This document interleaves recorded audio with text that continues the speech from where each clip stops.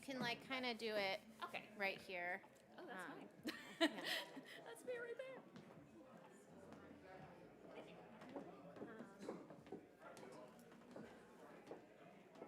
Yes, if you guys want to hang tight here on it, just stretchable and then I'll just jack it.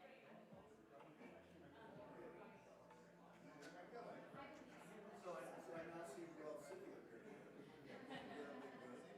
Oh, you can see, hi. I'm Jack.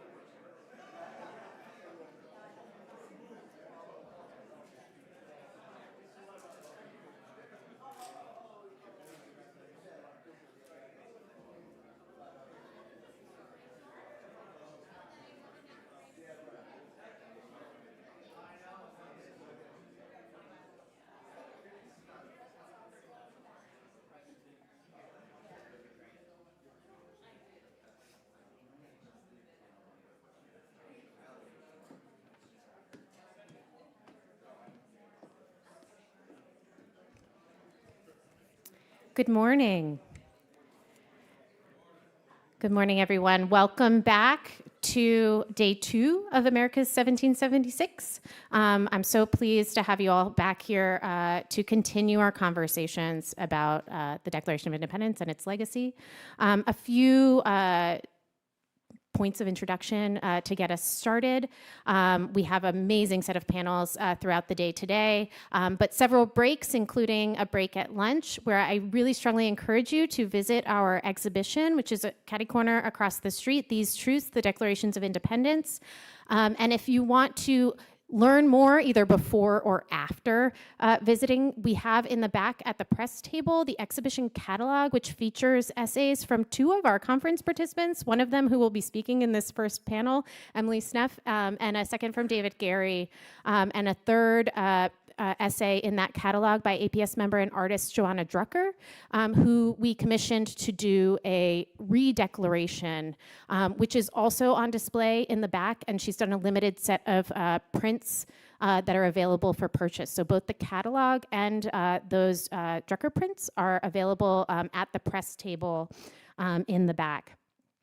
You will also notice that if you need to get on the Wi-Fi, that'll be up on this screen here, but it's the APS guest and Franklin with a capital F, 1743 for the password, should you need access to that during your time with us. So it is my great pleasure today to introduce this first panel of day 2, the Declaration as Text and Declaration as Icon, which will be chaired by Jack Rakov. He's the William Robertson Coe Professor of History and American Studies and Professor of Political Science Emeritus at Stanford.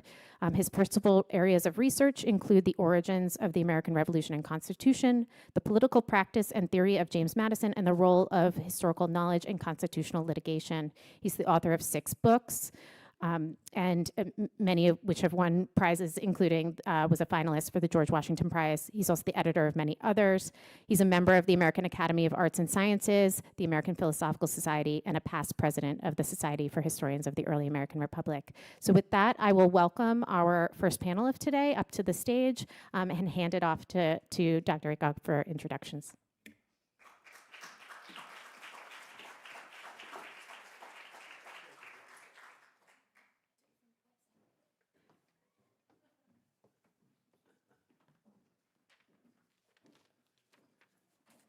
Well, good morning, everyone. I've been a bit of a late arrival at this conference because I just spent the last couple of days along with Mary Bilder at the Second Circuit Conference on the shores of Lake George in upstate New York. It's a great pleasure for me to have the opportunity to introduce what should be a fascinating session on the Declaration of Independence in its multiple contexts and the very complicated and rich ways in which we view it.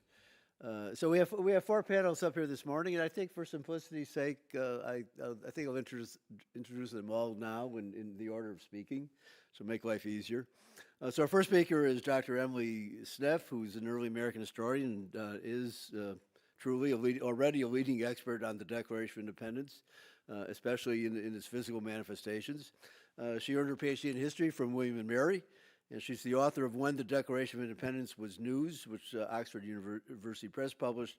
She's a consulting curator for exhibitions marking the 250th anniversary of the Declaration. And then I just learned yesterday that you've been actively working with Danielle Allen on this interesting project involving James Wilson. Our second speaker is Hannah Spahn, who's at the Free University in Berlin, who recently completed her second monograph, Black Reason, White Feeling, the Jeffersonian Enlightenment in the African American Tradition, which UVA Press published 2 years ago. It's a finalist for the 2025 Kensher Book Prize for 18th Century Studies for joining the faculty of the JFK Institute for North American Studies at the Free University. She was the principal investigator of cosmopolitan and character in 19th century African American literature. And she's had other teaching assignments over the years, which I won't detail, but one includes the University of Edinburgh, which, as Frank Cogliano knows, is a place for which I have particular sympathy, A, because I met my wife there, and B, because I scored 22 points against Aberdeen in the second round of the Scottish Cup. back, a mere 59 years ago in 1967. It's a fact my students have often heard. It's also appeared in the William and Mary Quarterly. And Frank actually got me a University of Edinburgh basketball shirt on one of my last visits there. Our third speaker is Christina Carrick, who's an associate editor of the papers of Thomas Jefferson at Princeton University.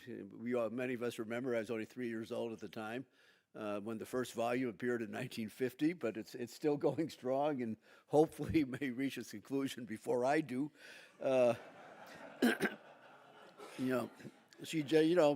But I got my morning swim or hike in, so I'm feeling pretty good. So she joined the papers in 2018. She served as an editor for volumes 45 through 49, and they've come out annually, which is admirable in these series. And she's at work on the in-progress volumes of volumes 50 through 56. So she has a major responsibility, of course, for a project that the late Barbara Oberg who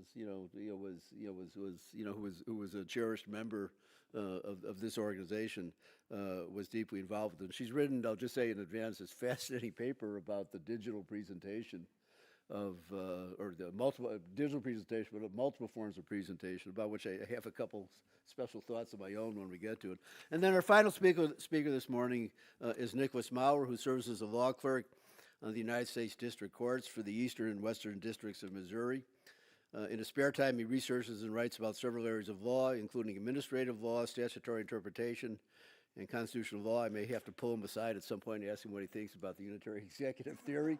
One of my favorite subjects. Nick achieved his JD at Yale Law School, which is a dangerous place to study, where he served as executive managing editor of the Yale Journal on regulation. And I'm suspecting you're against most of them in principle. So anyhow, we have four speakers this morning. It's going to be really, just to say a quick introductory remark, it's really a wide-ranging group of papers, and just looking at the titles, which I'm not going to re-announce here, is a reminder of what a complicated and rich and diverse enterprise the whole business of interpreting the Declaration has been. So without further ado, I'll just remind the panelists, the clock is ticking up there. 18 is a magic number for a variety of reasons, so keep your eye on it periodically.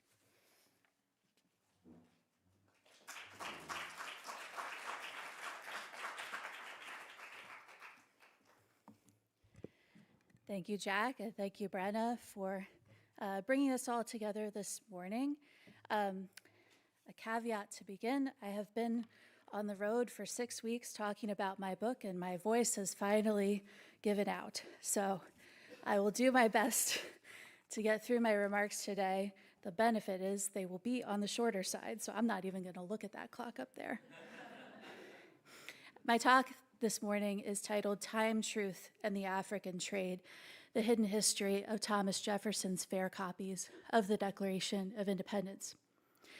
In September 1825, John Vaughan, the librarian of the APS, wrote a letter to tell Thomas Jefferson about the library's newest acquisition. Richard Henry Lee, the grandson of the same named delegate to the Continental Congress, had donated a copy of the draft Declaration of Independence in Jefferson's handwriting. The alterations made by Congress were underlined and marked in the margins of the document. Jefferson had enclosed this copy in a letter to Lee on July 8, 1776. Lee's grandson had relied on the, quote, original letters of the various eminent correspondents of his grandfather, end quote, to write his memoirs, and then deposited his grandfather's papers at the APS to ensure that they would be preserved. John Vaughan was anxious to know what Thomas Jefferson remembered about the manuscript declaration that he had sent to Richard Henry Lee in 1776. The simple answer is not much. He knew that he had sent copies of the draft declaration to, quote, distant friends who were anxious to know what was passing. But he couldn't remember how many copies he had made and to whom he had sent them. What we know is that Jefferson sent a bunch of fair copies to Virginia, to John Page, Edmund Pendleton, Philippa Mazzei, George Wythe, Richard Henry Lee, and perhaps other recipients. Wythe and Lee were members of the Continental Congress who had left Philadelphia in June to work on Virginia's new constitution, so they were not part of the debate and vote for independence. The manuscript, which is now on view in These Truths, and I'll echo Brenna's recommendation that you go and check it out. And the topic of my remarks today is actually more fully explored in this beautiful exhibition catalog, which I would encourage you to purchase. So I'm just going to touch on some of the aspects here, and I would encourage you to see the manuscript in person in the context of the exhibition. What I wanted to focus on in my contribution to the APS's exhibition catalog was when the draft Declaration of Independence became public knowledge. Because importantly, it wasn't in 1776. In my book, When the Declaration of Independence Was News, I talk briefly about what we describe as fair copies of the draft declaration.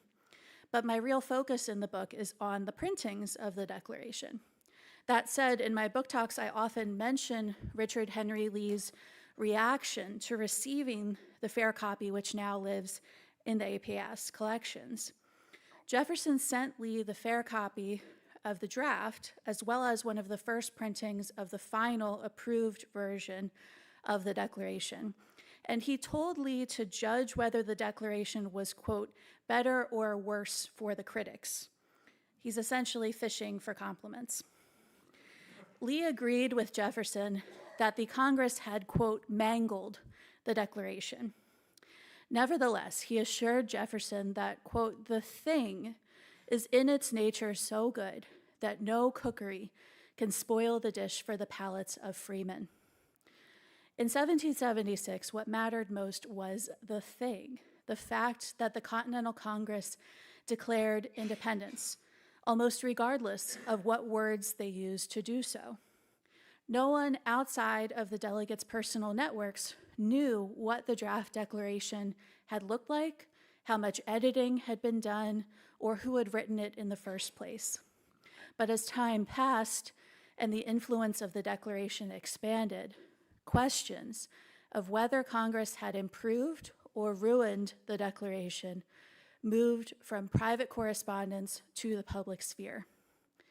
In my paper, I talk about growing speculation in the 1790s and 1800s about the draft declaration, as Jefferson became widely known as the penman of independence, an apotheosis which baffled John Adams.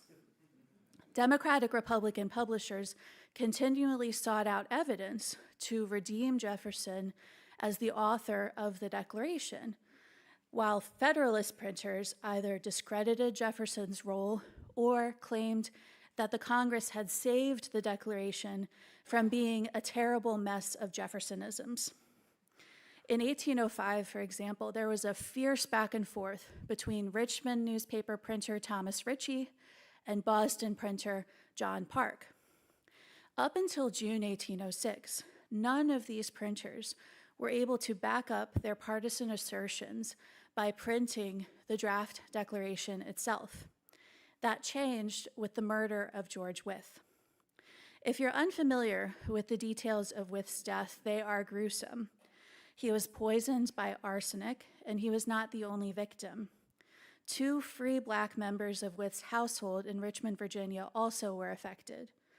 The arsenic blinded Lydia Broadnax, Wythe's longtime housekeeper, whom he had emancipated in 1787. 16-year-old Michael Brown died, and when doctors cut open his abdomen, they saw the inflammation that confirmed death by poison. This prompted Wythe to cry out, "Cut me," because he knew that he too would need a post-mortem examination.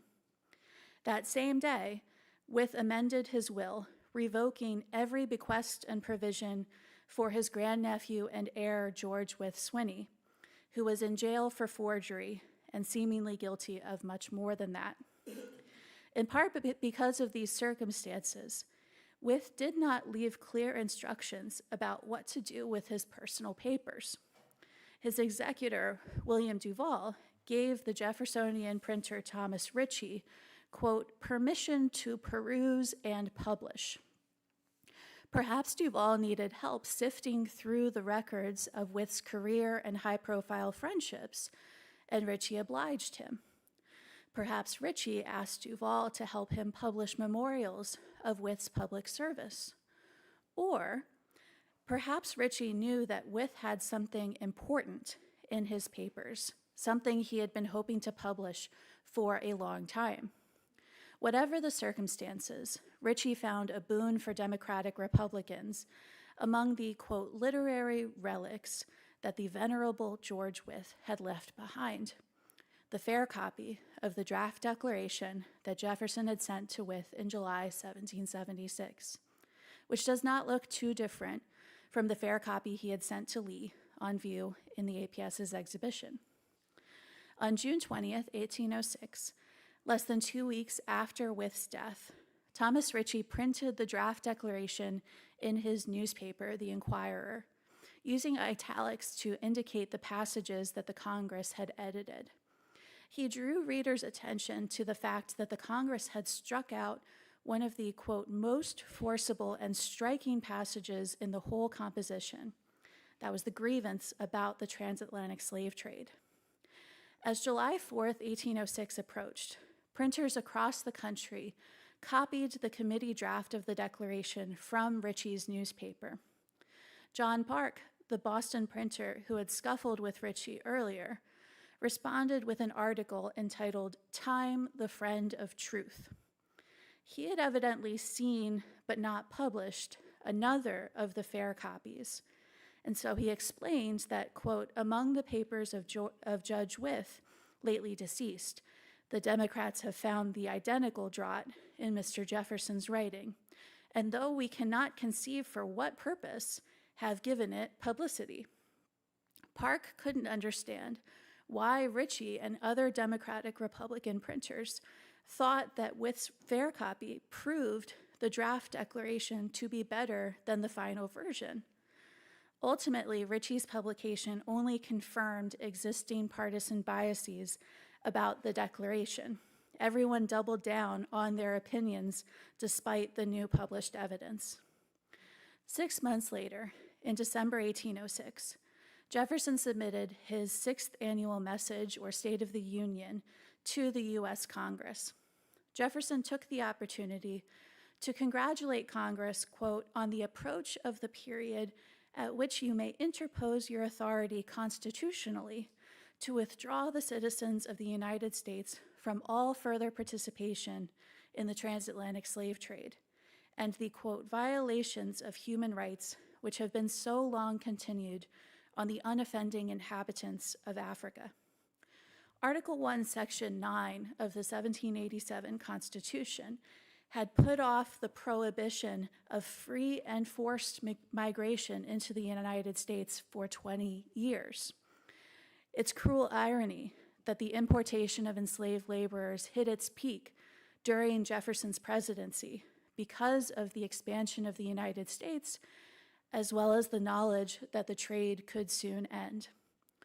Congress ultimately ordered a ban on the importation of enslaved laborers that would go into effect on January 1st, 1808, which became a day of Thanksgiving for many free Black Americans. Importantly, at any point between 1776 and 1806, this 30-year period of time, the men who possessed the fair copies of the draft Declaration of Independence could have published their manuscript.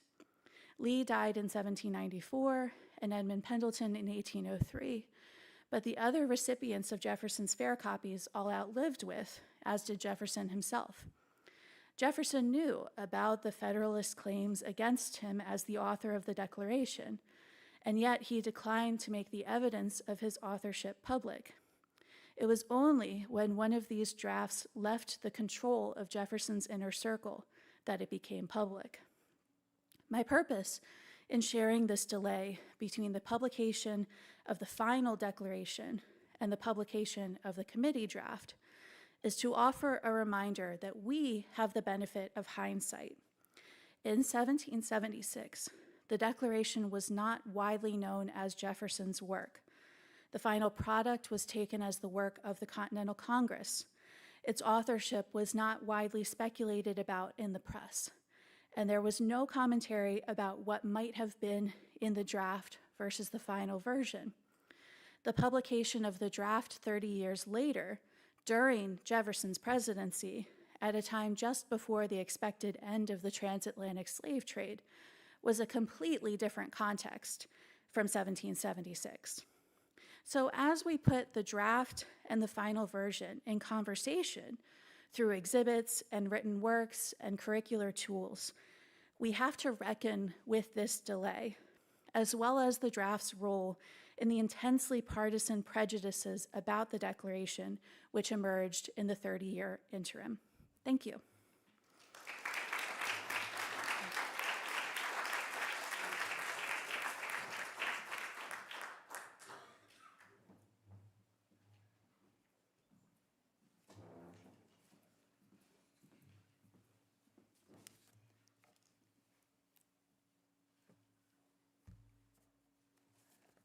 Yeah, thank you. Can you all hear me? Okay, yeah, thank you very much, first of all, to the APS for having me at this wonderful conference, and to you all for being here this morning. So today I'd like to complicate a widespread narrative about the Declaration of Independence as a classical case of so-called false universalism. Meaning that when men like Jefferson wrote the famous phrase, "all men are created equal," while practicing slavery, they were merely hiding behind the glittering generalities, as it was termed in the 19th century, of universalist Enlightenment ideas, claiming to be talking about the good of all mankind, only to distract from their real interests as elite, white, Christian men founding a nation for their own benefit. Arguably, what makes this narrative of false universalism and an essentially white American revolution so powerful at present, and what makes many people uncomfortable with, or what may make many people uncomfortable with celebrating the Declaration's anniversary this year, is that parts of the political left and right now weirdly seem to agree on it. To be sure, with very different motivations, and I don't want to be understood as locating them on the same moral plane in terms of current politics. But they can nevertheless be causally related, and I worry that the shared assumptions of this claim, white American revolution, false universalism, can be dialectically reinforce each other.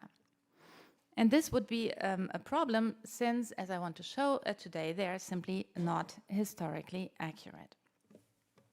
So in what follows, I'd like to make the case from the perspective of intellectual history that the meanings of the Declaration were decisively shaped by many other people as well, with implications for all Americans and people all over the world until today. I will argue that the Declaration, and in particular its early transformation by African American writers during the American Revolution, represents a milestone in the emergence of modern universalism. And that this emergence was, of course, not everything that defined the historical reality then or now, but that it mattered deeply nevertheless, and in largely positive and important ways until today.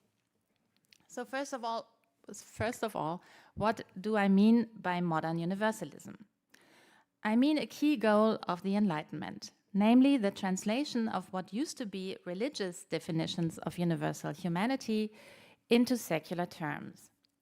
And by secular terms, I do not mean, of course, that these translation efforts could not remain embedded in deeply religious worldviews, which they most often were in the period, and I'll give a prominent example. I mean that as a hallmark of Western modernity, God was gradually ceding parts of his defining role in questions of what unites us as human beings, of what we can know in this capacity as humans, and how we should act. Now, in traditional histories of the Enlightenment, the culmination of this process of secularization is typically identified with Immanuel Kant, whose second Copernican revolution of the 1780s is known for its relatively consistent effort to anchor his universalist epistemology and ethics in secular foundations. But not only did Kant's secularization fail to have any large impact on American culture for several decades to come, something which I find endlessly fascinating, in America, it had also been preceded by the different traditions of modern universalism that I argue were emerging in the context of the Declaration of Independence. I won't focus here on the important topic of the rule of law and the law of nations in the Declaration's first phrase that we've heard about yesterday, but on the universalism developed in early African American revisions of the Declaration's second phrase. Soon after its publication in 1776, African American writers, not only African, but I would say a vanguard of African American writers, began to lead the way in pushing the phrase's meanings from the particular to the universal, in both epistemology and ethics. That is, from particular opinion to universal knowledge, as well as from civil rights to human rights. And since they were making their universalist claims in the context of the document that would become known for founding the nation, even though it wasn't immediately, as we've just heard, of course, but they seem to have realized it, these early writers, they forged a logical connection that would have momentous historical consequences between the official cause of the American Revolution, or what came to be known as such, and a categorical critique of chattel slavery. Now, to sketch this transformation of the Declaration's meanings, let me begin by looking at the second phrase in the version of the Declaration that Thomas Jefferson considered to be the most important, the draft, as he later included it also, as he sent it around, as we've just heard, and as he later included it into his autobiography. In my last book, I've read this phrase against the backdrop of my analysis of Jefferson as a leading theorist of what was then the new political concept of public opinion.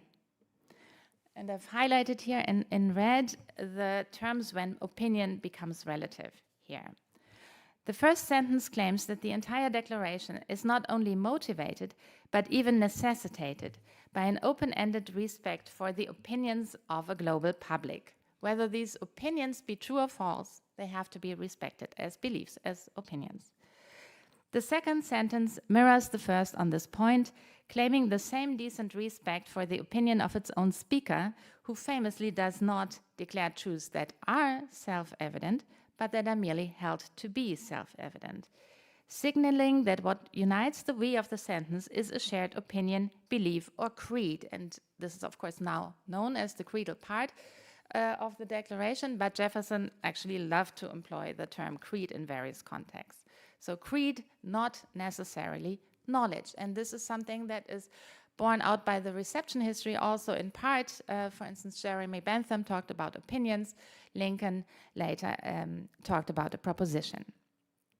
As has been pointed out, at least since Hannah Arendt, the uncertainty of the subjective we hold stands in extreme logical tension to the term self-evident, which denoted truths that could stand by themselves independently from other truths and regardless of anyone's approval. And this is, of course, exactly what the phrase is not saying. It's all about dependent truths that derive their authority from both the speaker's approval we hold and from each other in what is often described as a syllogism establishing the right of revolution from the premises of equal creation and government protection to this right as a conclusion. Especially due to the phrase's deductive reasoning in the syllogism, it is arguable that the American we are actually holding a false opinion on self-evidence. Yeah? The truths are true, but not self-evidently so. And while this may in part have been contingent on the drafting process, and we'll hear more about self-evidence later on, I hope, the phrase's gesturing towards a mistaken belief conforms to Jefferson's other reflections on the right to hold potentially false opinions in a republic, whether in politics, religion, or science. Moreover, the phrase's second part moves on to spell out the full implications of this stress on false opinions, in that both principles and form of future American governments follow not from the self-evident truths directly, but from the historically contingent opinions of future American citizens. As it says here, as to them shall seem most likely, provisional and subjective appearances of probabilities, not necessarily the truth. Thus, the conclusion of this long phrase further qualifies the already qualified universalism of its opening, even making possible the continuity of chattel slavery in America, if that was what would seem to the people most likely to affect their safety and happiness. To his credit, as we know, Jefferson had opened the phrase for potential anti-slavery uses by replacing John Locke's estate with the pursuit of happiness. But ultimately, the point of the second phrase, which was after all retained in the Congress version, was to remain non-committal as to what precisely was implied in this pursuit, leaving things open to the changing opinions of American citizens. In other words, maintaining slavery was certainly no necessity in the logic of the original declaration. It was no racial contract, I would say, but it remained possibility. And his possibility had nothing to do with the oft-discussed question of whether Jefferson really meant to include all people in all men are created equal. As we know and have just heard, Jefferson's all men truly meant all human beings in the slave trade passage. Thus, the original version of the Declaration's second phrase was compatible with slavery, I would argue, not because it tried to hide the ugly reality of the institution behind a false universalism, but because it openly and explicitly embraced the national contingencies of opinion. Yeah? In this sense, Jefferson's universalism wasn't false, it just wasn't so universalist in the first place. Could say. Now, 1776 still witnessed the beginnings of a radical transformation of the Declaration's meanings. During the second half of that year, the African-American patriot veteran soldier Lemuel Haynes wrote the treatise Liberty Further Extended, and at some point, possibly somewhat later, added an epigraph abridging the Declaration's second phrase. This selective quotation boldly silenced the phrase's original stress on government by consent and the right of revolution, including its qualification of the terms principle and form by the changing opinions of American citizens. Moreover, it shattered the phrase's original syllogism after the first colon, altering the number and the nature of the truths held to be self-evident. The emphasis thus moved the phrase's meanings from subjective opinion to stronger forms of certainty and away from the question of consent and government necessary to protect natural rights to the rights themselves. Thus, Haynes's truncated version transformed the phrase's inalienable rights in the state of nature that still needed the protection of government into universal human rights to be respected in the here and now by the Congress who undersigns it in this quotation. He said Congress included this. I think it's an important part of this quotation.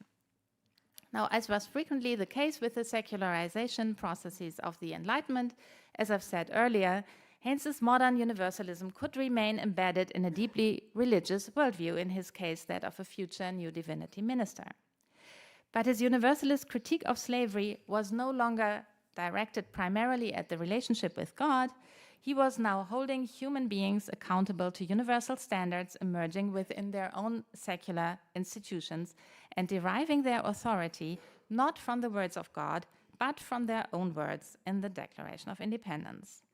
In retrospect, Haynes's text can be seen among several, possibly, to have inaugurated the transformation of the Declaration's second phrase from the expression of a shared opinion in a moment of crisis into a timeless statement of the nation's universalist principles. And this, I would say, was not derivative of a hegemonic discourse, because the Declaration of Independence at that point, as we've just heard, was not yet hegemonic in 1776. So it was really a new argument that he and others were making here. So, although not published until the 1980s, Haynes's reading of the Declaration was soon continued in an interracial protest tradition with a vanguard of African American writers who, throughout the long 19th century, as far as I could find, quoted the Declaration's second phrase almost exclusively in Haynes's truncated version. They have to skip over a few examples from the 1770s, where there were already African American petitions to the Massachusetts government, for instance, who refer to the Declaration of Independence. I'd like to point out briefly this a text here by Vox Africanorum that Annette Gordon-Reed has mentioned yesterday already, in which the writer here actually misquotes the Declaration of Independence and says, not we hold these truths to be self-evident, but these truths are self-evident. Yeah, they are really self-evident truths. Of course, human beings are created equal, and this should not be a matter of debate and opinion. In a rhetorical tradition that had begun in public letters by Phyllis Wheatley and Caesar Salter in 1774, Vox Africanorum expressed the universalist principles of the American Revolution in the language of paralipsis, an ironic trope illustrating the universalizing move from opinion to knowledge in the reception history of the Declaration. Thus, the voice of Africans here pretends to refuse to state the obvious, only, of course, then to state it more effectively, a paralipsis. It would be insulting to the understanding of America at this enlightened period to suppose she stood in need of arguments to prove our right of liberty. In a letter exchange with Jefferson that soon became public, the mathematician and astronomer Benjamin Banneker quoted the Declaration in the form of the Haynes abridgment, describing the Declaration's universalism as a true and invaluable doctrine which is worthy to be recorded and remembered in all succeeding ages. He also used in this letter the trope of paralipsis to make this claim, and it is noteworthy that this is in 1791, when Jefferson was not yet known as the Declaration's author, and the Declaration hadn't become sacralized as American scripture yet. This is usually associated with the 18 teens and 20s, and he here already calls it a doctrine. In the fourth article of his influential pamphlet, Walker's Appeal to the Colored Citizens of the World from 1829-1830, just before Garrison's Liberator came out in 1830, David Walker followed Banneker in identifying universal truth explicitly with the Haynes abridgment, but he now illustrated its significance by what has become known as his typographical radicalism. See your Declaration, Americans. Do you understand your own language? Hear your language proclaimed to the world July 4th, 1776. When Frederick Douglass gave his powerful What to the Slave is the 4th of July speech on the 5th of July, 1852, he again resorted to paralipsis to explain the Declaration's universal meaning, insisting that even quoting the Declaration would be, as Vox Africanorum had put it half a century before, insulting to the understanding of America at this enlightened period. Would you have me argue that man is entitled to liberty, that he is the rightful owner of his own body? You have already declared it. Must I argue the wrongfulness of slavery? Is that a question for Republicans? Is it to be settled by the rules of logic and argumentation, for instance, by a syllogism? No, of course not. Yeah? To do so would be to make myself ridiculous and to offer an insult to your understanding. At the end of the revolutionary period, Jefferson himself had become convinced of the Declaration's universalist interpretation. As Annette Gordon-Reed has reminded us, when responding to an invitation to the 50th anniversary celebration of the Declaration in Washington in the last month of his life in 1826, he described it in universalist terms as an instrument pregnant with our own and the fate of the world, claiming that it implied not just particular civil but universal human rights that he hoped would be protected by future Americans. All eyes are opened or opening to the rights of man. Let the annual return of this day forever refresh our recollections of these rights and an undiminished devotion to them. In the antebellum decades, ironically, even the Declaration's most violent detractors among apologists of slavery took for granted the Universalist interpretation of the Haynes Abridgment rather than the original one by Congress. Their fierce attacks on the Declaration's self-evident lies survive as unintended, but all the more impressive tributes to the transformative power of Haynes's reading of the Declaration. When Abraham Lincoln in turn defended the Declaration by projecting the future orientation of Jefferson's 1826 letter back on the document, claiming, I would say somewhat implausibly, that the founders had put in its Universalist principles for future use, for his own use, that is, he was actually relying also on more than 80 years of an African American Enlightenment tradition. So today, despite today's many problems, I believe that the history of the Declaration of Independence thus leaves us with much to appreciate. In 1776, the document created by Jefferson and Congress set in motion an important historical dynamic shaped by a dual emphasis on the rule of law and emerging concepts of public opinion. And clearly that is no small feat. But this dynamic, as I see it, still needed a vanguard of writers, especially of the African American Enlightenment, and then many other people to follow, to become structured by modern universalist principles of human liberty and equality that went beyond contingent opinions and truly became self-evident, both politically and, as I've tried to show here, philosophically as well. These writers clearly acknowledged the injustices of American history, but they refused to give up their hopes and efforts for a better future for us all. Thank you.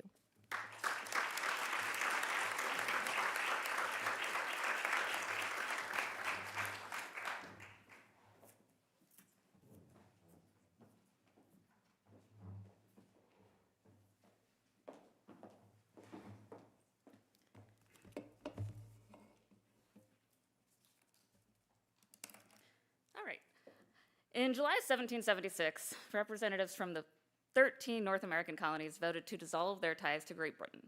While the resolution passed on July 2nd, Americans celebrate Independence Day on July 4th, the day that they approved the Declaration of Independence, not the day that they actually voted to declare independence. But like the revolution as a whole, the Declaration as a document had a longer and more complicated history than the events of that single day. The version proclaimed by Congress was not a singular stroke of genius, but the culmination of extensive revisions by numerous contributors. Thomas Jefferson and the rest of the Committee of Five refined the draft before they presented it to Congress on June 28th. Congress, of course, then proceeded to refine and cut and change the Declaration much more in the days in which they were revising it. And then, in the 250 years since its first printing by John Dunlap on July 4th, generations of scholars and editors of works ranging from 19th century print volumes to our modern digital editions have struggled with how to clearly show that drafting and revision process as it occurred. So my remarks today are not going to be they're coming from an editorial perspective instead of a historical perspective, like many of the papers you will see at this conference. So it's going to be a little bit of history, a little bit of editorial historiography, as I call it, and a little bit of a deep textual dive using our digital tools to look at how we can uncover some of these old debates in new ways. So what I'm trying to show a little bit is that presentation matters. So not just the words in these texts, but how we are seeing them, how they are presented to people, and what they are presented next to can really affect the type of questions that you are asking about these texts, about the drafting process, and about the Declaration and the Revolution as a whole. So I'm going to take us on a little bit of a journey, first through the timeline of the drafting process and what we do and don't know about it. And then I'll introduce you to what I consider my cast of characters, which is really the documents in question, the drafts that we can return to and use as a roadmap to understand the drafting and the approval of the Declaration. And then third, I will take you through how people have tried to show that in the past through some of these editorial editions over time, ranging from the early to mid 19th century to, well, now. And then after that, I'm going to take us through a few examples, depending on how much time I have, to really dig into what we can see differently about these texts using these new tools. So first of all, I'm going to take us through a little bit of this timeline. So on June 7th, in the Continental Congress, Richard Henry Lee proposed the resolution to declare independence. They delayed the debate on that for 3 weeks, but on June 11th, they appointed the committee to draft the Declaration of Independence. The Committee of Five, there we are, John Adams of Massachusetts, Benjamin Franklin of Pennsylvania, Robert Livingston of New York, Roger Sherman of Connecticut, and Thomas Jefferson of Virginia. We know, of course, that Jefferson was tasked with creating that first draft, but what we don't know is how exactly the committee contributed to that. We do know at one point that Benjamin Franklin and John Adams both commented directly on the draft that Jefferson created, and we really have no idea what contributions, if any, Livingston and Sherman made to the drafting process.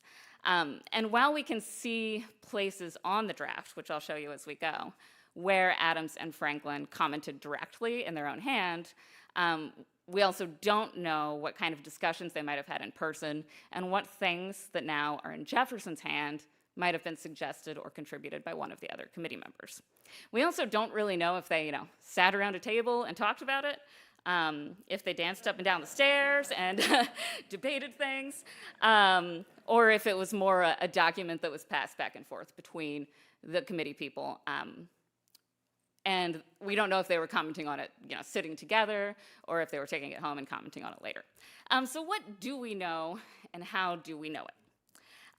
So before I introduce my cast of documents, I'll look through a couple of the other ways that we try to understand and know the drafting process that don't involve musicals. So there is one letter during the time dated Friday morning, and of course it's not actually dated.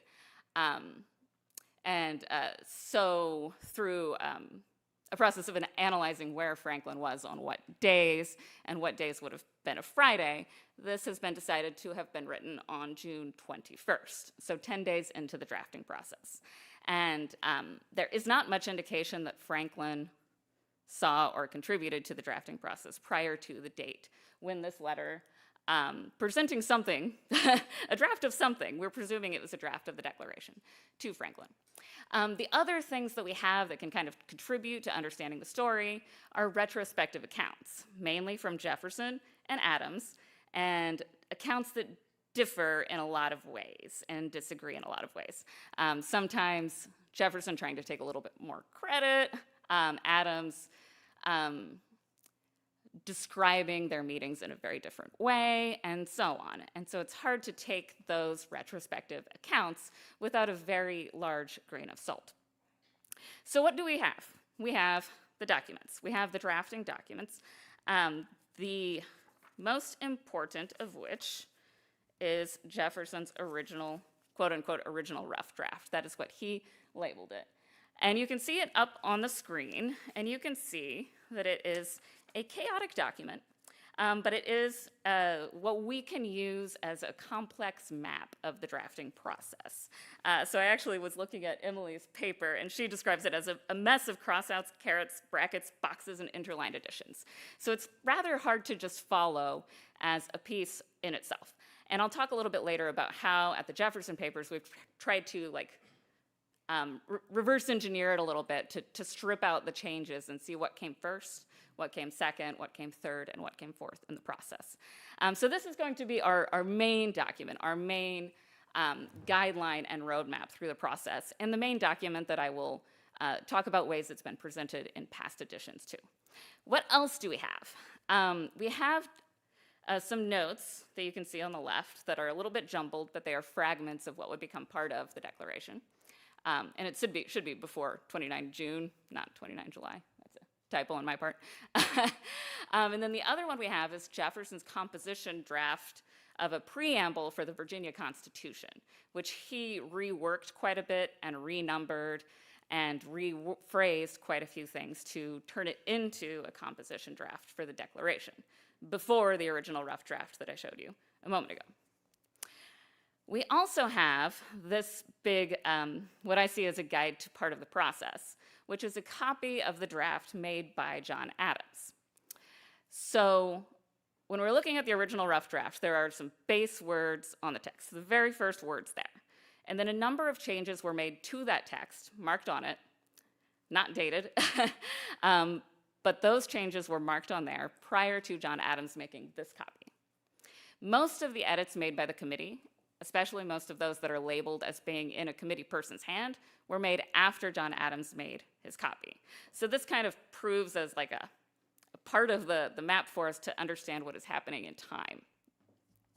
And then we also have these fair copies that have been mentioned by both of the presenters prior to me that Jefferson made to send to friends after July 4th. And here he was showing what was changed by Congress.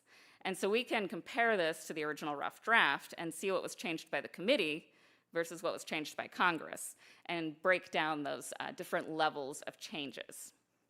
So that's my cast of characters. But with these, with this evidence, it's kind of complicated, right? It's a little bit hard to understand exactly what's going on in the drafting process, who's doing what, when they're doing it. And a lot of different editors over the centuries have tried to show that in different ways. And what I really should have started with was the print newspaper version of the Wyth edition that was made right after Wyth's death that Emily was describing earlier, because that's the first time that anyone is trying to print and publish the changes that were made to the Declaration by Congress. But I didn't start with that. I'm actually going to start with the first edition of Thomas Jefferson's papers, which was made by his grandson, Thomas Jefferson Randolph, in 1829. And so he's trying to take the original rough draft, and he has some marginalia in there. The text he's using is the text as it was presented to Congress, and he included marginalia that Jefferson had noted. And then he folded up a facsimile of the original rough draft and tucked it into the back of volume 4, which is interesting because the document was printed in volume 1. But I guess the facsimiles were not ready yet. It was 1829, so the printing process was a little different. But the really interesting versions that we'll get to came in the late 18th and early 19th century, where you can see, this is Paul Lester Ford. He presented this 3-column view, which I think is really interesting. So what he's calling the first draft is actually the changes made before Adams made his copy, not the very, very first draft. The reported draft is the Declaration as it was reported to Congress, and then the engrossed copy would be, the final version that was signed. And I didn't include every page, but it's interesting to see how he's trying to show those changes in a side-by-side 3-column approach. This one I think is really interesting, but by far the most complicated. He pulled out 6 different versions. So I think 2 of these are, I need to consult my notes, but 2 of them are from his fair copies that he distributed to people. 2 are from versions of the final Declaration, 1 from the Adams copy, and 1 from the original rough draft. It's really interesting if you want to deeply dive into the word-by-word, capitalization-by-capitalization changes that were made, but really hard to follow if you want anything a little bit more big picture. Line by line throughout the entire thing, I think it took about 40 pages of the book to show this line-by-line breakdown of 6 different versions. And then in 1922, we get a little bit closer to something that would be like what we would do today. So Carl Becker directly tried to interline changes to replicate how the original rough draft looks, with those things inserted, brackets used, as close as a typographical representation of a scribbled on manuscript can look. And so that one is fascinating too. And then I'll just briefly take us through the 2 that were made by the original editor of the Jefferson Papers, Julian Boyd. In volume 1 in 1950. So you can see that we have a little bit of a project history going back here. 76 years ago, my project printed the Declaration of Independence. So to say that we don't have anybody on staff who was working on that particular version is an understatement. But the other really good version that we have prior to modern digital tools would also be Boyd's, I brought the physical book.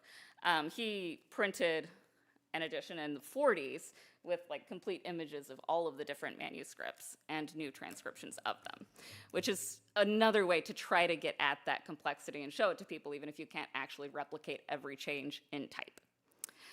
So what are we doing now? So I didn't try to accommodate every web exhibit of the Declaration that's out there, especially in 2026 when everyone wants to have a web exhibit of the Declaration. But this is what we're working on right now. So this is not an exact visual of what you'd see on our website, but if you want to go look at it, the URL's there. But what we did do is, it's actually a 9-page exhibit that traces 2 different types of ways of understanding the drafting of the Declaration. So one track is looking really closely at these documents with different transcriptions and tabs showing each stage of revision.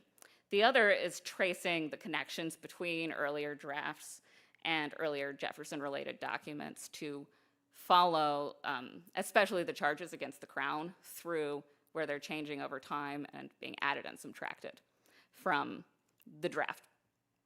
And so that one, we're using the original rough draft, the committee draft as reported to Congress, the final declaration, but then we're tracing it back into earlier Jefferson writings. So the summary view of the rights of British America from 1774, a declaration of the causes for taking up arms that Jefferson was working on with John Dickinson in 1775.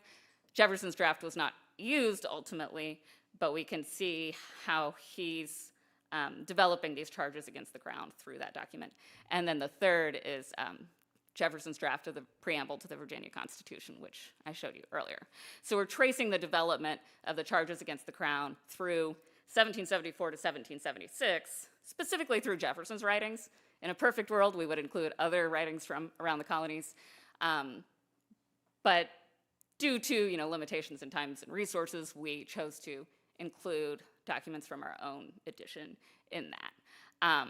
Maybe someday we can add more, but right now we can trace them through that 3-year time period and see what is happening to lead to how he's adding or subtracting charges, and who he's working with on these different things to understand how those are developing. So this is an example of what we're doing in the drafting stage. So you can see the 3 tabs there next to the document. So we've broken that down into 3 stages. The very base text, the first words on the page. Early edits would be changes made before John Adams made his copy. And the third one is the document as it was reported to Congress. We do have another section of the exhibit that traces the changes made by Congress in that section to the document. So why does this matter? What sort of different ideas or questions can we ask of the document based on seeing it in a different way? And so in the paper, I included 3 examples. I don't know if I'll be able to really get to all 3 of those today, but I'll go through a little bit for a few minutes that we have left. So one of the examples I looked at was the changes in the introductory language. And so you can see here, I've pulled up our early edits and our committee edits phases. And one of the interesting things we found there is that one of the most famous changes that we have, which was the change from sacred and undeniable to self-evident, happened very early in the process before Adams made his copy. And so we're actually kind of pushing back against the popular interpretation that that was a change in Benjamin Franklin's hand. Again, we don't know if they sat around a table and talked about these things or if he had run words from it by Franklin at an earlier point and received a verbal suggestion to change that. We don't really know, but what we do know is it happened earlier than people think and in Jefferson's hand. So that's one little contribution that you can see when you're pulling these layers out of the document. And you can see some of the other changes in introductory language that happened in those early phases. And we color code it so you can see the different handwriting when we can identify who it was suggested by. So Adams and Franklin are down there in gold and blue on the right column to highlight the changes that are specifically made in their hand. So the other area in which I wanted to study a couple examples is where we can really dig into and highlight the changes and grievances that happened in that phase, that happened in that 3-year time period for Jefferson. So there are a few I mentioned here that were added to the draft, to the original rough draft, between when Jefferson drafted the Virginia Constitution earlier in 1776 and June when he's drafting the original rough draft and the congressional draft. So you can see a few that are added in that section. And we can analyze a little bit how working with Adams and Franklin and the other members of the committee likely encouraged him to add some of these other issues to the list of charges, and how, being as it was originally a draft for Virginia specifically, what things needed to be added in order to make this representative of all of the colonies and not just Virginia. So I added 5 new charges in there that you can see. The 6th that was added was that big thing that gets cut about the slave trade, which I'm going to talk about in a few minutes. There were roots of that. Not a few minutes, Christine. No, not a few minutes. Sorry. Okay, which I would talk about if I had a few minutes. But I am just going to quickly. We can come back to it. Yes, we will come back to it. To quickly sum up, so we can also trace back some of the language in his earlier documents that contributed to that idea of developing that charge about the slave trade and about the uprisings by enslaved people in the colonies. So you can see later that that is one thing that we have majorly highlighted as being cut by Congress completely, other than a very brief lumping in there of he has excited domestic insurrections among us, referring to both enslaved people and Native Americans, as the continuation of the charge says. So to sum up, yeah, we'll just come back to this. We're really hoping that by presenting this in a different way, aligning these documents together and aligning these different phases, that people might be inspired to ask different questions, ask new questions, and analyze this in a different way. So I really hope to get into discussions of why it matters to dive into the nitty-gritty of the drafting of the Declaration and how this can be helpful to scholars at this conference and just the general public trying to understand the revolution a little bit better. So thank you very much, and I look forward to our discussions.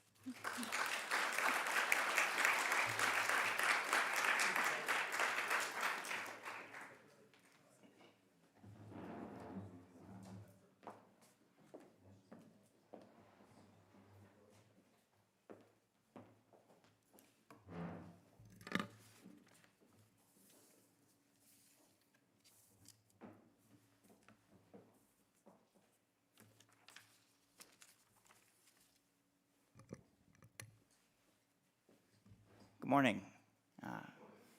Thank you. That'll break the ice. I'm very grateful to be here. I'm grateful to be on this panel with so many wonderful historians. I'm especially grateful because my training is primarily not in history, but is in law.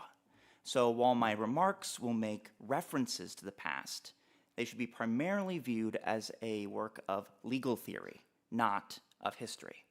Specifically, I discuss a subject studied and theorized by many law professors, that is, constitutional faith. And I attempt to explore how one's view of the legal relationship between the Declaration of Independence and the Constitution might influence one's faith in the Constitution. But before I turn to the Declaration, we first need to understand what it means to have faith in the Constitution. So, Americans have often referred to the Constitution in reverential language. The drafting of the Constitution has been called the miracle at Philadelphia. Some call the Constitution our American covenant. If one believes that the perpetuation of our political institutions rests on public opinion, then one might want to cultivate a strong, almost religious attachment of Americans to their Constitution. For example, James Madison hoped that public opinion would, quote, guarantee with holy zeal these political scriptures. Constitutional faith might also involve a submission by Americans and their leaders to the Constitution as something bigger than themselves. Alexander Hamilton argued that a sacred reverence ought to be maintained in the breast of rulers towards the Constitution of a country. And faith, both constitutional faith and faith just more generally, might also involve hope or trust, pistis, as the Greeks called it. Professor Jack Balkin has advocated redemptive constitutionalism, that is, approaching the Constitution and a constitutional interpretation with an attitude of attachment to the Constitution and a faith that the Constitution in practice will improve in time. Many scholars also highlight the ways that the Constitution shapes Americans' national identity. In a country as diverse as the United States, the Constitution can help cohere our national community and can provide Americans with a common language through which they can communicate their political views and make their disagreements more intelligible to one another. Okay.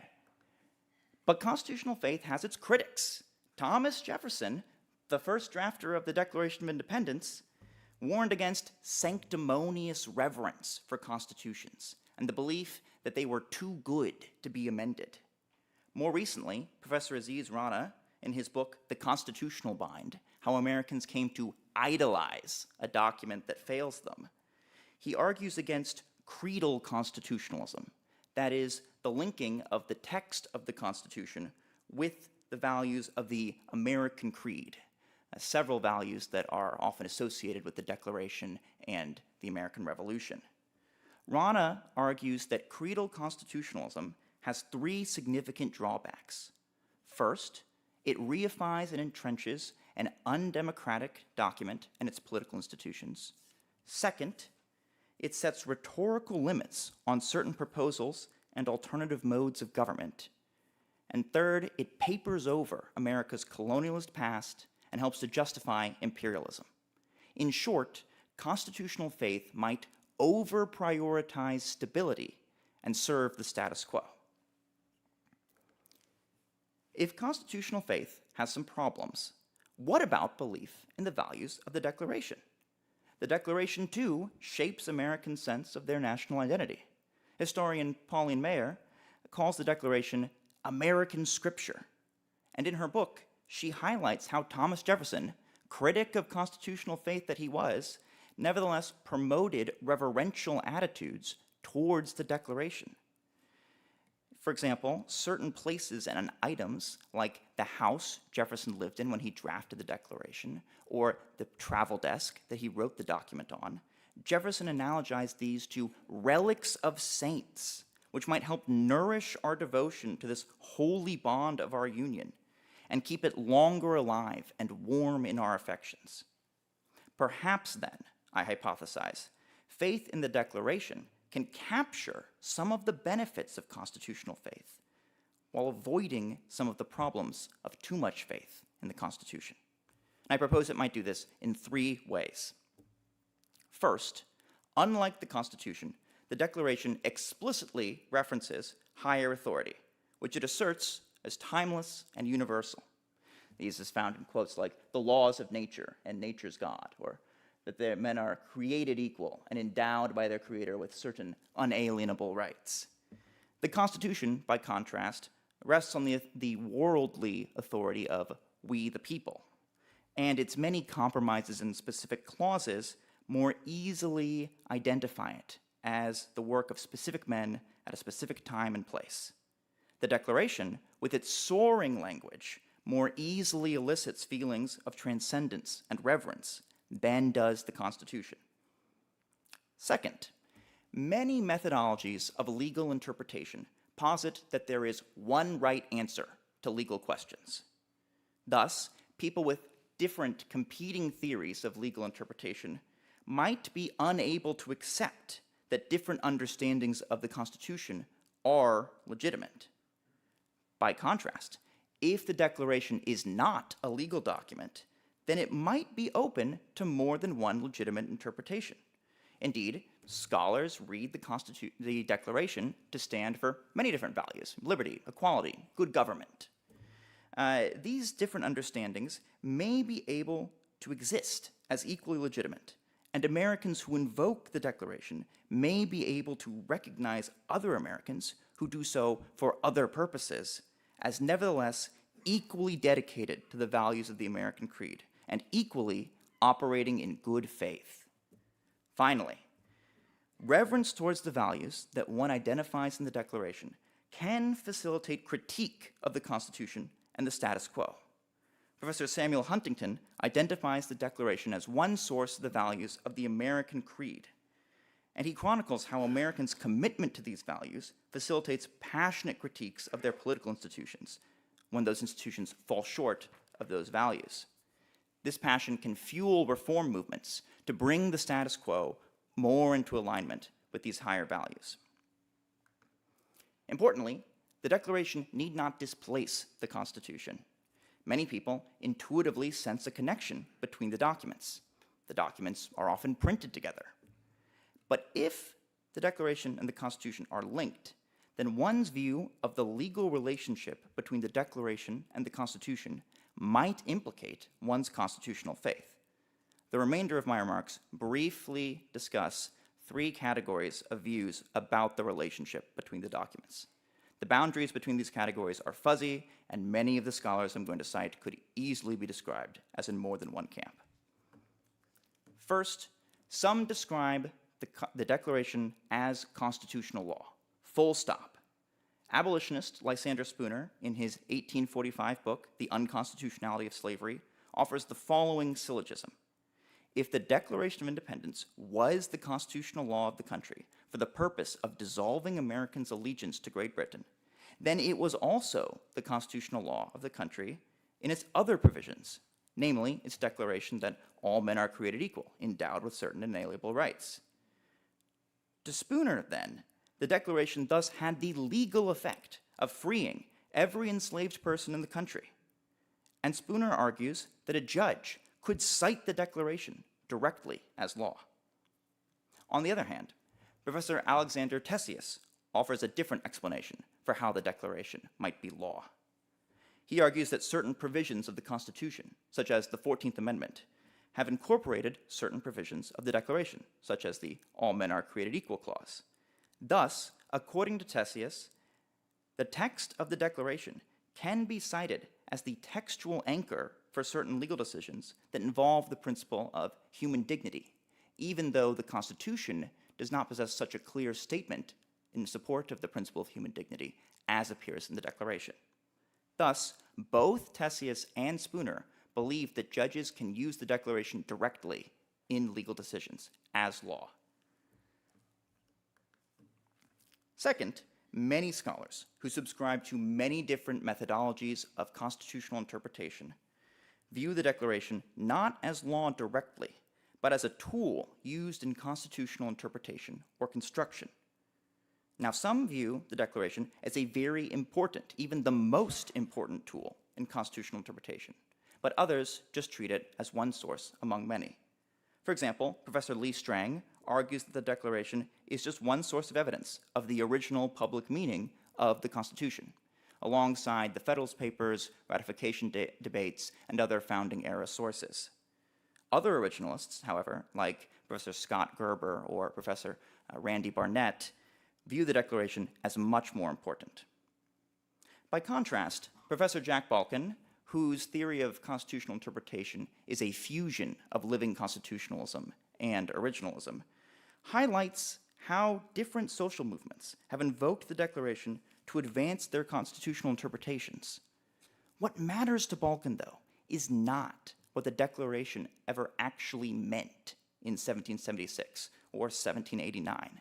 Rather, what matters to Balkin is that the Declaration's status, and here I'm quoting, as an honored object of collective memory, enabled social movements to mobilize it to advance their claims. However, the status of the Declaration is contingent on how Americans view their past. Finally, many people argue that there is no legal relationship between the Declaration and the Constitution. Justice Antonin Scalia drew a line in the sand, writing, "If you want aspirations, you can read the Declaration of Independence. There is no such philosophizing in our Constitution. which, unlike the Declaration, is a practical and pragmatic charter of government. Other Supreme Court justices, including Justice Neil Gorsuch, Justice Amy Coney Barrett, and Chief Justice John Roberts, have echoed Justice Scalia's remarks. Recently, Justice Gorsuch analogized the Declaration to a mission statement and the Constitution to a how-to manual, and he said that his job as a justice was to apply the how-to manual. Thus, it seems, unlike Spooner or Tessius, Justice Gorsuch thinks that judges and justices should not be anchoring decisions in the Declaration, but rather the Constitution. Nevertheless, the Declaration sets out aspirations that the Constitution may fulfill or be in conflict with. Thus, the Declaration still provides a resource for Americans to use to pass judgment on the Constitution and the status quo.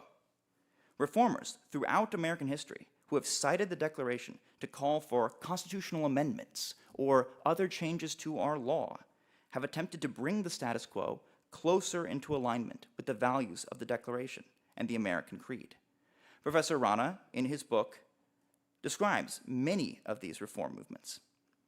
However, if one views the Constitution as failing to live up to the Declaration, then one might reject the Constitution entirely, as many anti-federalists did. However, viewing the Declaration as opposed to the Constitution does not necessarily lead to rejecting the Constitution.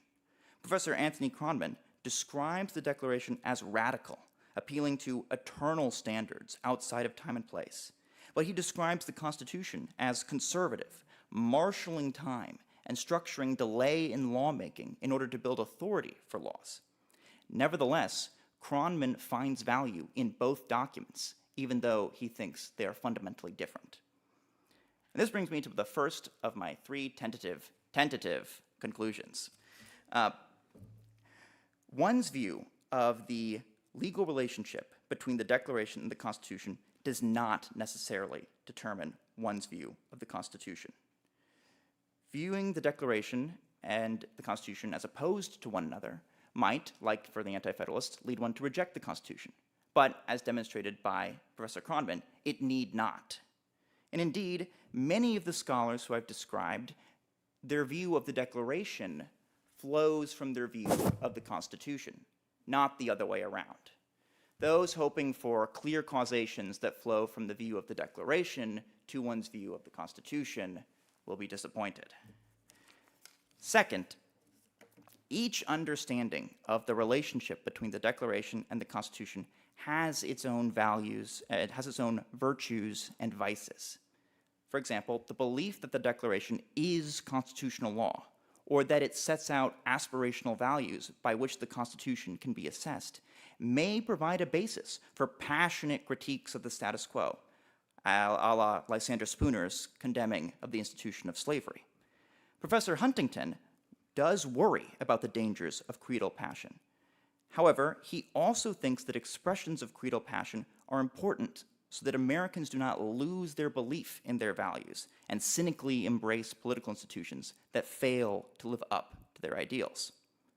On the other hand, the belief that the Declaration is constitutional law or is the most important tool in constitutional interpretation may diminish the ability for different understandings of the Declaration to coexist as equally legitimate, because the stakes of understanding the Declaration correctly, then, become more important. As for the second camp, scholars like Professor Balkin, who view the Declaration as simply playing a role in constitutional interpretation and construction, can preserve space for different understandings of the Declaration to be equally legitimate. The way that Balkin describes how Americans use history and memory in legal and political arguments may enable people who invoke the Declaration to be able to see how other Americans who use the Declaration to advance different claims are nevertheless acting just as they are. However, viewing the Declaration as merely a tool ultimately prioritizes the Constitution over the Declaration, and ecumenicalism about different understandings of the meaning of the Declaration may drain some of the passion out of critiques of the status quo. Finally, if no one view of the Declaration and the Constitution can capture all the benefits of constitutional faith while mitigating all its concerns, then perhaps the best path forward is communication and contention between different views. Those who think the Declaration is law can add some zeal, some holy zeal, to the arguments of those who view the Declaration as merely playing a role. Those who believe the Declaration plays only a role can provide space for ecumenical communication, and they can offer frameworks to help people of different views understand each other. Even Americans who completely reject the Constitution can still make their views more intelligible to their fellow Americans and preserve some form of community with them by citing the values of the Declaration. Common sources and common language can help make disagreements intelligible, binding Americans together even as they disagree.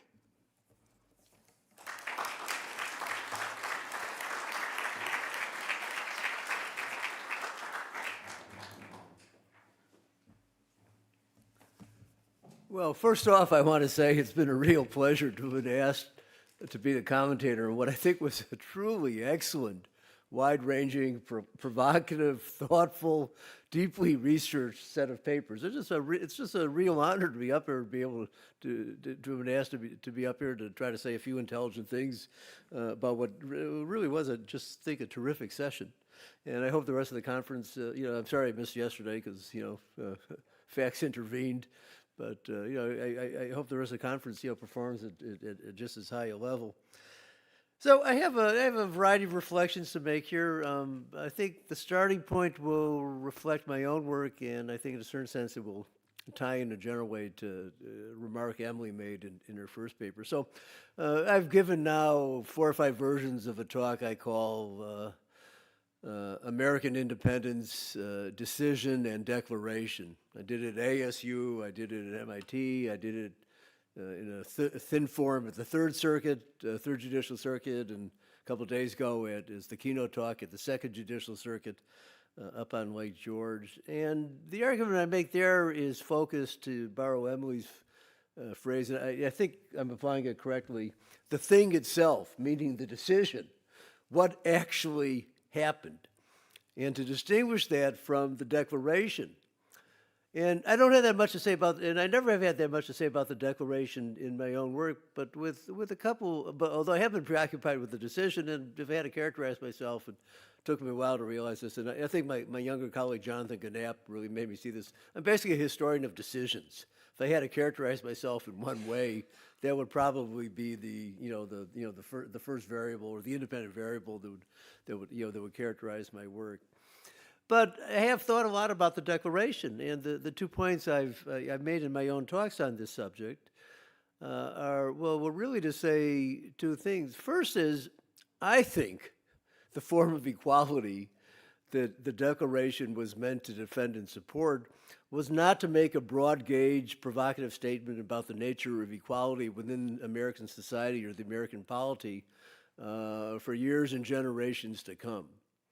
The equality that Jefferson was, or I should say the committee and then the Continental Congress in general were particularly defending and asserting was the right of the Americans as a people, having suffered a long train of abuses and usurpations, to assume among the nations of the earth the separate and equal station to which they were entitled by the laws of nature and of nature's God. In other words, it's the collective act of saying Americans, because of the abuses and usurpations imposed upon them, have brought themselves to a stage of resistance where they are now entitled to declare independence and to form new governments, to form a confederation, to seek alliances with foreign powers. That was the form of equality that mattered most if you are primarily, as I am, a historian of decisions. What was on the table at the time? What was the objective of action? But virtually, I think all the papers illustrate this, and especially Hannah and Nicholas's, almost, and actually Hannah's really best, almost immediately, from the get-go, the language itself, as the ordinary reader would approach it, takes on its own force, right? So all men are created equal. Well, since Bertrand is here, ça suffit. That's enough. It tells us that all of us, whether as individuals or as members of minority groups, which would be the standard trope for modern disquisitions. It would fall in this vein. So that's the basic point I want to make. There's kind of actually, to borrow on my book, Original Meanings, it's important to distinguish the original intentions of the authors from the original understanding of the ratifiers. So the authors here would be the delegates of the Continental Congress, starting with Jefferson and the committee, and then proceeding on to the larger body of delegates. And the original understandings are first off the American polity. And so on. So that's my first set of comments. The second thing I have to say, and I'm going to try to keep it short here, since I actually was given less time than the speakers, which makes a lot of sense. Is it's hard not to be overtaken or overwhelmed or stimulated or struck by the essentially religious nature of our discourse here. And so I found myself thinking in a variety of religious categories.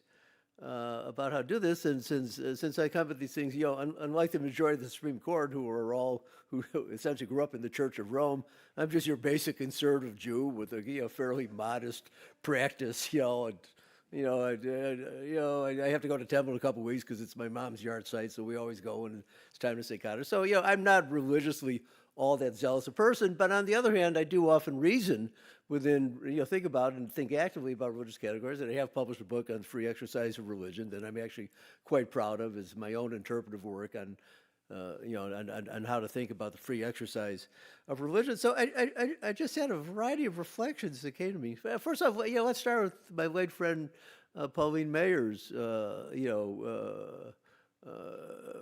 well-known book, American Scripture, right? Yeah, that's puzzling with the first word. So Scripture is, it's not a random word to pick. I mean, its associations are by definition immediately religious. Just a week ago, actually, yesterday, I was at another book event by Michael Oslin, who in fact is an Orthodox Jew who, like me, comes from Chicago and is a Cubs fan. And therefore celebrated last night's dramatic rally in the bottom of the ninth, which I won't go into in any detail. So Michael just published a book on the Declaration called National Treasure. So you kind of pair National Treasure as the reader's version with American Scripture. Pauline said, Pauline and I were good and old friends from a long time ago. We used to work in the same part of Widener Library where we could type. We were both deeply interested in Samuel Adams, which is where I kind of started my career as historian of the revolution. So that concept of Scripture, resonates so deeply. And of course, the title of the session, Text and Icon. I think I would have had text, icon, and symbol, and I think symbol would probably work better for I think for Nicholas's approach than for others. So just a few random thoughts here. I found myself thinking. I think, Christina, this is somewhat relevant to your, to some extent maybe to Emily's paper.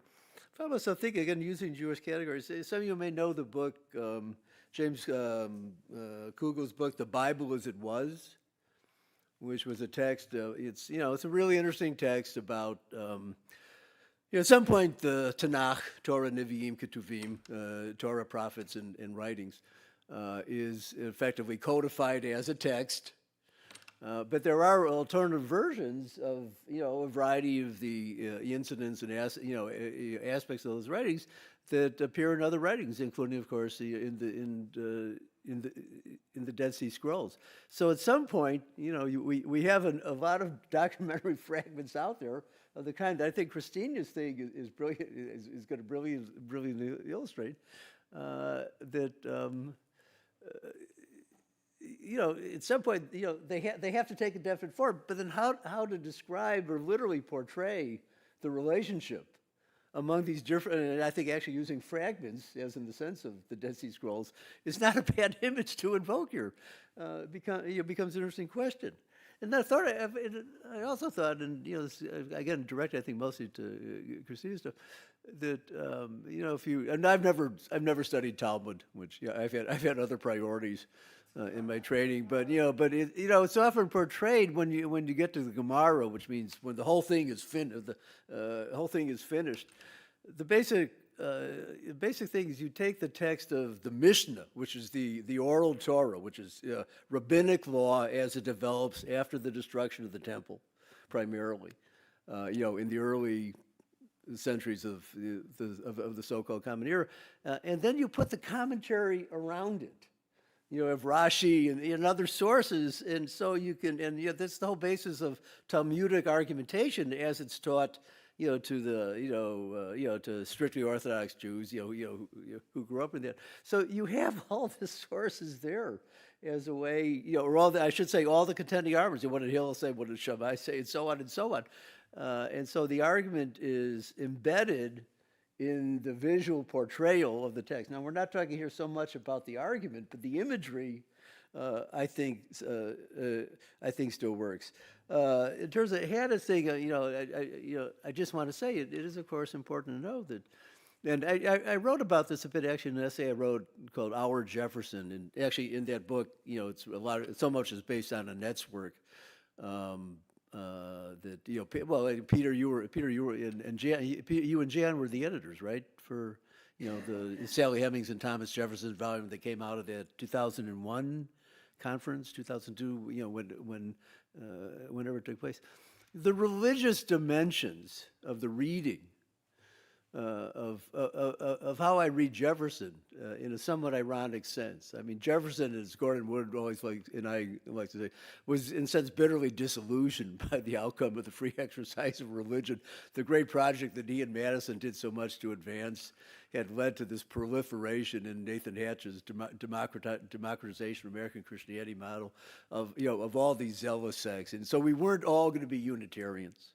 And Unitarians became kind of a martial movement within American Christianity. But I do think I've often thought, and I argued in this essay of mine, that the religiosity, that in effect, it's the religiosity of antebellum American Protestant culture, especially in the North. As I think I wrote in my essay, there are a lot of evils in the world, and a lot of them we cope with. But when you say something is a sin, and when slavery comes to be perceived, as now we say it, and although I don't like this use myself, we think now of slavery as the original sin.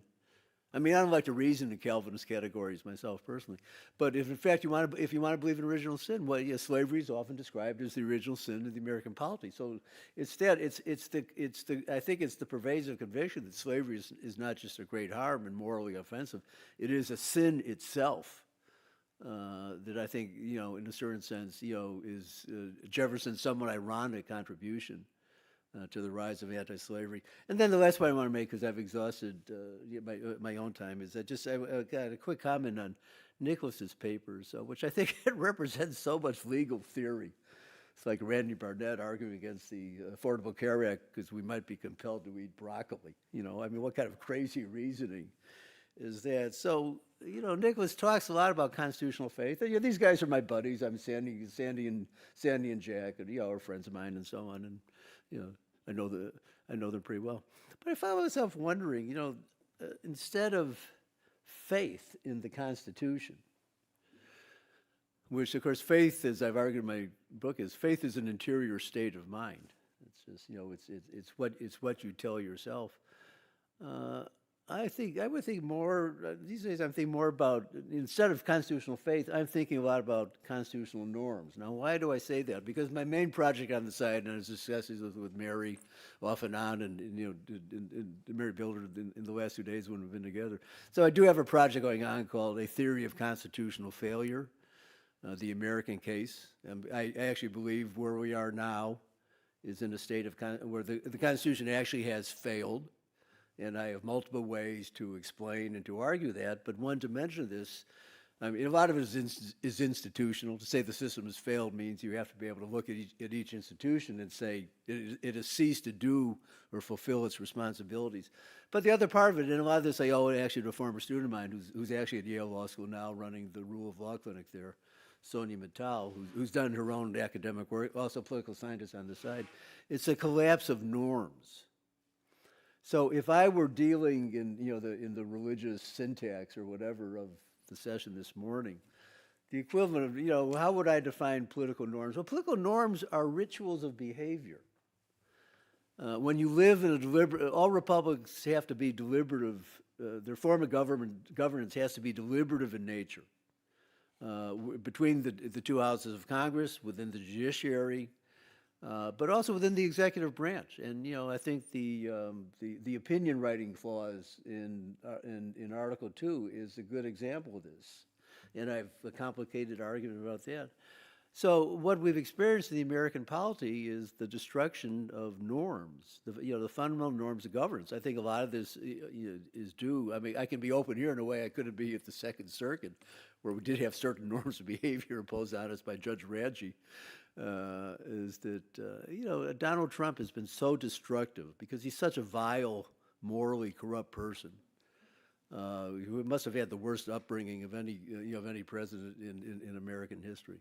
His vulgarization of political language, now far from the only one of his many countless sins, but I think the vulgarization of political language itself is the destruction of the underlying norm of constitutional governance. And so so norms of deliberate behavior are the political equivalent of religious rituals. And if you violate those norms, and insult and degradation, and even down to the level of threats, become the basis. So the constitutional system which supports that is failing on that ground as well. So this was really a splendid panel, and now we're open. Obviously more things I could say, but Brennan will want to give me the hook shortly anyhow. So we're going to open this up to the floor, and as I understand it, mics are circulating, and I think we do need to get back to Hannah's point, right? No, who's it was Christina. I'm sorry. It was your point about the slavery clause that we do. Someone has to give her the prompt for that one, and if you don't, at some point I will. Okay, so let's open it up.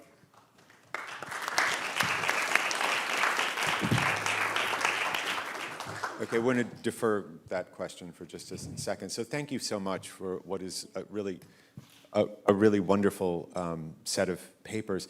I have, I think, two linked questions. And the first is, what difference might it have made if Sacred and Undeniable had appeared in the so-called greatest sentence ever written? And I ask because it's a sacred is a word in the deleted slave clause. It's a word that is obviously more difficult to secularize. I think I agree with Christina. It's not Franklin's word. I mean, she doesn't quite say that, but I think Becker and Isaacson are wrong. I think Boyd and Christina are correct.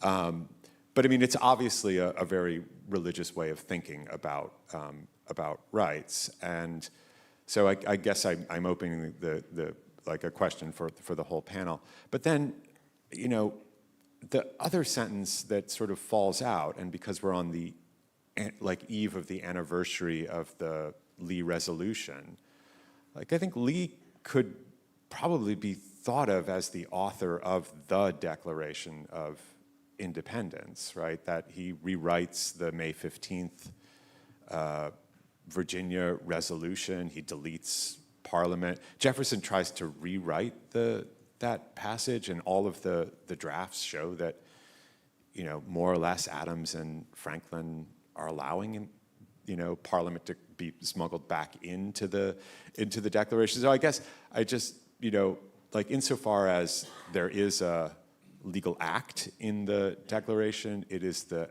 act that Lee wrote.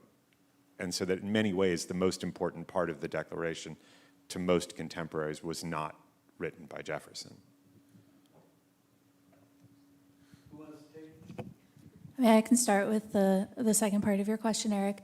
I agree. I think that there is a certain amount of Lee apologist sort of approach to the final paragraph of the Declaration. I get so many questions about the drafting from people. It's all they want to know about.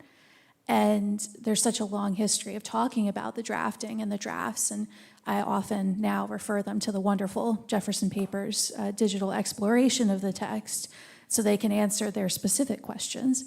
But with the final paragraph, I do think there is considerable conversation there about reinsertion of language. Other places it's cutting, it's getting rid of the Jeffersonisms, it's condensing the words. But the part where they add is that final paragraph to make sure that the resolution on which they voted is fully embraced within that final paragraph, which, as I often describe to the general public, is the Declaration itself. Everything that comes before that is preamble. So I agree, especially in these anniversary moments, thinking about process, about when the words are first introduced versus what the final iteration of them is really critical. And so although he's not part of the committee, I do think Lee kind of gets left out of that conversation, and then that makes his reception of what the Declaration ultimately looks like even more important. Yeah, thank you for these questions. I will come back to the point on self-evidence. I've often obviously thought about this as well, and I think it would have made the sentence less self-contradictory. Yeah, you can hold something as sacred and undeniable and then have a syllogism, right? So it would have had retained less tension in the sentence, but it would have also made it much less interesting, right? And this tension has obviously produced, people to say they are self-evident, right? We don't want to argue about it, yeah? So it's even an insult to question that human equality and dignity is just held to be self-evident. Yeah, in a sense, it should be a truth outside of discussion. Yeah, so in that sense, it has dynamized the sentence or made it dynamic in a very future-oriented way. Even though I'm sure that was not the intent. It was just the intention was probably just to make it sound good, I think. No, thank you very much for the very interesting questions. And to continue on the discussion of sacred and undeniable. I do wonder, too, how much of a difference that would make in how we interpret it. I think self-evident is a very interesting way of presenting it, but it does make it a more contradictory presentation. So I wonder the same thing, and I don't really have an answer to how it would have shaped the interpretation differently, but it's an interesting question.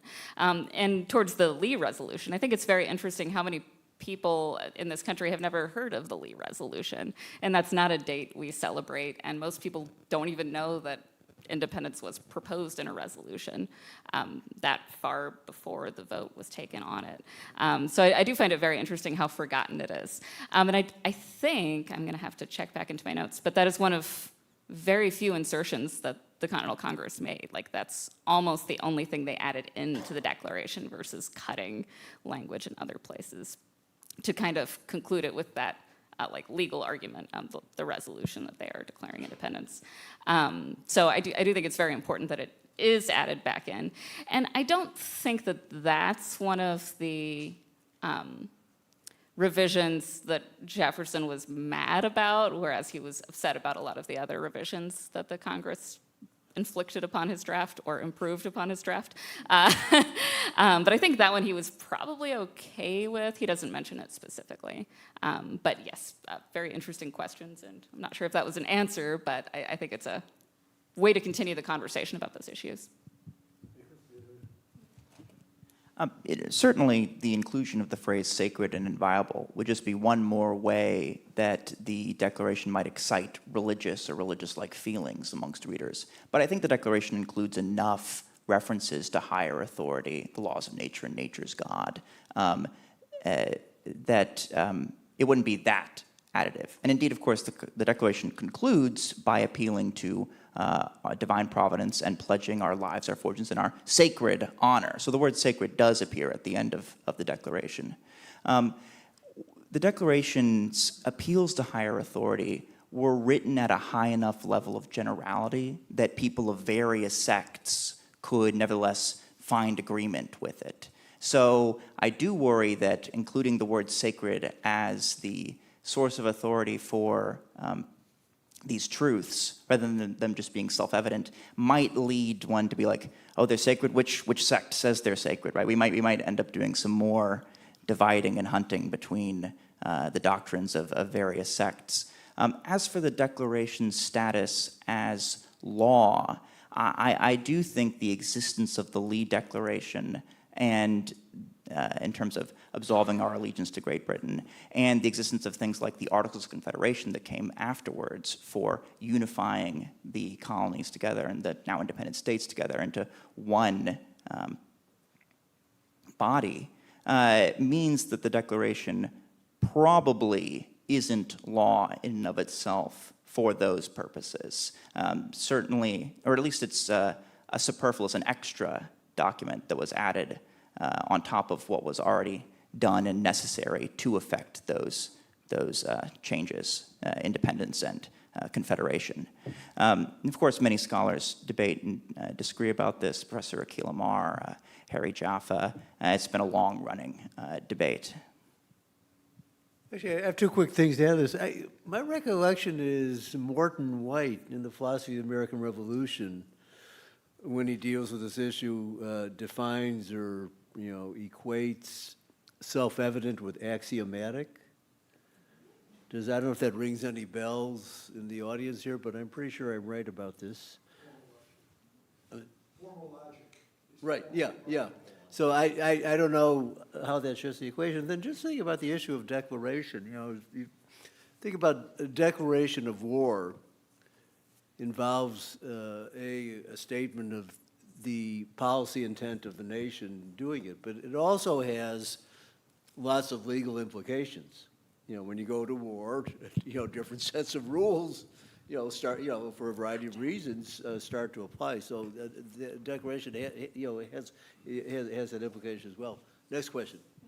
Just make sure you hold it close. Okay. Well, I'm done anyhow. Thank you. This has been a great talk. I'm kind of interested in the universalist nature language of the Declaration of Independence, and I think you're right. It wasn't foremost in the minds of the writers that this would truly apply universally, and the abolition movement kind of made it so.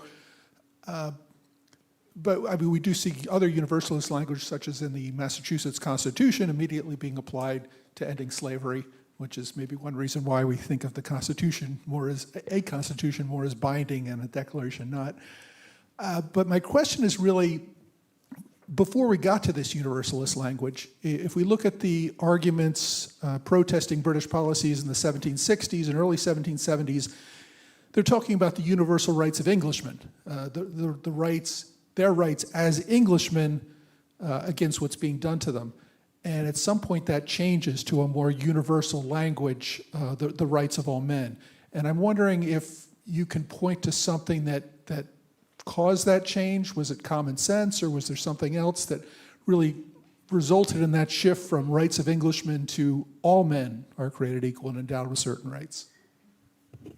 Yeah, thank you. That's a very important question. I've often thought about it as well. I don't really have the answer. There is this perceptible shift in rhetoric. Yeah, also a more, on other grounds, also more emotional language comes in at some point. Yeah, more about passions and feelings. On the way to nationalism, you could say. Yeah, but you're right. The rights of Englishmen are sort of supplementary. You have universal rights. Yeah, maybe as an additional reason. Yeah, in the radicalization of the discourse. That might be a reason to have an additional argument, but maybe also other developments in the late Enlightenment, actually. Yeah, it's difficult to say. My perspective on this is always from the perspective of the other side of the water, what was happening in let's say, in my own country, in Germany at the time.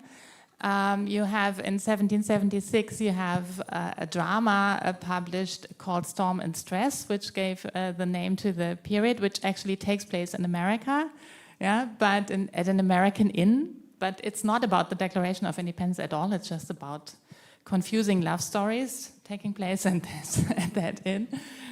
So for just reason, the drama is not really remembered anymore. But it's, you know, at the same time, in different constellations, other people were also struggling with these questions. How can we find universal grounds for knowledge and for human ethics in secular terms? That is what Kant's question was in the 1780s, but he came sort of to the conclusion in the 1780s, so it was a bit later. Yeah, so I would say it's really many factors and also general philosophical currents at the time. Yeah, maybe not in terms of a direct influence, but just happening at the same time. Yeah, so thank you.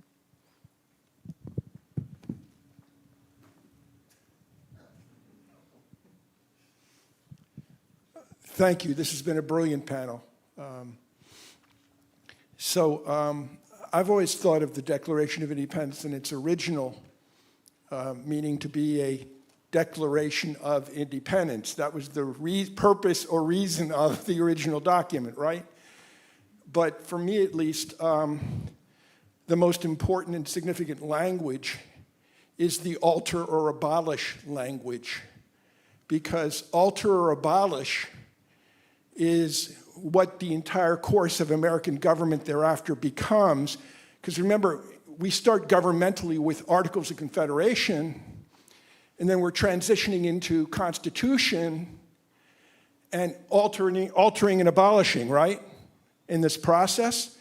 And then, of course, the crucible of the Declaration really is the antebellum period leading up to the Civil War, where Lincoln, Frederick Douglass, and others are arguing for, some of the arguments we've heard from the panel are, well, the Declaration already gives slaves their freedom, right? But Lincoln, who is a lawyer, of course, and other legal scholars are arguing about another alteration, which becomes the 13th Amendment. And of course, Lincoln's entire political trajectory is an argument about exactly that. You know, his speech at Cooper Union, right, is a very deep, it's an hour and a half long speech, which I actually have heard. Sam Waterston delivered it up in New York a few years ago by memory, which was impressive. But Cooper Union, Lincoln dissects the votes of the founders contemporaneously to say, well, most of them, you know, were anti-slavery even at the time of the Declaration. That's in Cooper Union. That's Lincoln's analysis. So I guess my question to the panel is, and then of course we end with, yeah, the question, yeah. Well, the question of course is, isn't Lincoln in a sense both adopting the alter or abolish principle in his flow of argument, but also modifying it? Aren't we getting a change in the direction of American government in that process, the crucible of the early 19th century? Wait, is that a legal question? No, I'm thinking. Okay. You're certainly right that Lincoln was no Spoonerite. He did not think that the Declaration just abolished the institution of slavery outright, and there was no need for legal amendment. Lincoln did think the Declaration was very important in constitutional interpretation. He referred to the Declaration as the apple of gold and the Constitution as the picture of silver. And the picture is made for the apple, not the apple for the picture. He's quoting and cribbing from the book of Proverbs there, actually. And so in terms of adopting the idea of altering or abolishing, certainly there's an element of that.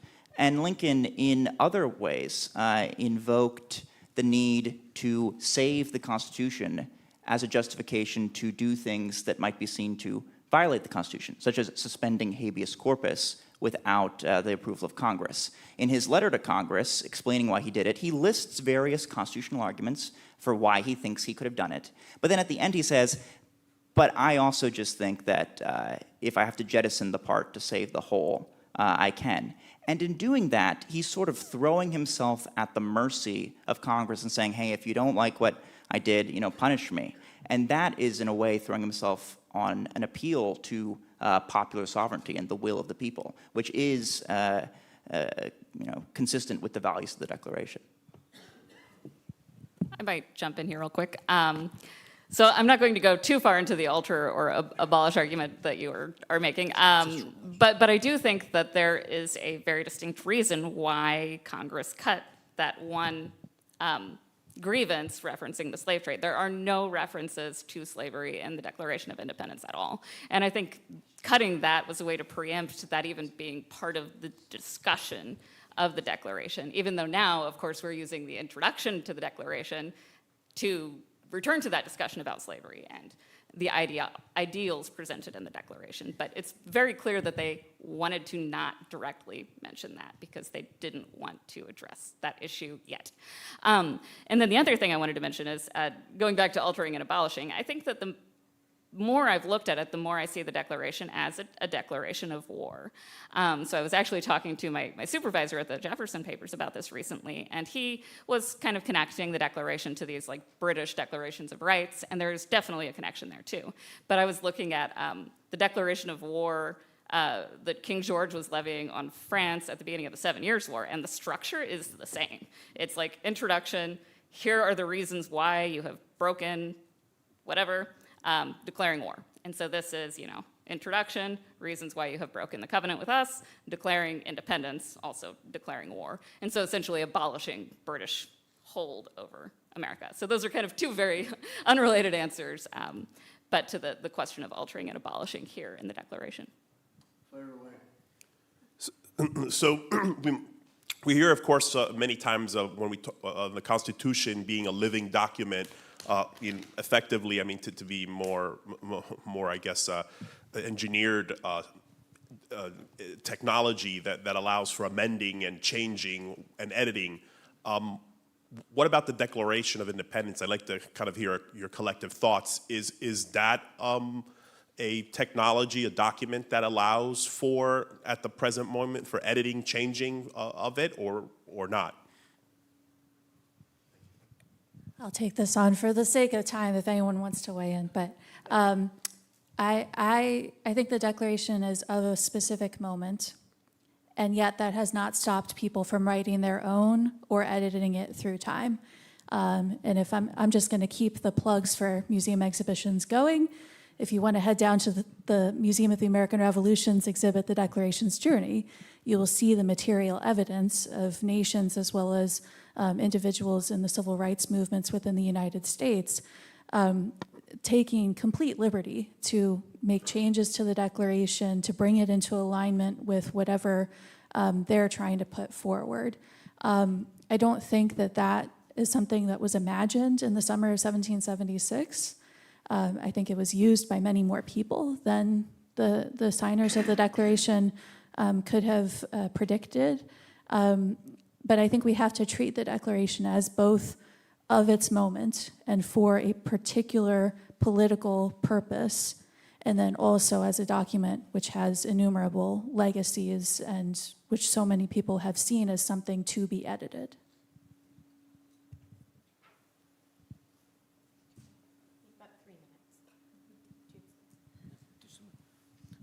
First, I want to thank you for a fabulous panel. Also, I wonder if Jack could tell us what he really thinks about Donald Trump. But that said, Jack, in all seriousness, it's not the Constitution of 1787 that's failed. It's the Constitution of 1828 that's failed. The party structure and its relationship to the broader culture, that's what's failed. Brendan, you have to read my argument to find out what I think about the substance. Yeah, no, I will. But I wonder if in this, I have two questions, which obviously we don't really have time, which Christine just answered one of them. How did the reality of the war, not just the Declaration of War, which I agree with that, very similar to the Declaration against France in the Seven Years' War. But the reality of war, the advanced British force was already at New York. Does that impact the editorial process in the document at all? Look, clearly, I think that's part of the reason why the language against the slave trade was purged, because they needed unity. They were afraid, so they compromised, and they basically, by compromising, they undermined any kind of claim, at least in the document, against slavery, which of course becomes very central in American history and life for obvious reasons. But I wonder, is there any, in their correspondence, is there any reference to, we're going to be attacked within weeks, we better move forward? Well, when we're specifically talking about the editing process, in the editing process, right. So specifically talking about like revising the Declaration, we don't really have much correspondence. But of course, the people in Congress talking about voting on independence are certainly talking about the encroaching British military. And I do think a lot of the language is changing in that declaration of war to both unify the colonies and to make the accusations against King George even harsher and make it more about tyranny and less about any sort of unity of the colonies there. Well, sorry, I think I didn't phrase that right. Less about common heritage and more about tyranny. And I do think that is a reaction to the reality of the war that's encroaching on them. I just wondered what they said. One quick point. I'll take my prerogative here as head of the center.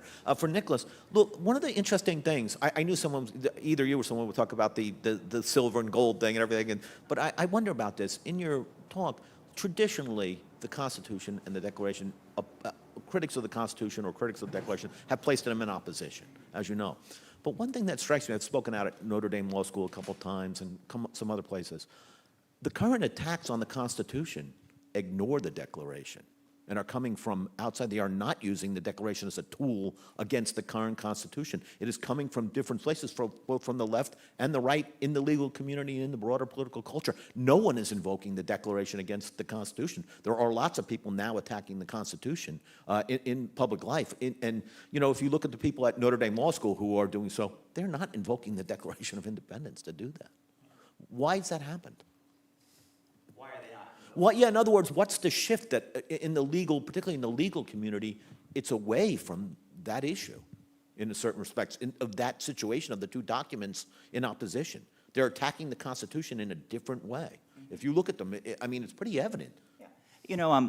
When Jack Balkin published his book, Constitutional Redemption, back in 2012, I think it was. Professor Adrian Vermeule, prior to his conversion to Catholicism, wrote a review of it where he very much disagreed with the concept of constitutional faith. He thought it was idolatry of the work of politicians, like idolatrizing precisely the wrong thing, the worst thing to idolatrize. And so I think what we're seeing from some people is a dissatisfaction with what they view as legal positivism, of a divorcing of legal reasoning from normative values, and a desire to supplement legal reasoning and judicial decision-making with those normative values. The question is then, where do you pull those values from? Do you pull them from a system of philosophy that is maybe in American history or maybe from outside of American history, or do you try to ground them in some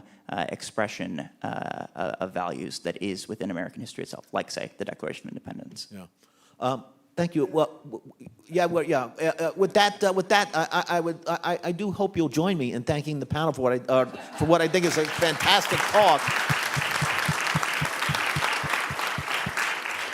We'll take a break and we'll be back.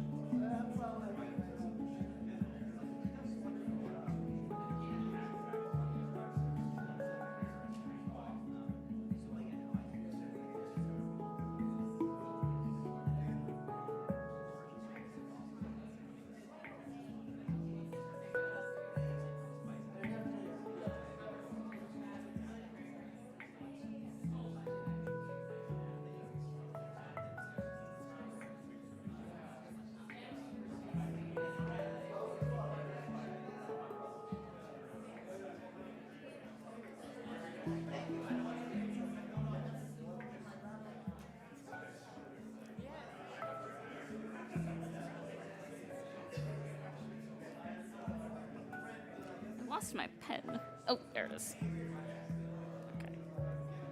You also forget US? I did. We did. I left it. After that, there is a connection there. And I didn't have anything else with me to take notes, so I'll just have to remember. But it's so good. So we do have it on our website, on our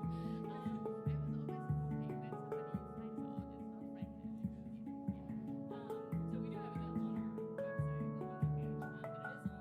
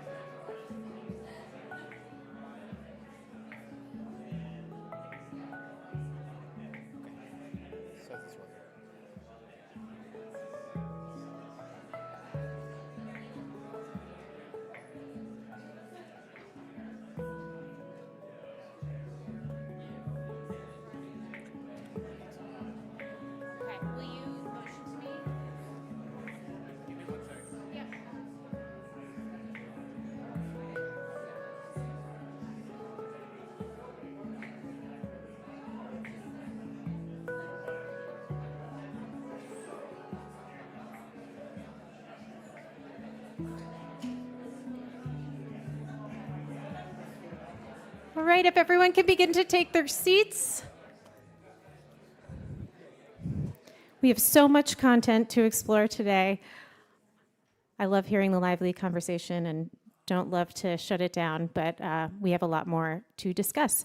I am pleased to introduce panel 4, Power of Representation. This panel will be chaired by Dr. David Brigham, who's been librarian and CEO of the Historical Society of Pennsylvania since November 2020.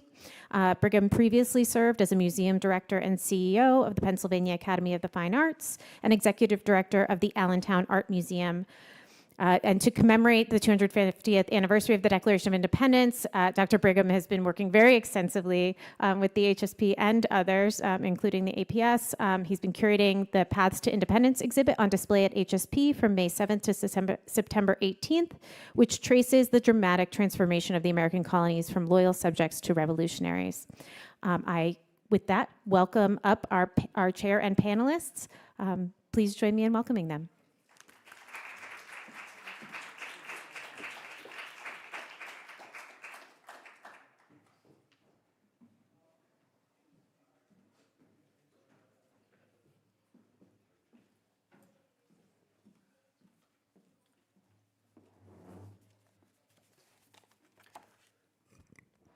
Good morning, everyone. In her new book, Suitable, The Sartorial Revolution and the Fashioning of Modern Men, designer and historian Chloe Chapin investigates the materiality, manufacture, and meaning behind men's suits between the American Revolution and the Civil War. Chapin earned her PhD in American Studies from Harvard and master's degrees from Harvard, FIT, and the Yale School of Drama. She has taught at FIT, Parsons, Reed College, and Harvard. She's been a Fulbright Scholar and a Fellow at the Smithsonian, Mount Vernon, and Monticello. And her Broadway costume credits include American Idiot, Hair, Equus, Bring It On, Passing Strange, and The Columnist. Erin Amer is a doctoral candidate in history at CUNY Graduate Center, writing a dissertation on tarring and feathering in early America. Her research interests are wide-ranging, encompassing Anglo-Atlantic print and material culture, gender, sex, and violence, and radical historiography of the American Revolution. Erin is a former chair of the CUNY Public History Collective and has produced scholarship in various media, including digital animation and electromechanical sculpture. Her research has been funded by the generosity of the Omohundro Institute and the John Carter Brown and Huntington Libraries. She is recipient of the E.P. Thompson Dissertation Fellowship, the Northeast Conference on British Studies, David Underdown Prize, and Bunk History's Best History Writing of 2023. Her commentary has appeared in Jacobin and AHA's Perspectives on American History, and her article, Birds of a Feather, Tarring and Feathering as Seen from the Waterfront, 1766-1775, is forthcoming in Labor History. So let's welcome Chloe Chapin to the podium.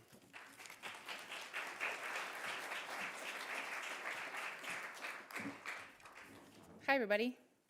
Can you all please stand for me? Have a stretch. Stomp your feet. Tired of sitting in these things, right? Could you maybe turn around and meet one of your neighbors? Compliment their tie?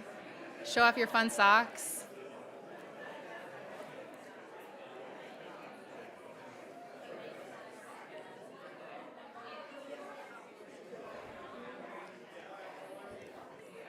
And when you're done, you can sit back down again. Fellow embodied beings, the revolution did not only happen in documents. When we look at things on slides, they are necessarily visual. When we study things in museum collections, they become material. But clothing is also always embodied. More than that, it is interpersonal. Fashion always happens in community. Look around the room. That includes you guys in the first couple rows. Turn around, look at the room. Look at who stands out. Who is the most colorful? Now, look for patterns. Look for plainness. Look at all those navy blazers. Anytime there is sartorial conformity, there is some sort of power at play. and it is often happening below the level of our conscious awareness. Clothing is aesthetic, tactile, behavioral, social, and culturally enforced, and the sartorial decisions of the founding generation to show up in our fashion expression today. This is what I would like to look at. This is what it is like to look at the world through the eyes of a costume designer. In this talk, I want to lend you my eyes so that you can see the world with me. Anybody seen this picture lately? John Trumbull's iconic 1819 painting, The Declaration of Independence, is frequently used as a visual shorthand for the American Revolution. But can it be trusted for accuracy in its depiction of the clothing of America's founding fathers? The Declaration imagines the event of June 28, 1776, when the Committee of Five presented the final draft of the Declaration of Independence to John Hancock, President of the Continental Congress, just down the block from here. That document declared the United States no longer under British colonial rule, and it had a tremendous impact on immediate political events. It also influenced lasting ideas of national identity centered around rational enlightenment and individual autonomy, even if their ideas of equality were limited to propertied white men. The Declaration has hung in the U.S. Capitol building for 200 years. And given its subjects and location, the image has shaped ideas of both Americanness and masculinity as inherently plain and practical. But we could also see the clothing depicted in this and other prominent images of the American Revolution as stage costume, strategically deployed as a tactic to tell a particular American origin story. The men Trumbull conjured for this event, in their plain, almost uniform suits, were the epitome of the American experiment in new government. As one art historian later described the men in this painting, they were just ordinary men in simple, everyday dress. In fact, their clothing is too simple. In reality, these men, who were far from ordinary, would likely have been wearing clothing with much more color and variety. In other words, they were way more fashionable. I'm going to explain how I know that and why it matters. And this paper comes out of my research on men's suits. As you heard, my book, I don't have anyone here to plug my book, so I'm going to have to do it for myself. It just came out with Oxford, and I have postcards with discount codes at the back table, and come find me with them. So in this book, I examine the dramatic shift in men's clothing between the American Revolution and the Civil War, a shift I call peacocks to penguins. Thanks, I made that up. When the Founding Fathers used the plain, dark, uniform suit as a symbol of equality and American values, they symbolically harnessed democracy and modernity to political selfhood. The suit became the costume of the democratic citizen, but it is also assumed to be a sort of traditional dress for white men. For anyone else, it is always seen as a borrowed kind of social or political authority. I come to this research not just as a historian, but also as a costume designer, craftsperson, and portrait painter. This paper draws especially on my professional background in theatrical design and portrait painting to solve a historical problem. These are the eyes I am going to lend you to show you how I see the world.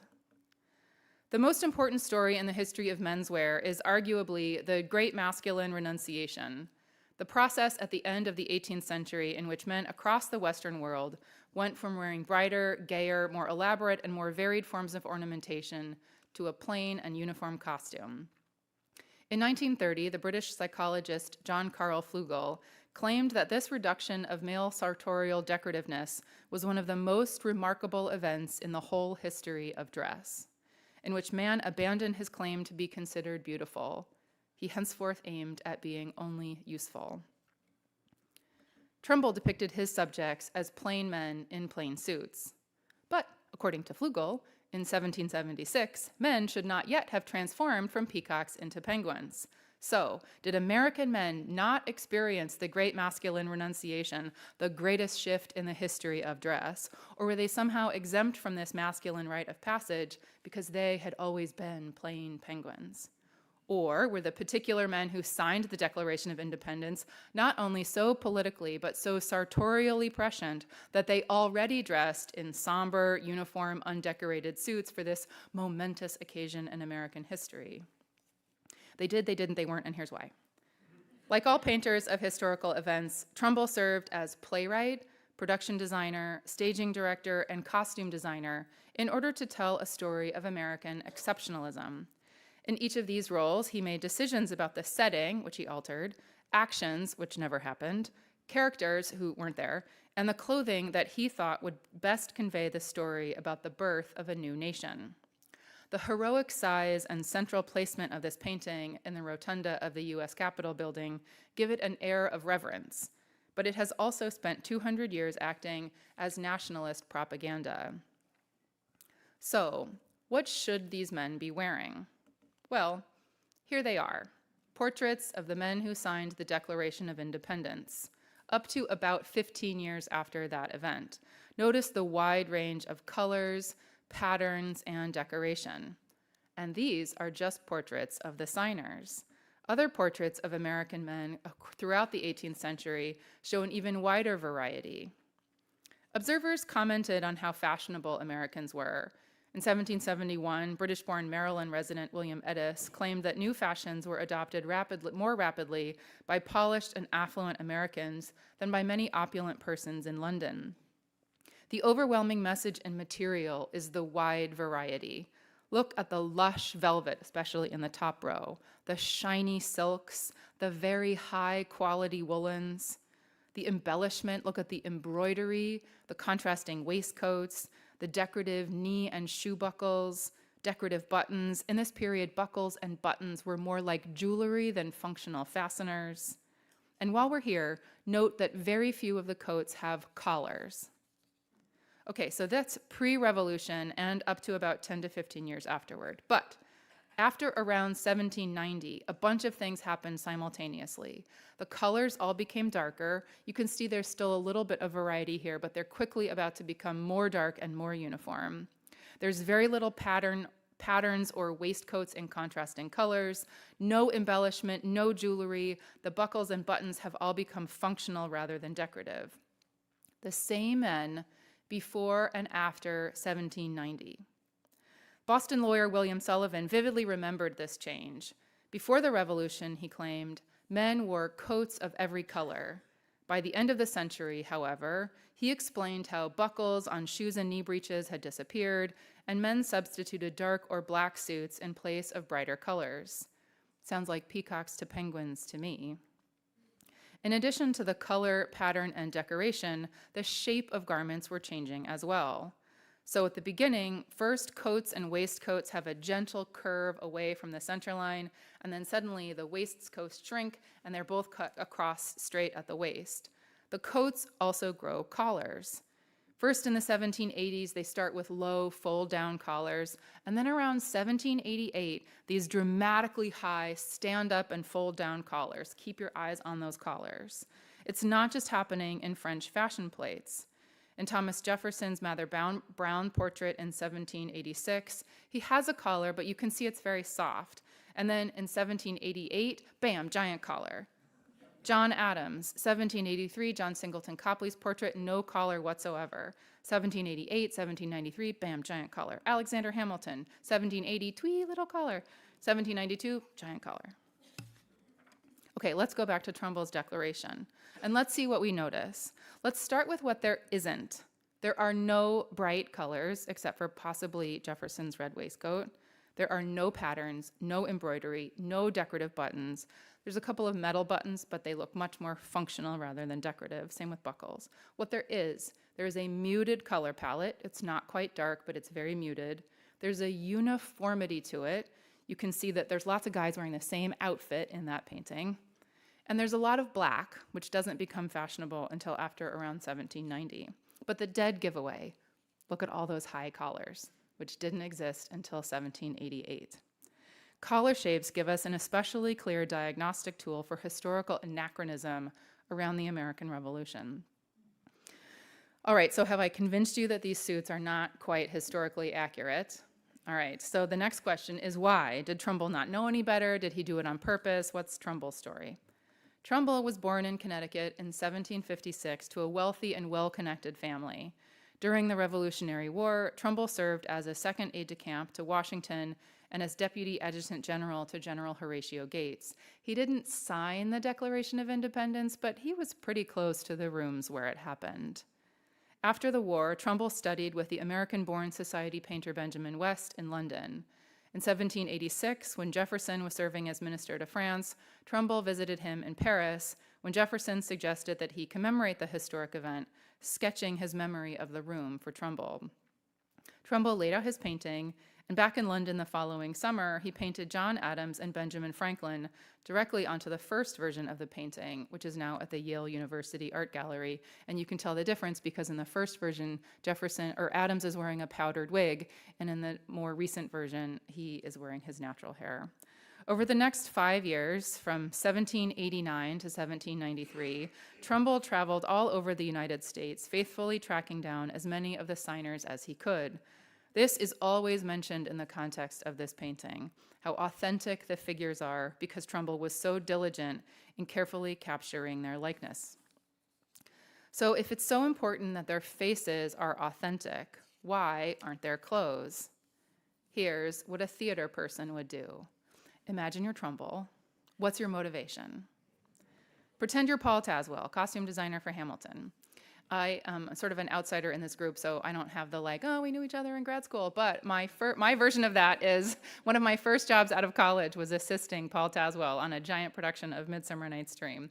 So what do costume designers do? We begin with a script. We answer a series of guiding questions in order to establish a world. What is the time period? What is the occasion? Who are the characters? This sequence functions like a decision funnel, broad constraints first, with further refinement and specificity at each level. Then the questions become more specific. What is the color palette for the whole production, and how does each character relate to that? What is the normative silhouette, and how does each character fit into that world? Behind every decision is storytelling. Every choice about coat collars, buttons, buckles, or hairstyles is always answering a larger question about character, occasion, and world. A designer makes arguments through the medium at their disposal: color, fabric, silhouette, and fit. Like historians, good designers, like Paul Tazewell, are never simply depicting true stories of the past. They are always designing for an audience of the present. Roland Barthes claimed that costumes that strive for strict historical accuracy mean that we see perfectly well that it is true, and yet we don't believe it. Accuracy is not always the goal. Believability is. Relatability. The Revolution was not the first nor the last moment in American history to be inaccurately costumed. Almost half a century before Trumbull staged the Declaration, Benjamin West imagined William Penn and his band of Quakers meeting with members of the Lenape Nation, but the costumes are a hybrid of reality and make-believe. The point is not ethnographic truth. The goal is storytelling. With one glance, you can see that this is a visual narrative about civilization. A century after Trumbull's declaration, Sir Amédée Forestier commemorated the signing of the Treaty of Ghent. In the painting, the British delegation on the left wear diplomatic dress uniforms. In stark contrast, the American delegation, led by John Quincy Adams, appear in civilian dress, their somber but eclectic dark wool suits presenting a distinct contrast to the old world formality of the British delegates. In reality, however, the American delegates had been dressed in diplomatic dress uniforms nearly identical to the British.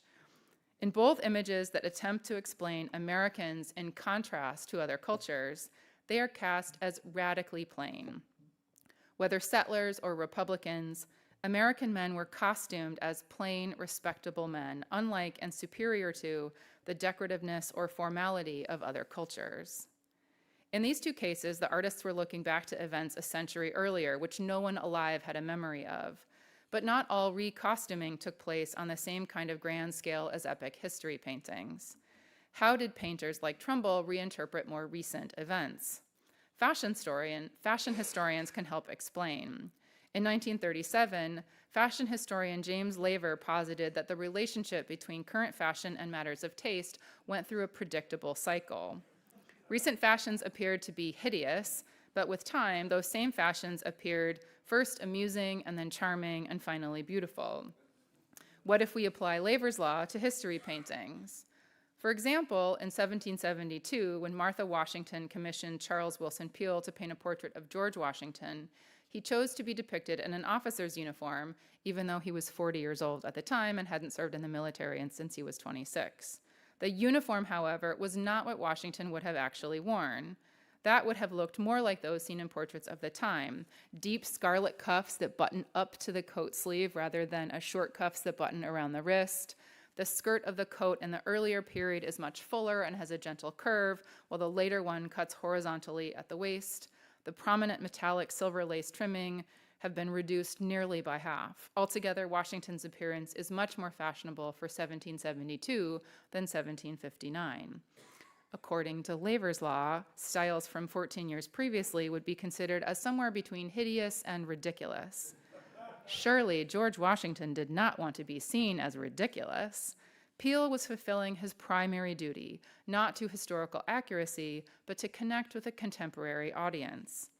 Wouldn't you know it, 14 years is about the same amount of time that passed between the signing of the Declaration of Independence in 1776 and Trumbull's recording of the signers between 1789 and 1793. They probably wanted to distance themselves from the hideous or ridiculous fashions of 1776. We also see this sartorial glow-up in military portraits, such as Trumbull's portrait of General George Washington, painted in 1792 to commemorate a battle that took place in 1776, the same year as that portrait was painted. 15 to 20 years later, nobody wants Washington in something that looks hideous. You see it also in portraits of General Horatio Gates and General George Clinton. Americans wanted to celebrate the military prowess of their generals, but clearly they also wanted them to be fashionable. American painters acted like costume designers, inventing dress to suit the character of the nation. As costume designers know, storytelling is often more important than capturing historical truth, and sometimes intentionally updating a period look is necessary to connect with an audience, just like costuming a contemporary movie star with sexy hair in a period film. Trumbull used clothing as an artistic metaphor, dressing his sitters as his audience wanted to see them. In order to be a good costume designer, he had to be a bad fashion historian. Trumbull's painting became the image, canonized, endlessly reproduced. He created a national origin myth and costume. For 2 centuries, it has taught viewers to believe that the most revolutionary men in American history were not just politically radical, but inherently aesthetically restrained, not just anti-monarchical, but anti-fashion. The word plain, however, is not neutral. It's often used as if it means natural, morally upright, or intentionally unfashionable. But in the last quarter of the 18th century, plainness was not the default state of men. Plainness was a fashion trend. Paintings of the American Revolution have spent 200 years convincing Americans that the revolution looked plain, that plainness is virtuous, that virtuous masculinity looks like a suit, and that the suit looks like political legitimacy. When Americans believed that Trumbull's sartorial claims about the signers of the Declaration of Independence, they adopted plain suits and wrote fashion out of American history. It was dangerous to align plainness with equality and democracy. What American democracy should have established from the beginning is that political selfhood should not rely on everybody looking the same. Thank you very much.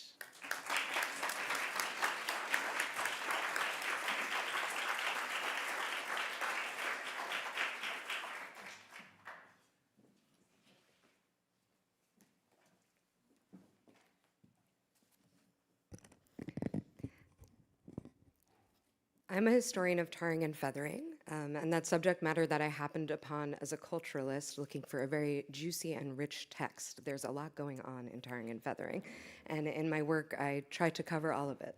There's the materiality. I look into the history of tar as a commodity, an environmental material, into all of its attendant symbolism. There's the vicious violence of this practice itself, which has really been underrated, I think, in the literature of the American Revolution, and which I argue really needs to be seen as gendered and sexual violence in many ways. There's the amazing London-produced depictions, the visual depictions from this period in the political satires. And there's an entire rhetoric of a sartorial rhetoric of calling tarring and feathering a suit. And so all of that kind of runs and threads through the paper that I'm going to give. I particularly let myself engage with that last topic because of the pairing with Chloe's fine work on fashion history and suiting in particular. But what I'm doing in this particular paper is actually something a little different, to try to pair all of that symbolism and culture and rhetoric with reality and really get to the questions of who was tarred and feathered and why, a question that we really need to come to the Whig-produced source base with a lot of incredulity to establish. And here I'm also trying to begin to grapple with some questions that I've had for a long time as part of the denouement of my project about how this violence connects to the history of American lynching and what it can tell us about sort of classic questions about the American Revolution and perhaps even revolutions writ large, about why they sometimes seem to have radical origins and less than radical outcomes. On the morning of December 2nd, 1776, a Monday, a Charleston mob got hold of a dissident preacher named John Roberts, who they had determined to be a, quote, enemy to the rights of America. They tarred and feathered him, a violent assault that would have involved beating him into submission, stripping his shirt, smearing his body with viscous pine tar, emptying a bag of feathers over his head, and carting him through the town, exposed to further abuse as a spectacle of humiliation and warning. But the crowd didn't stop there, as recounted by a South Carolina report reprinted in several British newspapers. Quote, the populace, whose fury could not be appeased, erected a gibbet, on which they hanged him, and afterwards made a bonfire, in which Roberts, together with the gibbet, was consumed to ashes. This gruesome scene of summary justice, bearing several hallmarks of what would come to be called lynching, has long been considered apocryphal. The apparent mismatch between Roberts' punishment and his stated crime, coupled with a few important accidents of the documentary record, have led to the report's dismissal as British propaganda.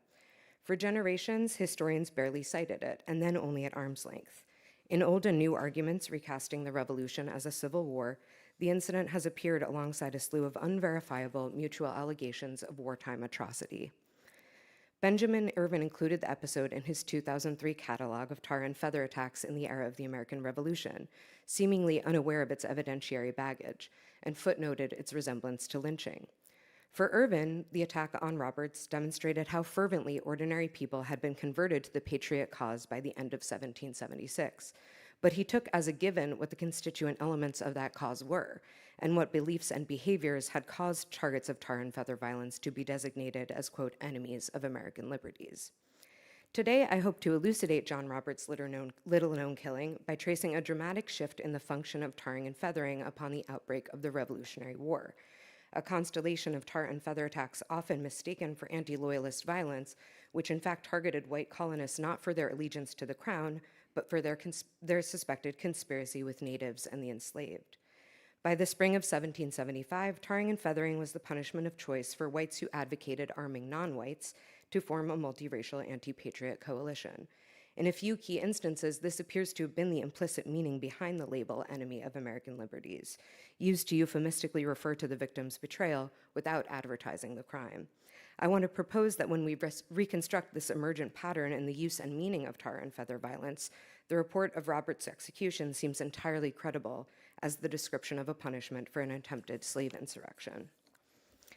As Peter H. Wood taught us in his essays on the era of the American Revolution, and as Robert Parkinson has more recently reminded us, the year and a half preceding the Reverend Roberts' alleged murder was a time of swirling conspiracy about an impending upheaval in colonial race relations. In May of 1775, James Molyneux gave testimony before the Committee of Inspection for Dorchester County, Maryland, accusing John Simmons, a wheelwright, of plotting a slave rebellion. Molyneux reported that he had come upon Simmons fishing and asked if he would see him at the militia muster at Cambridge. Simmons replied that, quote, he had other business. Offering up a prescient class analysis, he remarked that, quote, the gentlemen were intending to make us all fight for their land and Negroes. Damn them, he went on, meaning the gentlemen. If I had a few more white people to join me, I could get all the Negroes in the county to back us, and they would do more good in the night than the white people could in the day. Molyneux testified that Simmons appeared to be in earnest and, quote, desirous that the Negroes should get the better of the white people, a revealing mischaracterization of Simmons' scheme to get the better of a very specific class of white people, wealthy Eastern Bank planters. For his crime of plotting a murderous cross-racial anti-patriot resistance, the committee sentenced Simmons unanimously to, quote, a suit of tar and feathers, which was immediately put into execution. The committee rendered Simmons to the Baltimore Committee of Inspection, accompanied by a letter justifying the punishment. Quote, "The insolence of the Negroes in this county is come to such a height that we are under a necessity of disarming them, which we effected on Saturday last. The malicious and imprudent speeches of some among the lower class of whites have induced them to believe that their freedom depended on the success of the king's troops. We cannot therefore be too vigilant nor too rigorous with those who promote and encourage this disposition in our slaves. The Dorchester Committee thought it necessary to the security of a county with such a large population of enslaved blacks to administer rough justice to defecting whites. Under such conditions, tarring and feathering was cast as a necessary precaution to deter further misidentification across the racial divide."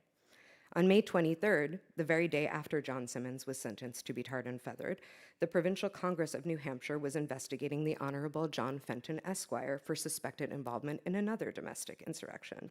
A slaveholder, landed gentleman, and representative for Plymouth in the New Hampshire General Assembly, Fenton was of an entirely different ilk from Simmons, yet he too incurred the wrath of white colonists who believed he was advocating arming non-whites against patriots. On April 26th, a week after shots rang out at Lexington and Concord, Fenton had written to the people of Grafton County with what he described as advice, quote, "from a real friend who sincerely wishes their well-being.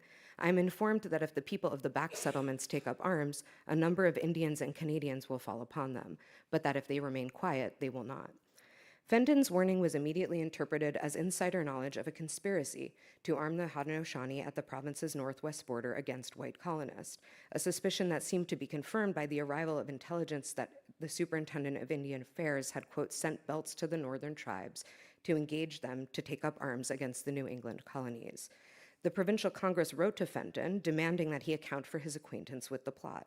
His reply that the letter was, quote, "a matter of opinion only," did not seem to satisfy the angry mob that on June 13th assembled before the governor's mansion, where Fenton was then paying a call, and pointed cannon at the door, threatening to fire unless Fenton surrendered himself. They carried him off to jail in Exeter, and on June 29th, the Provincial Congress declared that he was, quote, "not a friend of this country." While Fenton was in Whig custody, a crowd of lower-class women repaid his betrayal by tarring and feathering his wife and daughter. As reported in Frederica Charlotte Riesdel's memoir, which, if it's not already on the list of histories of the American Revolution published in Europe before 1800, should be added, quote, "the women of the exasperated rabble seized his wife, a woman deserving of all esteem, and his very beautiful daughter of 15 years, and without regard to their goodness, beauty, or modesty, stripped them naked, besmeared them with tar, rolled them in feathers, and in this condition led them through the city as a show." It was likely this shocking spectacle to which Fenton referred when he wrote to George Washington in July, begging to be taken into protection, citing the, quote, "peculiarity of his situation." A postscript in a second hand added cryptically that, quote, "he wished to explain his reasons in person," perhaps indicating Fenton wished to shield his female dependents' reputations by keeping the attack off record.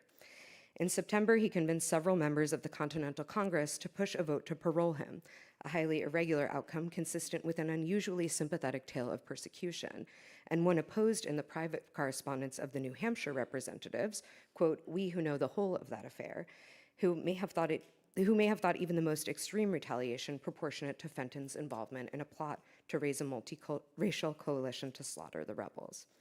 By the time Rebecca Fenton and her two daughters obtained permission to leave the colonies, the mortifying rumor that the colonists had tarred and feathered 3 women had beaten them across the Atlantic.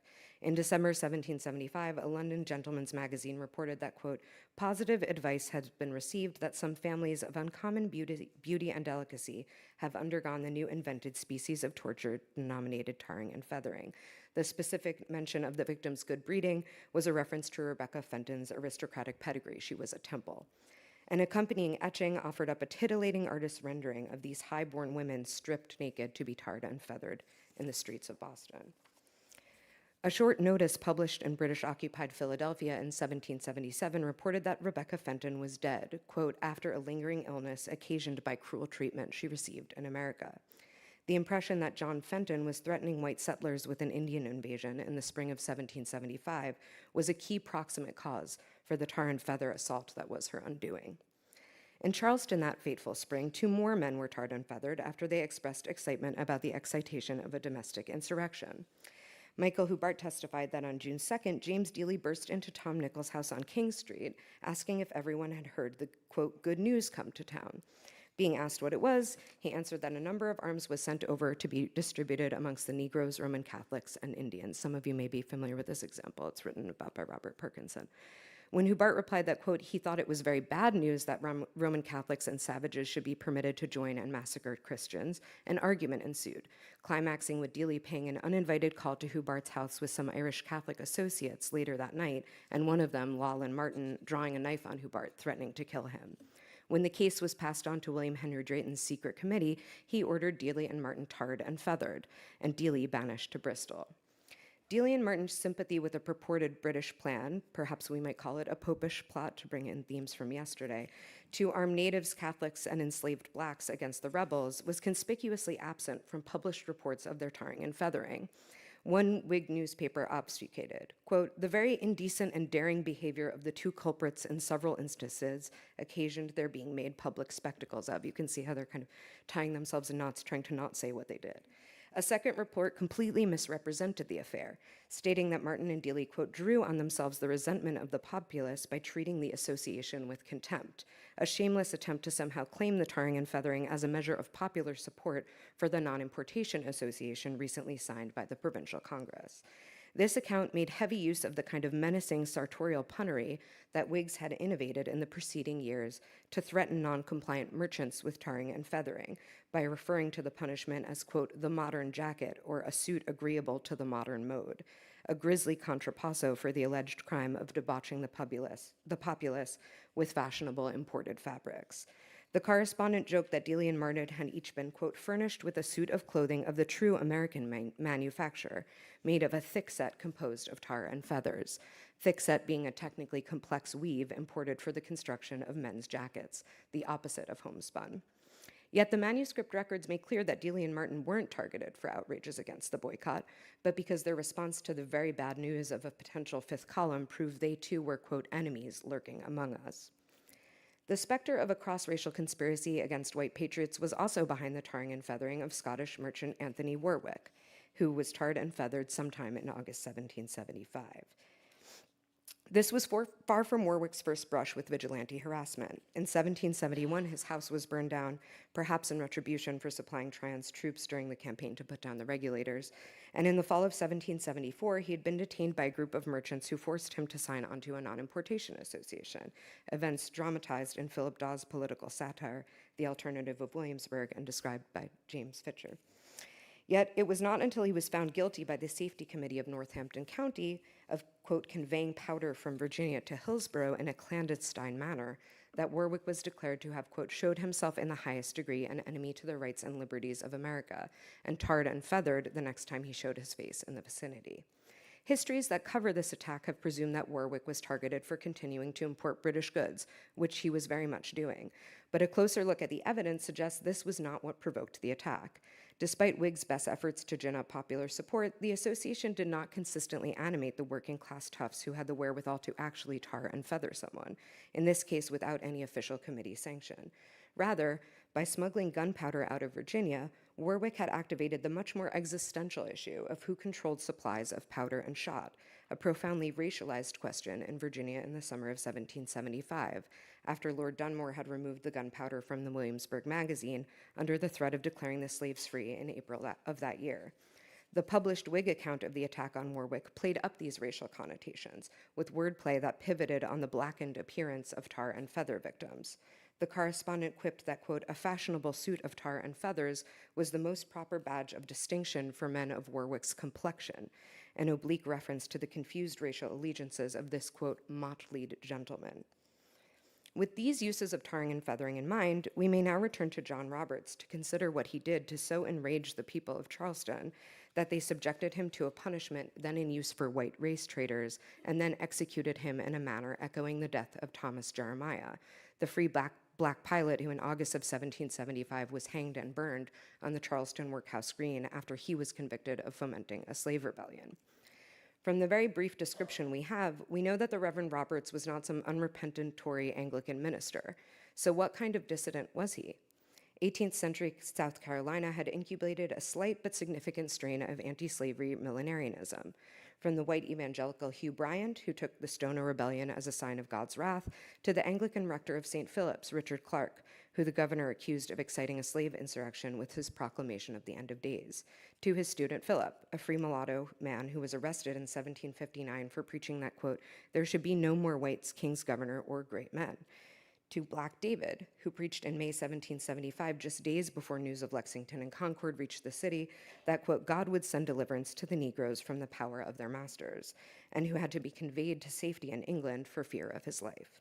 If John Roberts, too, was prophesizing a final cleansing of the sins of slavery, the radical political capacity of that religious enthusiasm could easily have gotten him killed, particularly in December of 1776, when the desperate floundering of the Patriot War effort could have invited a new wave of Black resistance, reignited long-standing white anxieties, and earned Roberts followers by seeming to substantiate visions of a coming cataclysm.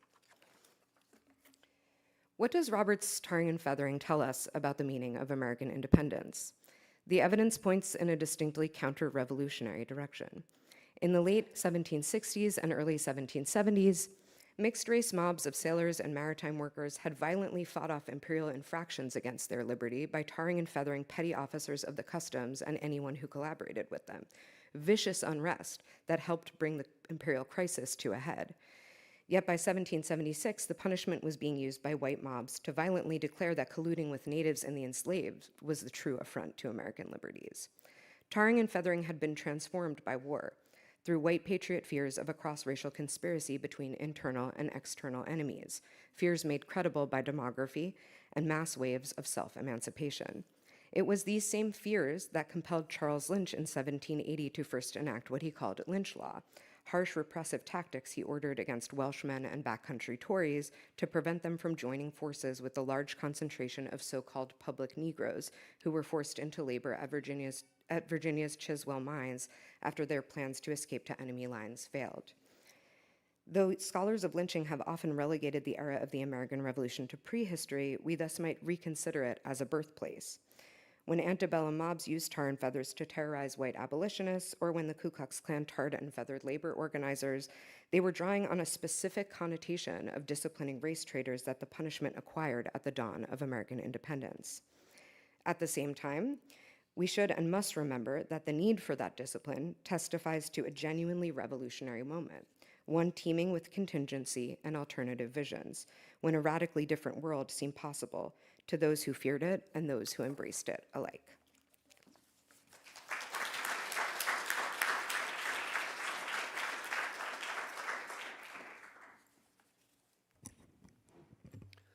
Thank you, Chloe and Aaron, for two excellent papers. In her fascinating paper, Plain Ordinary Men, The Founding Fathers and the Unfashioning of America, Chloe Chapin reminds us of several important truths that are not self-evident. First, history paintings are not snapshots of a moment in time.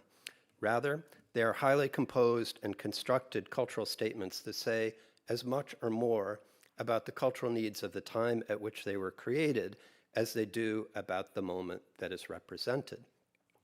In her investigation of John Trumbull's iconic painting, Declaration of Independence, Chapin analyzes the 48 founders depicted and concludes that they are not wearing the silks and velvets ornamented with embroidery, gold braid, and decorative buttons that elite colonial American men wore in the 1770s. Instead, Trumbull paints his subjects in subdued colors, appropriate to the leveling language of universal human rights embodied in the Declaration and the Republican values of the founders. In paintings from the late 1760s and early 70s, John Hancock and William Paca, for example, appear in sumptuous velvets, bright silks, and braid, whereas Roger Sherman wears plain clothes, similar to those in which Trumbull dresses all the congressional delegates in his painting. Chapin's argument is persuasive, and I would only suggest that she think about two artistic considerations that could add to her thesis. First, Trumbull painted studies of about 3 dozen of his subjects, and they consistently depict the head and bust of the figure.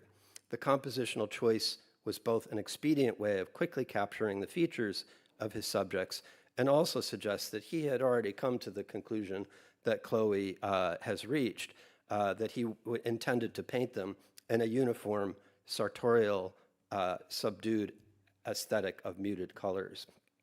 Second, 48 sitters dressed in a wide array of bright colors and decorative finery would have created a visual cacophony when Trumbull was trying to unify the founders into a whole. Given that the original painting, now in the Yale University Art Gallery, is just 21 inches by 31 inches, lots of colors and details would have seemed overly fussy.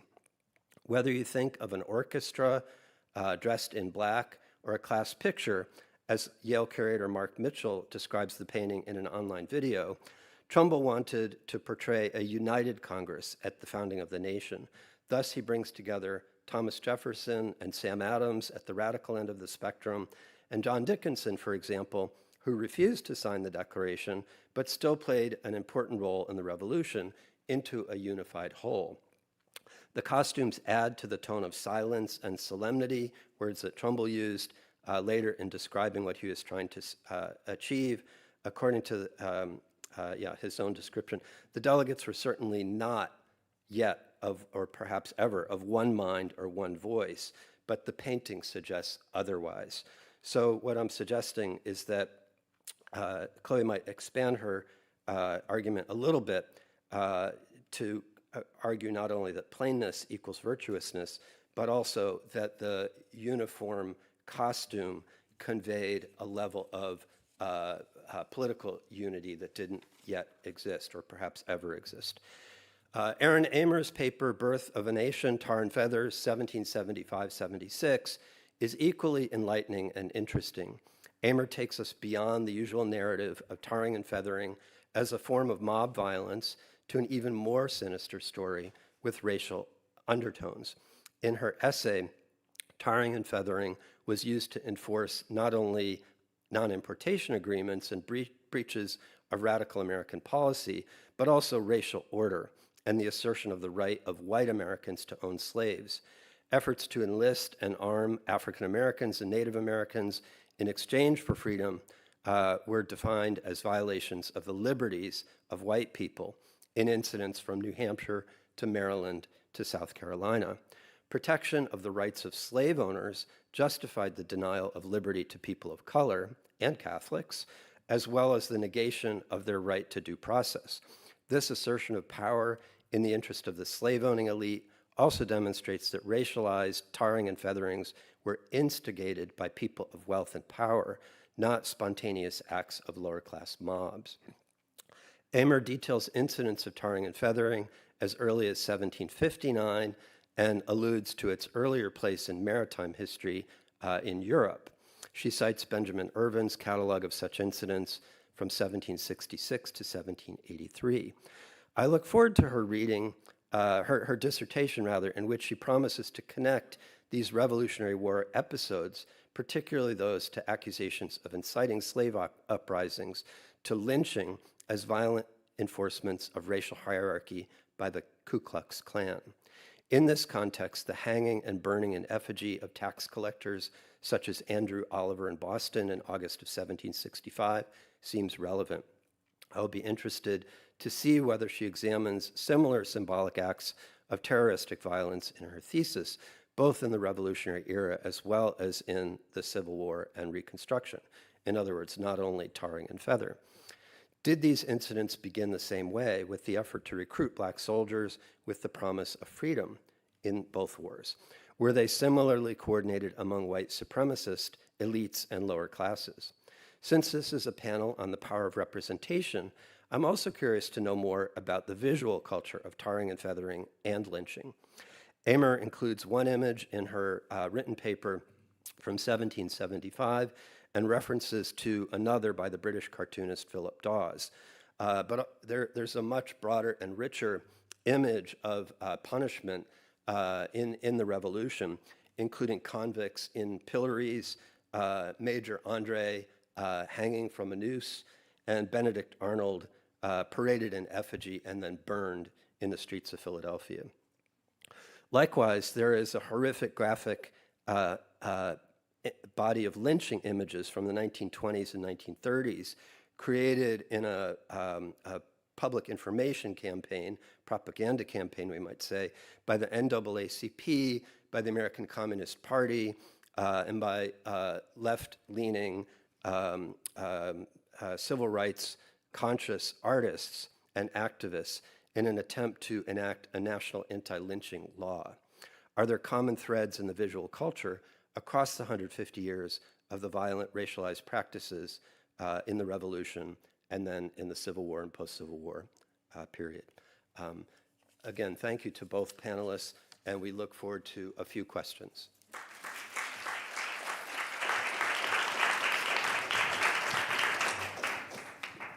Hi, thank you so much. That was amazing. I have a question for Chloe.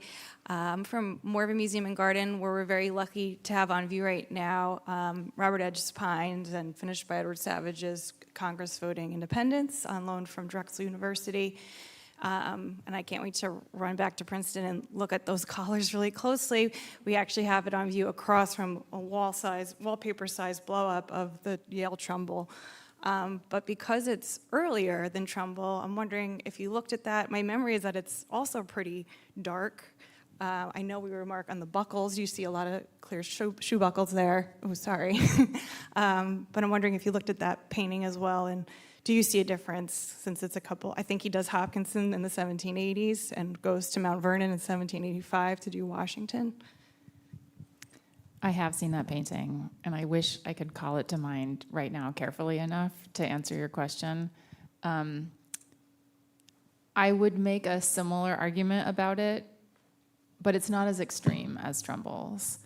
And I think it would be fun to do an exhibition where we looked at all of the versions of Trumbull's paintings and this painting just to see how people were thinking back to this period within 20, 40 years when people were still alive. I have never, as a fashion historian, I've never been particularly beholden to Laver's law until I tried it for this. And it works so perfectly. And to be honest, as a fashion historian, there's not a lot of people who are focus on menswear. And I looked at that painting for years and years and years before I realized how egregious the changes were. And at first I was a little bit like, darn that Trumbull, he got it wrong. But I think it's more interesting to think about why he changed it, and other painters in the similar time period. So that's a long way of saying I don't know the answer to your question, but let's find me at lunchtime and let's look at the pictures and I'll walk you through it from what I can see. So this is a question for Chloe. One thing that was an amazing presentation you made there, something that just clicked in my mind when you're saying this was how, figures from the ancient world are depicted in medieval art, and, they're always depicted as dressed in medieval clothing, and it's like, well, duh, they're doing the exact same thing. We call it oldie-timey. There you go, right. So my question for you is, do you see any examples today of, the founders being depicted, in, to quote, historically accurate clothing, or are we sort of stuck with this kind of 1790s image of the founders just going forward? That's a great question. I think we're stuck. And one of the ways I see it is in the way we use the word plain and what we describe as plain. Another great example is George Washington's inauguration suit. It's always called the plain brown suit. And it's very frequently not mentioned as the best quality woolens that the country could produce. So, and homespun is another one of those words that I think changes in its definition between when Thomas Jefferson was using it and then when it's deployed in the second half of the 19th century, as Laurel Ulrich has so brilliantly shown us. And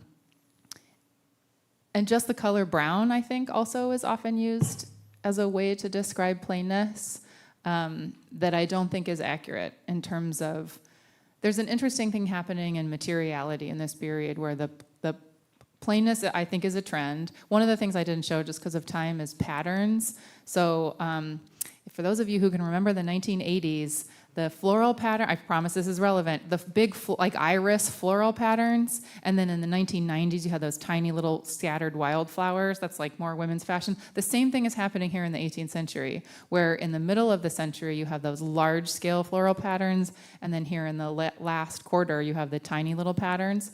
But patterns in that scale are very difficult to depict in paintings. And given the level of American painters at the time, my guess is that we have, well, that's not my guess, the difference between the extant garments that we see in collections and the visual images is that the visual imagery makes Americans look plainer than they actually were. And I think that that is really important when we use these, when we deploy these words like unity and equality, as I thought your ideas about unity and uniform was really good. I wish I had thought about that before I finished my book. In terms of how we're expressing American values and the ways that we think about what it means to have selfhood and how we define that visually. Hello, thank you both. Quick question for both of you. Irene, I'm curious, could you say something more about the origins of tarring and feathering? You had a hint that there's these maritime origins and maybe what that has to say about the significance of this, which I'd like to hear about. And Chloe, I don't know much about fashion history. I did once hear a lecture, though, about early modern Spanish fashion history, which made the point that black was a very expensive color, which is why King Philip II is wearing black and not more colorful stuff. So I'm wondering, is the switch to black not about plainness, but about prosperity? So the earliest attestation of tarring and feathering we have is from the medieval era. It's a law that is given by Richard when he goes crusading to govern the sailors on his ship. It's the punishment that he decrees for stealing aboard the ship from other shipmates. So it has this old naval origin. It's not clear whether that was something he made up or existed previously. Some have theorized. Yeah, yes. Tar is a naval store, so it would have been on a ship. There also are medievalists who talk about it being a contrapasso, which I referenced, that it actually is supposed to be a reference to like a jackdaw who is known for their thieving. It makes the sailor into nature's thief in this sort of like grisly, disgusting way.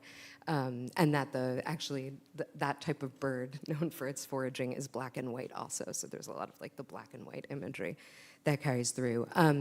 In the way that we see often with rough music rituals, it is then it goes out of use by official legal bodies and then is appropriated by lower class people, mariners and sailors. So we have evidence of that happening in the Atlantic world. Like there's one case, it's very sporadic, you need to be looking for it, but it exists. Being used by maritime workers in these ways that kind of protect their like customary rights and privileges at sea. And then there's this huge ballooning in the era that I referenced of the late 1760s and early 1770s of them using it against customs enforcers, customs enforcement rather, and also collaborators with customs, working class collaborators with customs.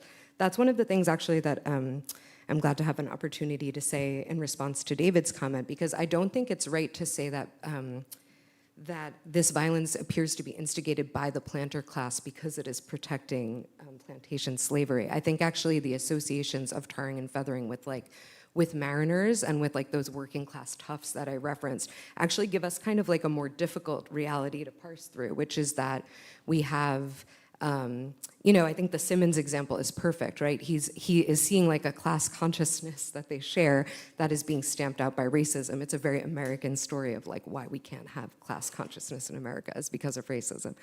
But as I see it, they can't. The working class people continue to really be. There's sort of like these old debates about who is ordering tarring and feathering and what is happening there. And as I see it, you really need like a critical mass of angry angry roughs and toughs, dockhand kind of people for someone to be tarred and feathered. So it needs to be something that they care about. And a recurring theme in that period from the 1760s to the 1770s is that the association doesn't cut it. They need their rights as mariners to be on the chopping block, and that's the thing that really like motivates this extremely vicious violence. Briefly, this was not the first period of fashions for black, you are correct, but they, in the 18th century, are mostly worn for mourning dress and civil uniforms like priests and lawyers and judges. I think the fashions for black are because of George Washington. That was a plot twist that I did not expect. Read the book, you'll find out. And yes, I agree that I think it has a lot to do with changing the visual vocabulary around wealth from a visual message to a material message. That instead, we no longer believe in that aristocratic nonsense, but we're not going to dress less expensively. We're just going to dress plainly because that's showing our moral values, but we're still gentlemen. Please join me in thanking this panel.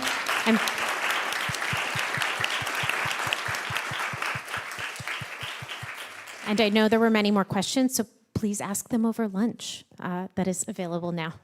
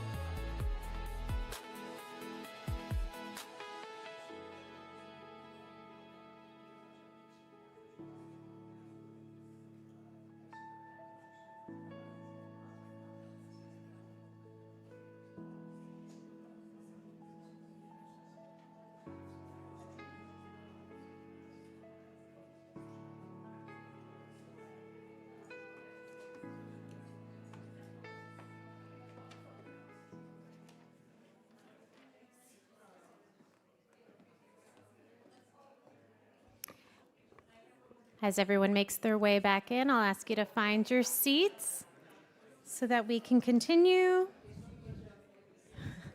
Give everybody one more minute.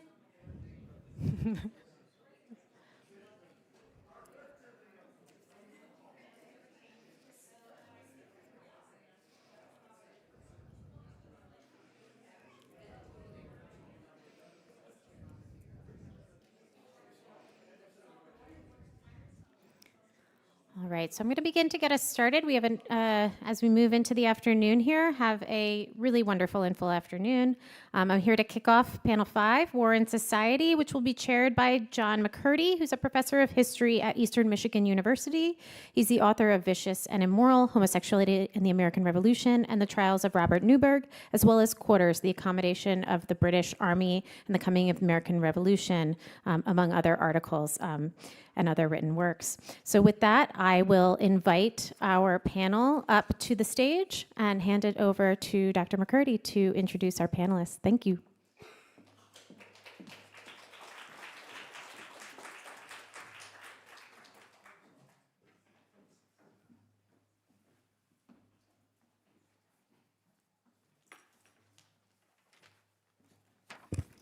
All right. Good afternoon. It's nice to say good afternoon. I'm humbled to be up here with so many distinguished scholars, both here at the table, but other people who've been up here today and will be up here today throughout the weekend. So this is great. And just think we are halfway through this conference, right? So if you've made it this far, you only have this much more to go. So I want to begin by introducing our 3 speakers. First is Andrea Miles. Andrea completed her PhD at the University of Louisville in 2024, and she currently teaches African American history at Middle Tennessee State University. Her research interests center on early America and the American Revolution, with a specific focus on the experiences of free and enslaved African Americans, military campaigns, nation building, and the relationship between race and class. Her article, The Economic and Political Roots of North Carolina's Free Black Revolutionaries, was published in Early American Studies in the fall of 2025. Her research has been supported by the American Historical Association, the David Center for the American Revolution here at the APS, the Huntington Library, the Newberry Library, the William L. Clements Library, just down the road from me in Ann Arbor, the Winterthur Museum, Garden and Library, and the Wilson Library at the University of North Carolina, Chapel Hill. Our second speaker will be Sven Johannesson, and I apologize for mangling your name. He completed his PhD at the University of Cambridge in 2019 and was past and present fellow at the Institute of Historical Research in London and Fennell Early Career Research Fellow in U.S. History at the University of Edinburgh. He is currently a lecturer at the University of Iceland.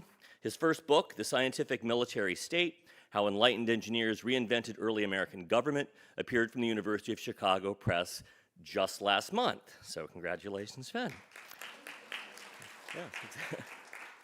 His research has appeared in the Journal of American History and the Journal of Global History, with a second article forthcoming in the JAH later this year. In 2026-27, Sven will be a Koch History Center Research Fellow at Wadham College and the University of Oxford. Finally, Blake McGreedy is a PhD candidate at the Graduate Center at CUNY, where he studies the environmental legacies of the American Revolution. His research has been published in Pennsylvania History and Early American Studies, and he has held fellowships from the Mass Historical Society, the Society of the Cincinnati, the Clements Library at the University of Michigan. He is currently the David Center for the American Revolution pre-doctoral fellow here at the APS. Before pursuing his doctorate, he worked for the National Park Service. So, Andrea, why don't you get us going?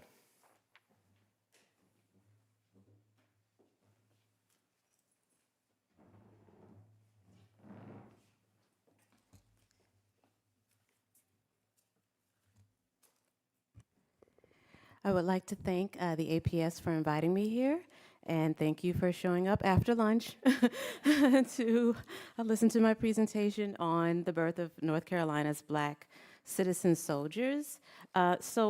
This paper is part of a larger project, a book project, which was my dissertation that I am turning into a book manuscript, and that examines the factors that motivated North Carolina's free black soldiers to join Patriot military forces rather than the British, who were offering freedom to enslaved individuals. So while that project really, the broader project examines why did they join, and I'm looking for motivations, or I look at motivations besides freedom.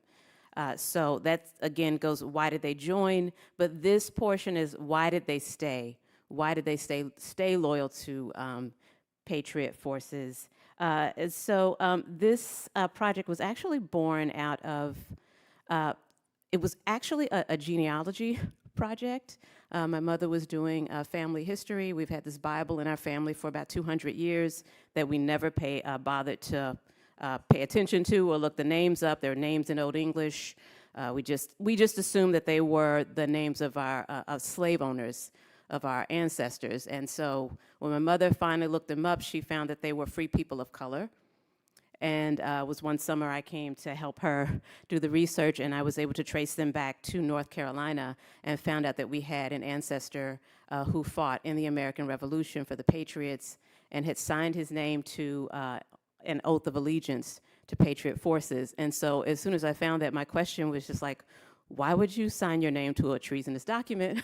And, you know, being a little bit selfish, you know, not thinking about us, you know, what could happen to us when your situation is tenuous.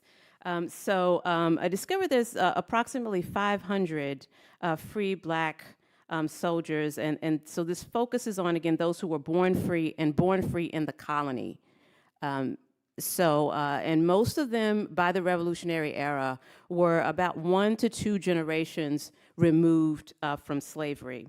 So my main argument is that North Carolina relied on free Black soldiers during the Revolution, and as a result of that, they offered them near equality and citizenship,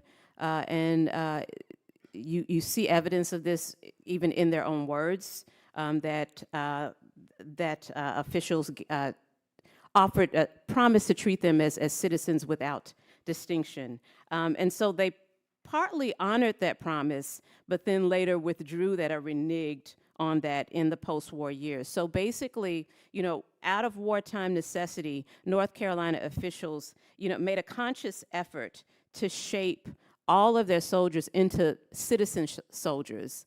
And to get that, you know, loyalty away from the crown. And so through their military service, especially since they allowed them to fight in every battle, especially during the Southern campaign, and you see that they treated Black soldiers almost the same as they did white soldiers during the war, so this near equal treatment. And also there was favorable legislation that they passed during the war and the immediate post-war years. And so this paper also really examines how 1776 was pivotal in that, you know, in that transition to citizen soldiers. So again, I mentioned that, you know, 1776 was a defining year for North Carolina. There was a dual threat. So this crisis particularly hits North Carolina. I almost say that, which a war that I'll talk about in a minute, the Battle of Moores Creek Bridge, was sort of like North Carolina's Lexington and Concord. So it's this kind of crisis moment where you have this threat of British invasion and a threat of a British-supported slave revolt, which intensified concerns over military loyalty. And as a result of this, North Carolina needed to transition its soldiers from the King's subjects, King soldiers, into citizen soldiers that are going to be loyal to the state and you know, the nation. And so again, they offer this equality and citizenship. And also through this, North Carolina plays a specific role in this transition from early to modern warfare, and especially like medieval warfare, into modern warfare, where they, again, rather than having like mercenaries, really are shaping soldiers for the nation.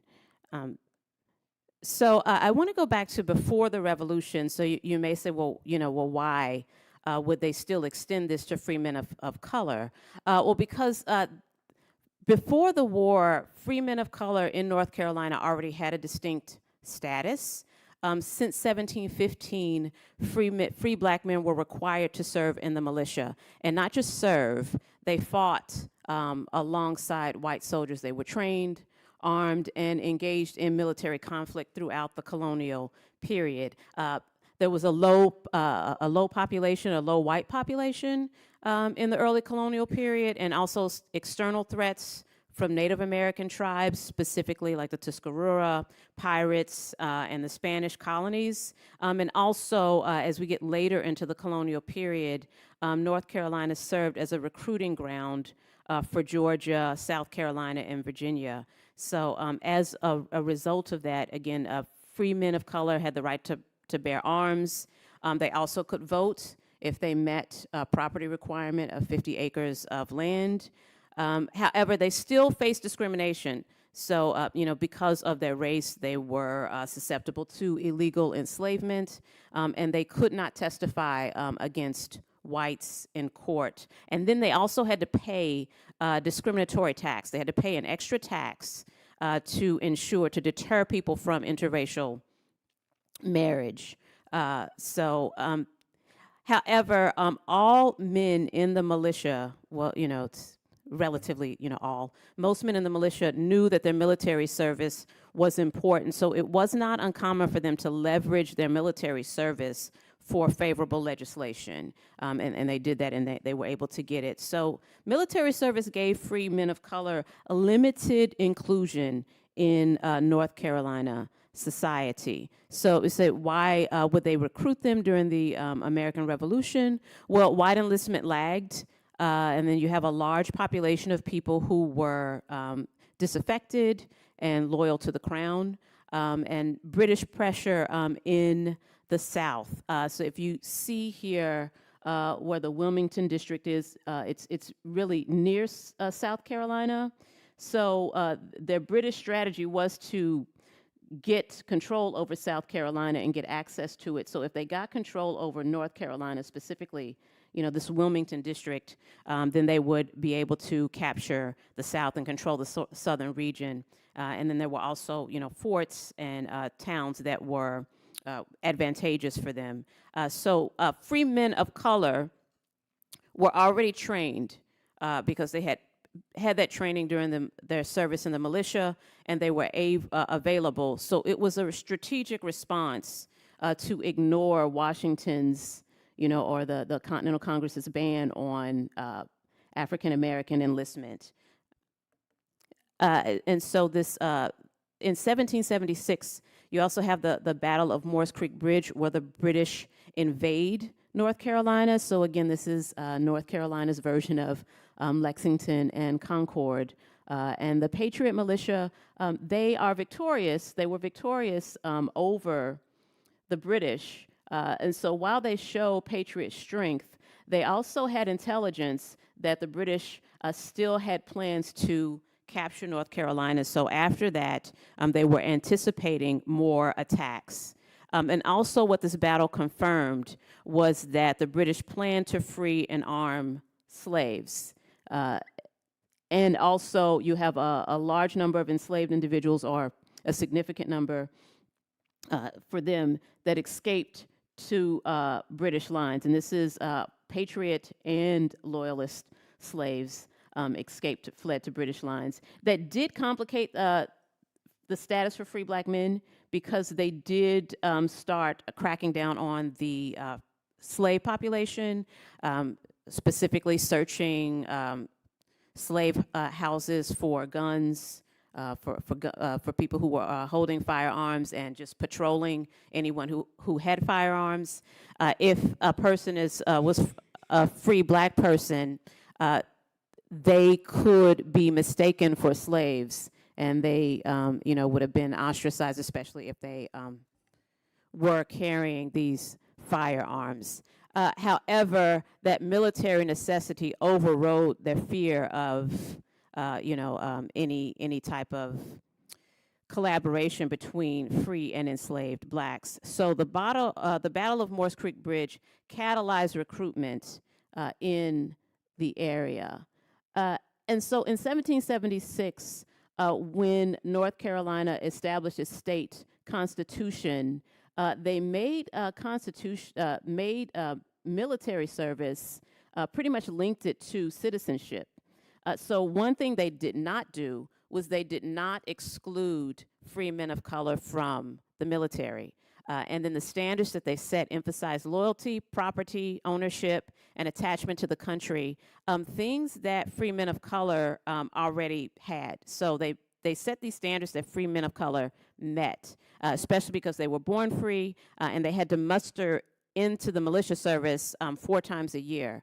So they had connections with militia captains. The declaration, the public reading of the Declaration of Independence also guarantees some rights, and ties being a part of the militia and being loyal to the country to citizenship. So another thing that they do in the Constitution is they remove the land requirement for voting for the lower house.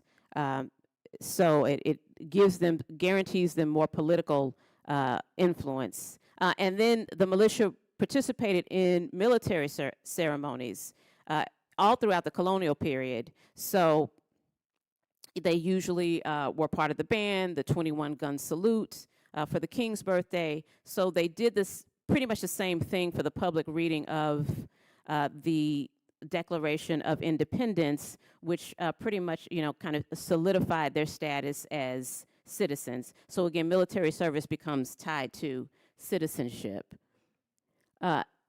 This is a contrast to some parts of British military policy. So although Lord Dunmore extends this offer to enslaved individuals and some indentured servants to granting them freedom, offering freedom guaranteeing freedom if they escape to British lines.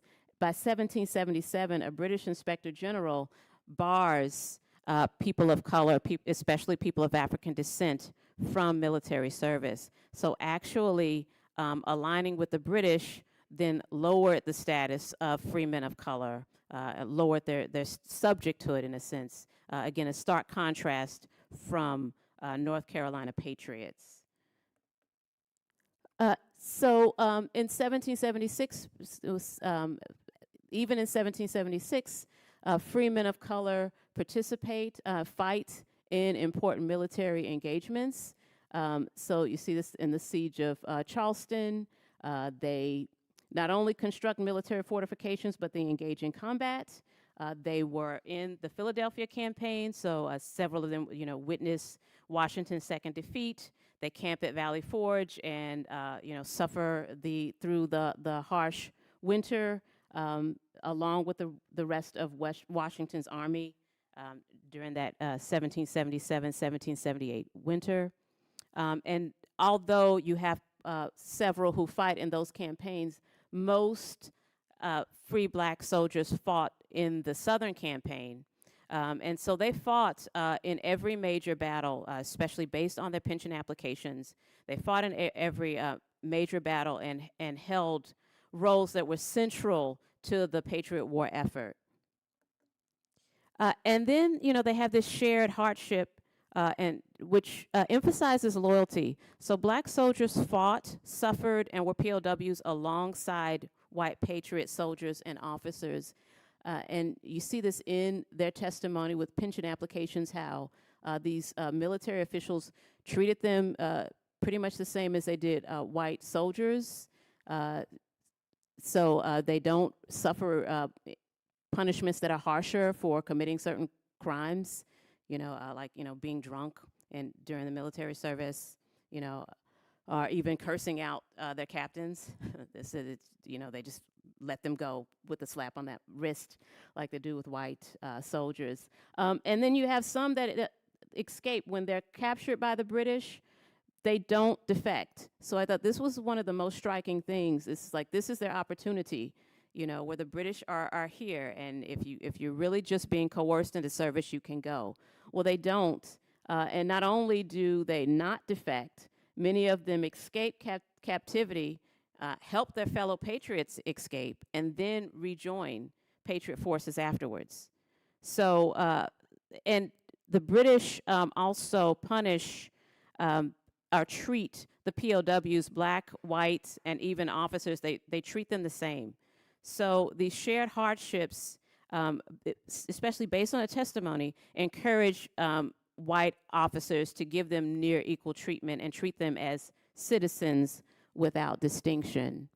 And briefly, for a brief period of time, for a couple of years in the post-war years, they passed legislation that showed that they were aiming to fulfill that promise to treat them as citizens without distinction. So they repealed that discriminatory tax. They had tried to get that tax repealed several times throughout the colonial period, had filed several petitions, and even the military leaders helped file those petitions, and it was to no avail.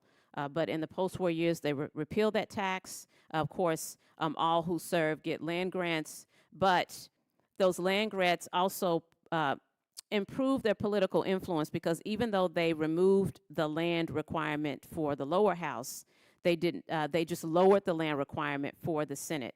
So if they had 50 acres of land, they could vote for the Senate. So, you know, most of them get at least 200 to 640 acres of land for their service. So as a result, then it looks like, you know, or right at the end of the war, in North Carolina, the revolutionaries fulfilled their promise. So what they're saying is American citizenship is then better than British subjecthood. So as things are looking up for them, that, you know, lasts, again, for a very short period of time. So post-war fears drove new restrictions, especially abolition in the North, Quakers illegally freeing slaves, the revolt in Saint Dominique, and a growing free black population discourages that. So by 1822, you have about 52 veterans of the American Revolution, or the children of those veterans, who file a petition to get the General Assembly to repeal a law that allowed slaves to testify against them. And so they link not only their military service and their rights to citizenship, but they consider citizenship as synonymous with freedom, because what they're saying is you're letting these slaves have control over the lives of citizens, and they refer to themselves as citizens, and also saying, well, by allowing slaves to have control over our life, it's really not necessarily the slave, but the slave master. And so they say, you know, that you said you were going to treat us, that we were citizens without distinction, and we're entitled to this life, liberty, you know, and the pursuit of happiness. By 1823, free men of color were excluded from militia service, except as musicians. And I'm going back in time, but 1795, they actually passed a law to allow free men of color to be sold at public auction if they couldn't pay a bond, court-ordered bond, and that's something that had not happened throughout the colonial period, you know. And by 1835, they lost the right to vote. So this wartime equality proved temporary. So in conclusion, free black veterans saw military service as a basis for citizenship, and North Carolina encouraged that claim during the war. So later, there are laws that passed that undermine those promises, and also things like mass conscription, and the fact that they are molding these soldiers into citizen soldiers shows what North Carolina, you know, plays a role in this, again, transfer, this shift from medieval, early modern warfare into modern warfare. And the revolution then creates opportunities for free men of color, but not lasting equality. Thank you.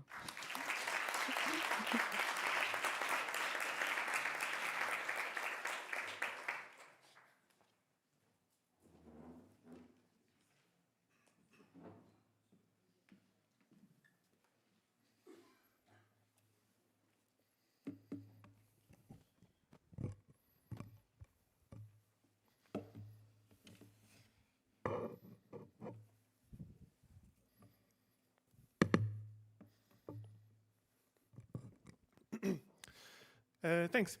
I'd like to begin by thanking the American Philosophical Society for organizing this wonderful event, and also for the opportunity to be with you here today and to give this talk. I want to begin my remarks here today where my paper starts. In January 1808, as the US Chief Engineer Jonathan Williams convened a meeting of the West Point Military Philosophical Society at the War Department in Washington, D.C. In the audience were prominent members of the Army, Congress, and the Jefferson administration. Williams had not spent the Revolution in the ranks of the Continental Army, but in the saloons of Paris, serving for over a decade as personal secretary to his grand-uncle Benjamin Franklin, before actually becoming secretary to this very society. Now, in 1808, with the US facing the Napoleonic Wars, Williams posed a question. What I would like to emphasize about this question is that it went beyond technical aspects of the military to a broader question of national strategy. How could a republic survive and project power in an international system of competing states? So European states, as Williams explicitly observed, relied on one of two military systems, the standing army or the militia. The former threatened to crush the nation from within by destroying its liberty. The latter left it vulnerable from without, vulnerable to external attack.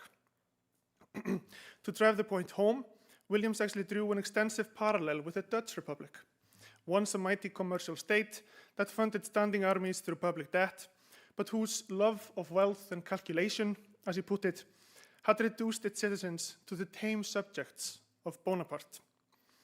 For Williams, the Dutch illustrated the self-defeating potential of warfare carried on through public debts and standing armies, and the new United States was in danger of following the same paths.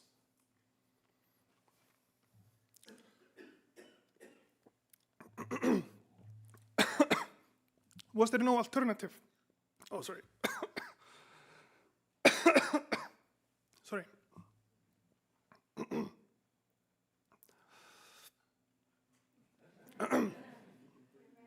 Yeah, I'm good. Sorry about that. Was there no alternative? Williams asked.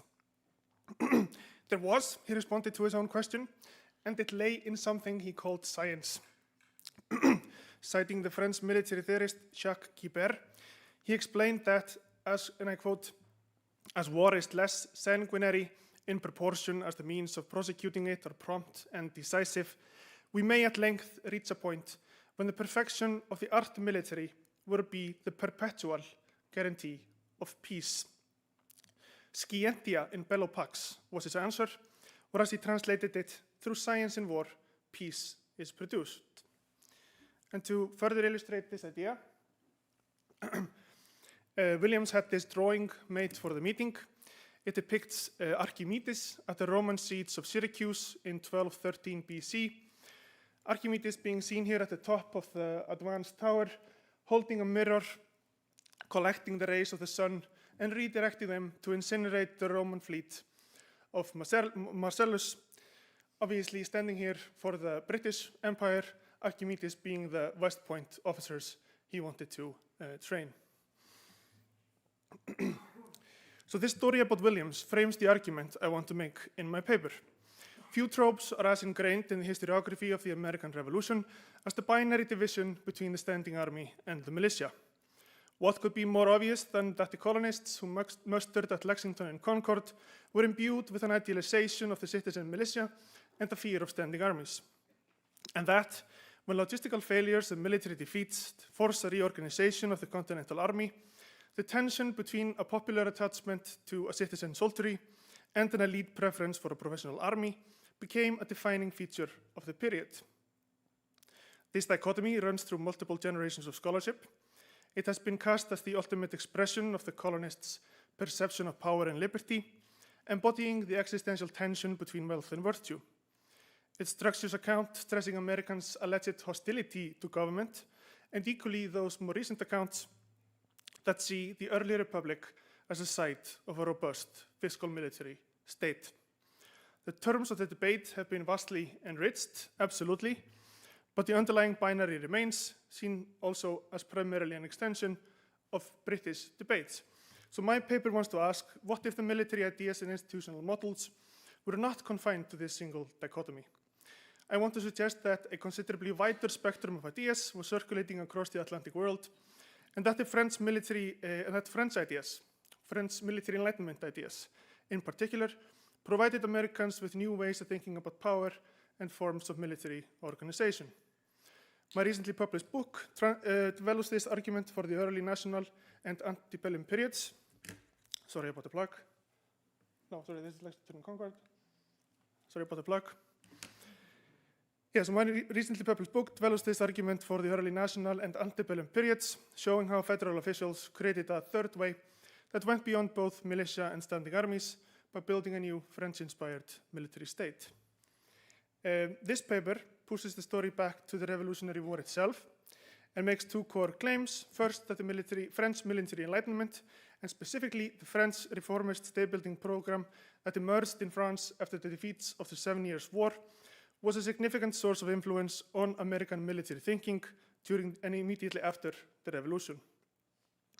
The alliance with France brought not just men and materiel, but also new ideas and institutions, which shaped, in particular, the debate over the peacetime military establishment in 1783. And second, recovering this French influence opens up new questions about conventional interpretations of Alexander Hamilton and the Federalist state-building program, questions I want to explore in the final part of the talk.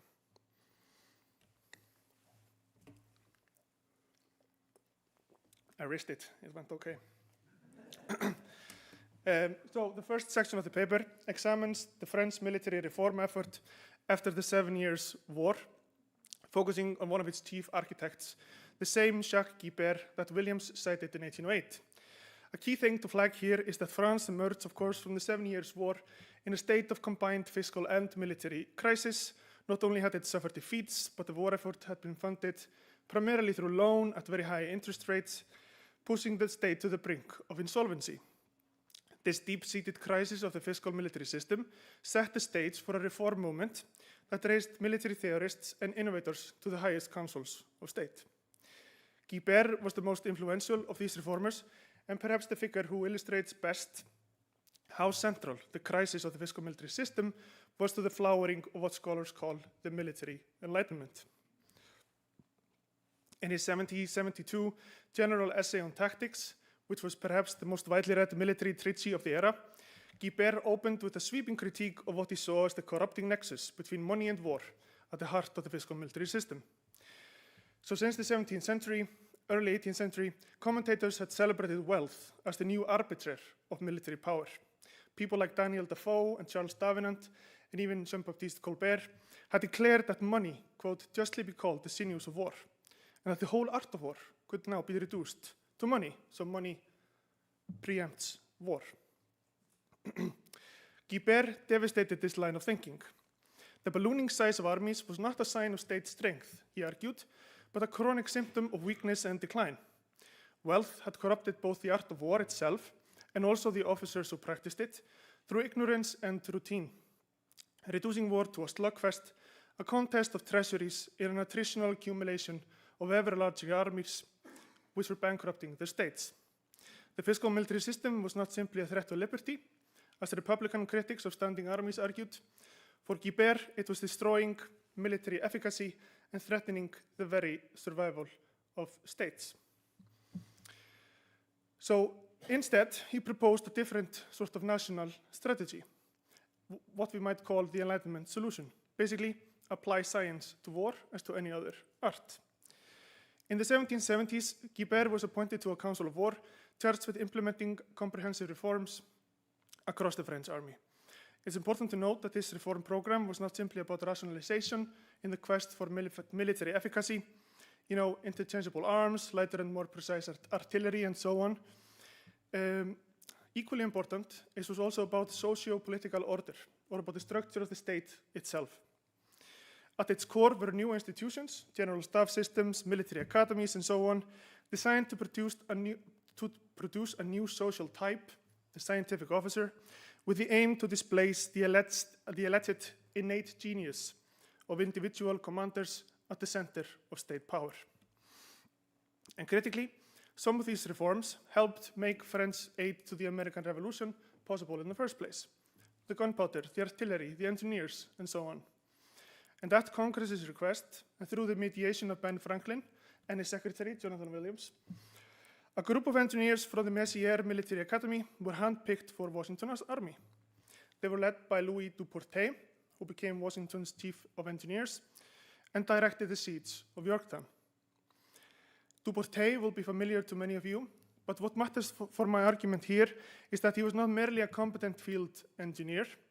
He was also a military thinker in his own right, a contributor to Guibert's Council of War, who had authored a widely read memoranda outlining what was essentially a Guibertian vision of warfare from the perspective of engineers.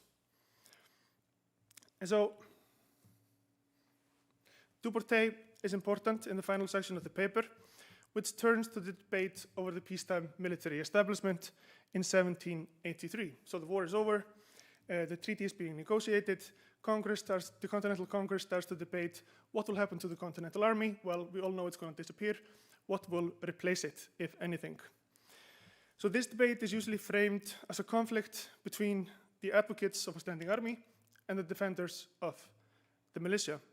And there is definitely some truth to that. I'm not trying to completely displace that. But the real fault line, I would argue, cut through the question of what the permanent forces should look like.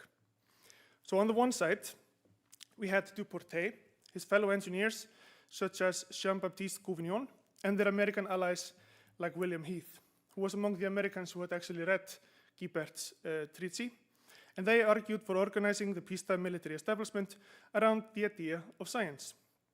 They made ambitious proposals for a permanent staff organization, new military academies to educate officers, modeled on Messier, and suggested regulating access to the officer corps by examination rather than social standing.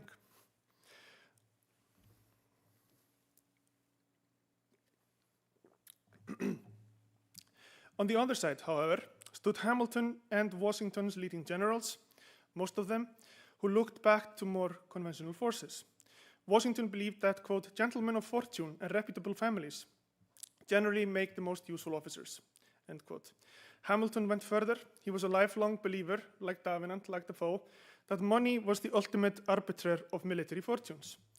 Armed force merely its byproduct.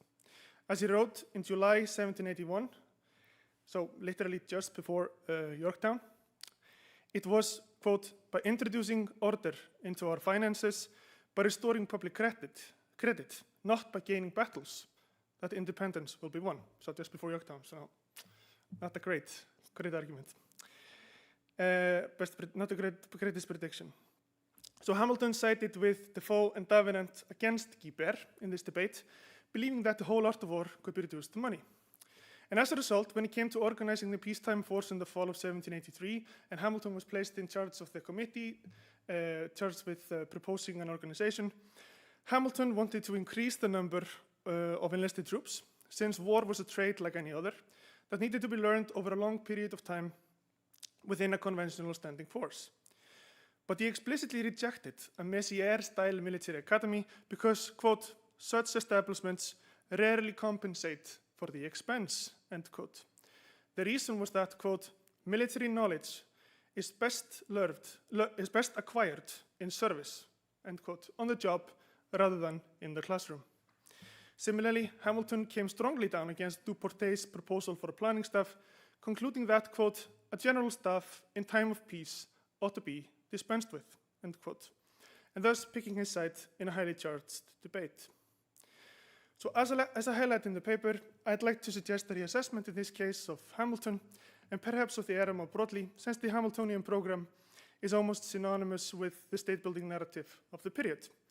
Hamilton is almost universally cast as a far-sighted military modernizer, and his advocacy for a fiscal military system taken as representing the Americanization of modern statehood. But by recovering the French military enlightenment and its influence, I think we can see some of the analytical payoffs of dissolving the standing army militia binary that underpins these stories. Hamilton appears not as a modernizer pitted against backward-looking militia advocates. Rather, Hamilton is now on the side of the 18th century standing army, its aristocratic ethos and all, on one side of a larger Enlightenment era debate over the crisis of the fiscal military system. And his opponents in this debate were less backward-looking militia advocates than France-inspired reformers who sought neither to defend the system nor to abolish it, but to rationalize military power on a new foundation. And so, to conclude,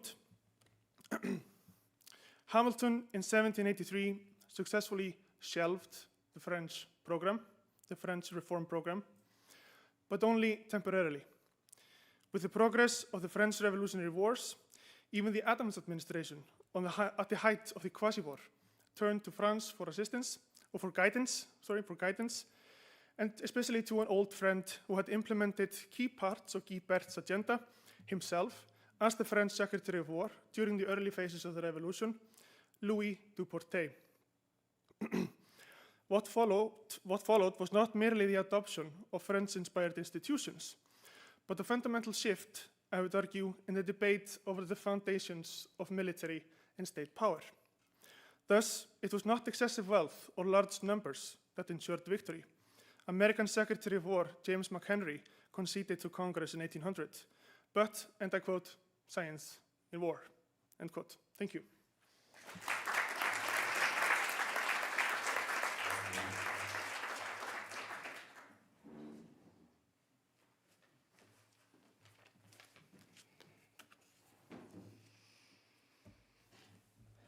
Good afternoon, everybody. How are y'all doing? Good. Thanks for listening. I want to thank my fellow panelists. Also want to do two special shout outs. One is to Matt Mulcahy, who read a version, just as a friendly reader, read a version of this paper and helped me give it some more structure. And I also want to thank Jenny Anderson, who the idea for this paper came from a conversation we had last summer over coffee. She was encouraging me to go right at the heart of one of the great military myths of the Revolutionary War, which I'll get to in a little bit. And finally, I want to thank the folks at the David Center of the American Revolution and here at the APS. I've been so lucky to be the pre-doctoral fellow here this past year. Everyone here, you're the best, you're the top. And luckily for you, now you can see what I've been working on after these many months. What's he doing there in the library all the time? Well, this is a little piece of it. So I want to talk today about what I call in the paper the trees and rocks myth, which is the notion that patriot soldiers fighting from behind trees and rocks were a decisive military asset in the Revolutionary War. I'll be talking mainly today about what's sometimes described as partisan war or irregular warfare or petty guerre. But I think we all have a version of this image in our minds, right? How influential it was in the outcome of the war for independence has certainly been a matter of debate, and I'll turn to military historians here who have long debunked this narrative, and occasionally I'll be borrowing from their ideas throughout the course of my remarks today. And not for nothing, just thinking a little bit about Sven's remarks, one of the major points that's made in order to debunk this romantic legend is the importance of regular forces. And for those of us who've studied the military history of the war, you understand how essential it was to George Washington and leaders of the Continental Army to produce a regular, respectable fighting force. So I'm going to be talking, I think, mainly about forces that look a little different. And while military historians have long looked at this legend, environmental history has not had a large role in these types of notions, despite their importance to myths of the Revolutionary War, and I would say even larger to a larger conversation about American national identity. So in addition to promoting a romanticized David and Goliath version of the Revolutionary War, the trees and rocks myth is also, crucially, about what side could use and enjoy the favor of North American nature. And it contributes to a larger notion about patriot home field advantage, an idea that an environmental history approach, as I hope to show today, raises serious questions about. And given the fact that the conference is focused primarily on 1776, I'm going to try to focus my examples there from war making in that year. But I'll be drawing from other examples throughout the Revolutionary War, hopefully, to make these points. So let's start at the beginning of the war at Lexington and Concord. I was having a conversation with my advisor a few weeks ago about this talk, and he described Lexington and Concord, and particularly the retreat of the British along the Battle Road, as the mothership moment of this myth. After the battles of Lexington and Concord, Crown forces retreating back into Boston were harassed by New England militiamen who were fighting from behind trees, rocks, stone walls, and so forth. And celebrations of Massachusetts militiamen, they saturated patriot arguments in the early years of the war. Let's turn to Franklin, who writes a poem at the end of 1775. I'm going to quote a couple sections from it. This is a poem entitled "The King's Own Regulars," and Franklin is sort of mocking British forces for their inability to fight effectively against American patriot partisans. He writes, quote, "It was not fair to shoot at us from behind trees. If they had stood open as they ought before our great guns, we should beat them with ease. They may fight with one another that way if they please, but it is not regular to stand and fight with such rascals as these." And then at a later moment in the poem, he calls back to an earlier battle in during the French and Indian War that certainly his readers would have been familiar with. "To Monongahela with fifes and drums, that great expedition cost infinite sums, but a few irregulars cut us all into crumbs." So he's calling back to Braddock's defeat in 1755, another important moment as as colonists and then later Americans are thinking about the superiority of about American irregulars versus European forces. Also in some of the earliest drawings, visual depictions of the battles of Lexington and Concord from Amos Doolittle, who completes these engravings, one of which you'll see up here. You can see that revolutionaries are fighting from behind trees. So this was a common argument that was made in the wake of those battles to prove American superiority. I guess my point I'm trying to make here with this is that the legend about American partisans is also about a connection to land, especially in the middle of a civil war, when there's an ongoing contest for hearts and minds and allegiance during the Revolution. These stories about irregulars fighting from behind trees and rocks are making a point about who knows the land better, who can use the land to their advantage. And that's certainly something you see coming through much of the conversation after the battles of Lexington and Concord. So let me make a couple of other points about some of the ideas or some of the moments of the Revolutionary War, some of the experiences of the Revolutionary War that this myth obscures. So the legend implies that patriots enjoyed a special harmonious relationship with nature, when in fact the war produced many environmental consequences. And, as I'll talk about in a moment, environmental violence was a tool, a weapon of war. So in 1776, cities along the eastern coast of North America were militarized, highly engineered. You certainly see this in New York City. Andrea referenced some of the engineering work that was done in Charleston as well. So in many of these places, the landscape just looks very different thanks to barricading of roads and building of entrenchments and fortifications, and all of these efforts have environmental consequences in the cutting down of trees or placement of these encampments. war could be environmentally beneficial at times in forcing the retreat of, for example, forcing the retreat of settlers from their homes and their homelands. There's, for instance, there's accounts around the shores of Lake Champlain where domesticated plants and animals multiply in the absence of white settlers. But also very important, war has environmental consequences. That's certainly true of the Revolutionary War. We know, historians have pointed out where dams were built during the war for military purposes, deforestation as a consequence of war for building encampments, particularly at Valley Forge and other encampments that were built as hut cities. And the Revolutionary generation looked around and saw their landscape had been dramatically changed. One of Sir William Howe's secretaries, Loftus Cliff, when he arrives at New York City, he says, he writes, quote, "Every advantage nature gave has been improved to the best advantage by those scoundrels." He's talking about the Continentals here. "We shall not show ourselves so perfect moles as they have done."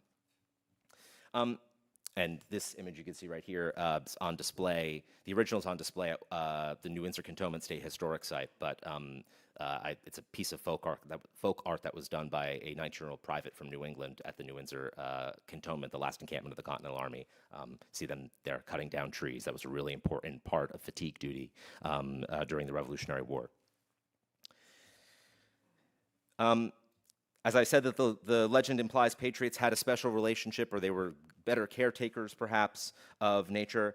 This also overlooks attacks, moments when environmental violence was used as a tool of war, perhaps no more notoriously than patriot attacks on native settlements. In 1776, during the harvest, for example, nearly 5,500 Patriot soldiers crossed the Blue Ridge Mountains and razed dozens of Cherokee towns, cutting down cornfields, orchards, and ripping up vegetable gardens.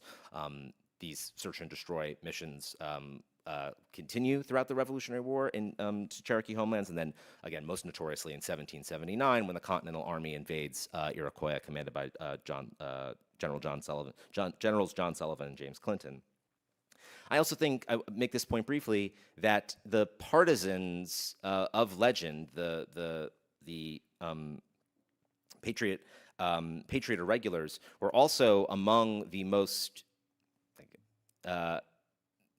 extractive of forces during the Revolutionary War, especially in the Southern Theater, because they were mounted. They traveled on horseback, and Nathaniel Greene has many complaints when he's commander of the Southern Theater about, units commanded by Francis Marion or Thomas Sumter.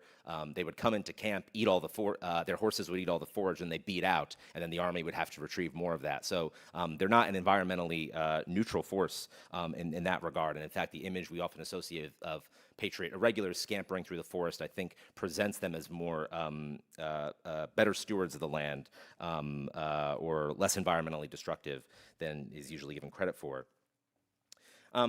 The Trees and Rocks myth also, overlooks enemies of the Patriot movement and their environmental knowledge. European soldiers were trained in these modes of war. Lieutenant John Ennis, on the shores of Lake Champlain in October 1778, he writes, quote, "During our stay here, our party went into the woods a little to practice treeing, as they call it. That is to say, the manner of hiding ourselves behind trees, stumps, etc." So it's not a mode of warfare that the Patriots have a monopoly on by any means.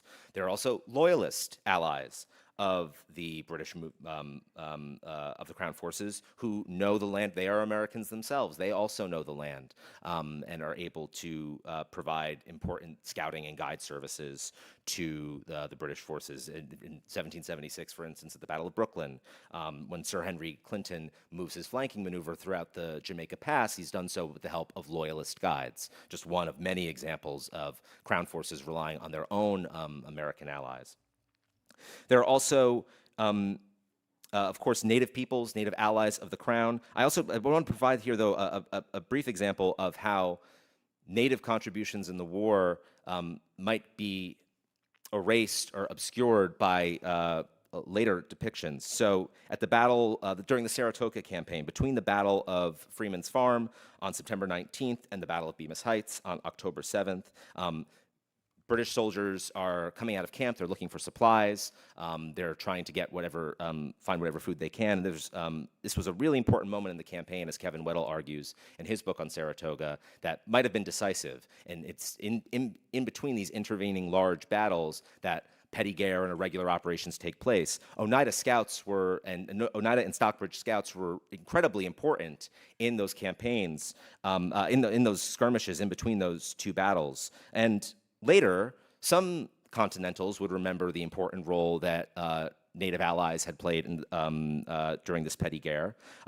However, later others would introduce natural factors as being more decisive. So the Massachusetts soldier Park Holland did not indicate that the Continental success in these skirmishes owed to Native allies, but rather to the fog that rose off the Hudson River. He writes in his recollection, quote, "The fog here, which had before, like the cloud of Israel, saved so many of us, did us ample service." So Native contributions getting obscured by natural factors.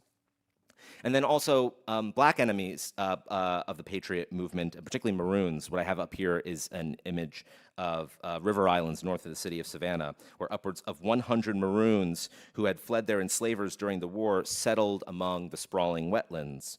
White patriots struggled to recapture these Maroons, deterred by expansive bald cypress forests, alligators, rattlesnakes. On the upland hammocks, Maroons cleared ground and raised corn and rice. And they were able to launch offensive operations against nearby plantations and liberate the enslaved, acquire supplies and weapons, and seize livestock as well. Black Maroons, using irregular tactics and living off the swamp, assailed white Southerners during the Revolutionary War and remained a military threat for years afterwards. Final point I'll make about the myth is that the Trees and Rocks myth treats nature as a backdrop to the war and not an agent of war or a participant in war. And here's where environmental history, I think, can make an important contribution. So I have up here just a couple, one more famous example from 1776, as American soldiers were retreating at the Battle of Brooklyn across the Gowanus Creek. They got caught being commanded by Lord Stirling. The Delawareans and Marylanders were caught in an ebb tide, and many drowned. So again, they're at the mercy of the tide or the environment. A few nights later, when they're pinned, the British have pinned, the Crown Forces, I should say, have pinned the Continental Army to the East River. A fog is able to cover some of their movements so they can escape to Manhattan. A wind, a nor'easter, helps keep the British warships out in New York Harbor. But not long after that, the fog then aids the British, covering the movement of their vessels up the East River through the Hell Gate so they can land their forces at the Battle of Pelham Bay in what today is Westchester County, New York. So they were able to sneak around Washington's forces in that regard. So I think the larger point is that nature is neither ally nor adversary. It is, nature operates on its own terms, its own rhythms. And maybe this is the important part. This type of agential nature with agency, was a way in which the revolutionary generation understood the world. They had a respect for this type of dynamism and understood in important ways that they were at the mercy of the natural world. And this type of environmental consciousness, if we can call it that, was really important to how military forces and political leaders thought about their campaigns for support and their operations in the field. So ultimately, what I'd like to leave the room with, or food for thought, is that I think historians should squint at claims of a decisive patriot home field advantage. I also think, as we're reflecting on what 2026 means, many people will be going to historic parks and sites this summer, and I think that many of these spots convey a false idea of the landscape of war, in as much as they are parks, but they are also ecological reserves. I'm not suggesting that Valley Forge Park cut down all its trees, but I think that it therefore is the burden then falls on interpreters to make sure they're communicating the environmental dimensions of the war, and to perhaps even restore that sense of environmental interdependence to our narratives of the revolution. And to do so requires we reject the fiction that human beings stand apart from the living world. That fantasy, like hell, is not easily conquered. Thank you.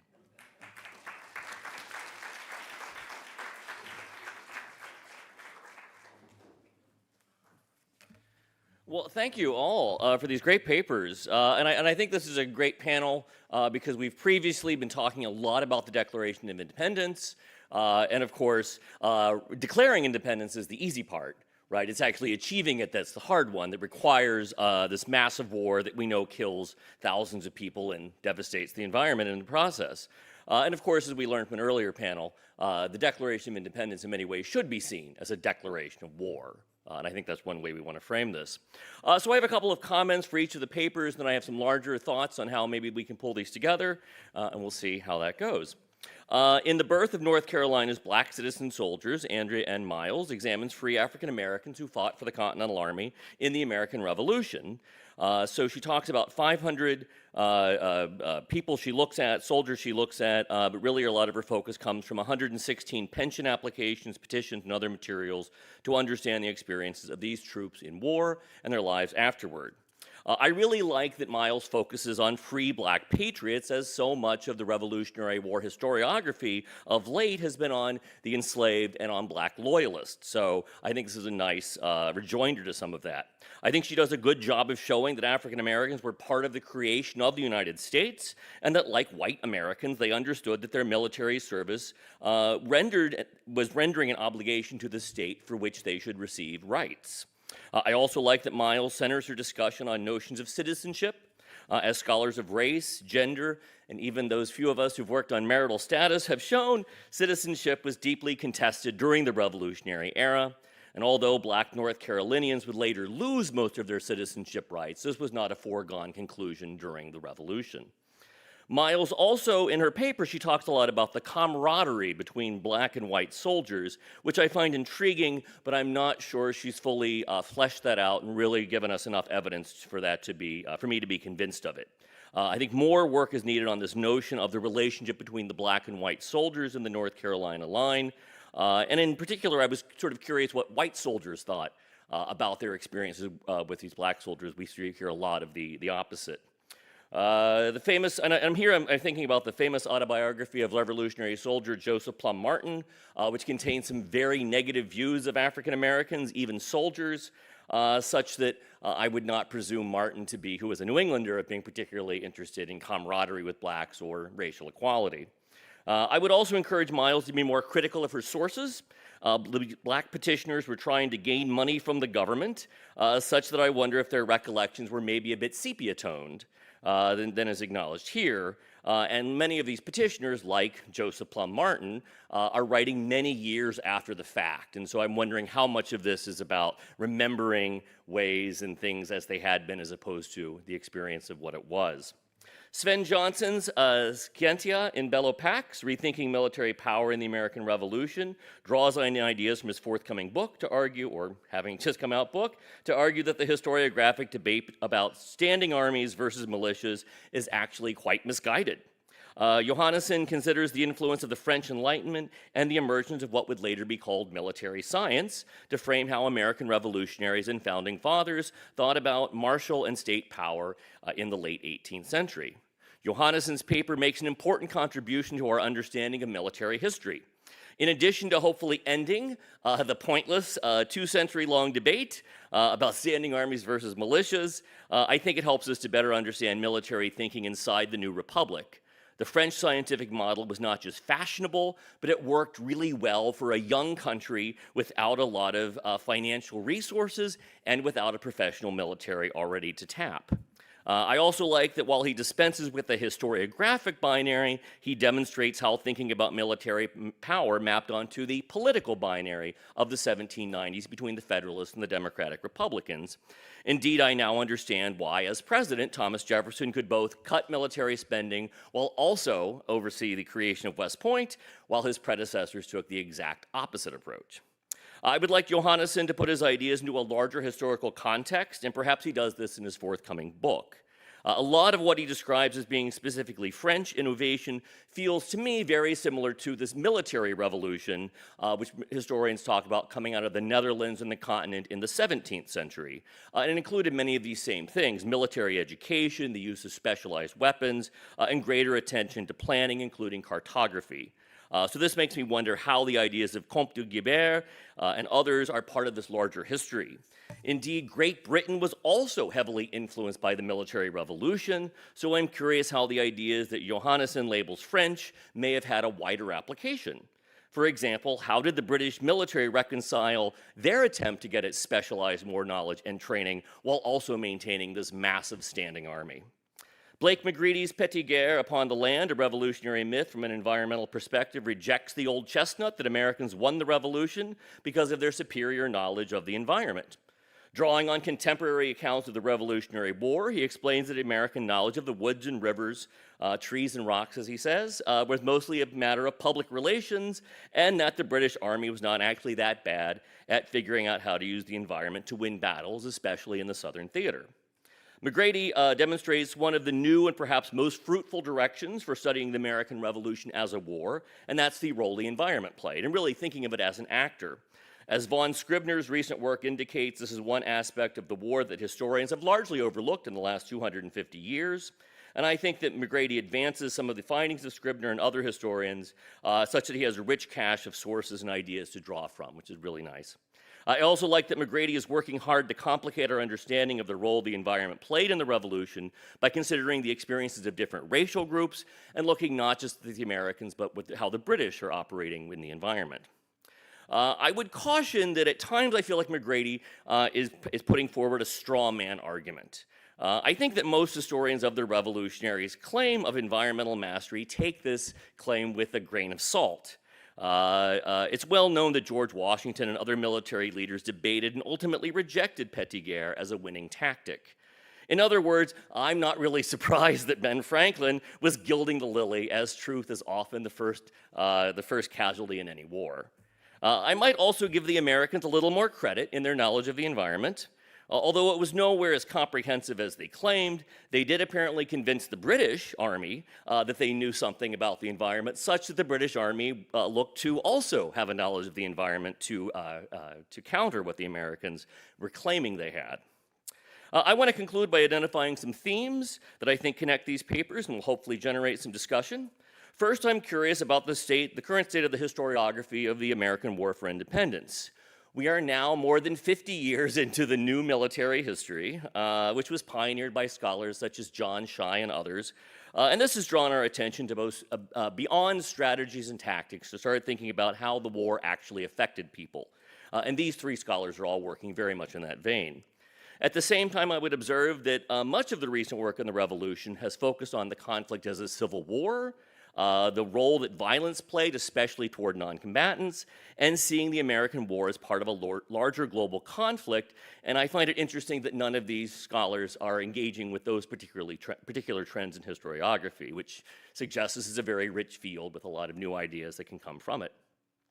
Second, I find it interesting that all three papers focus on the Continental Army, but none of them talk about the Navy. Now, while I understand that if you're looking at the American side of the American Revolution, you kind of have to look at the Army because there's not much of a Navy during the Revolution, I wonder how this applies if we broaden our lens to include the British and the British military, which was heavily dependent on the Royal Navy.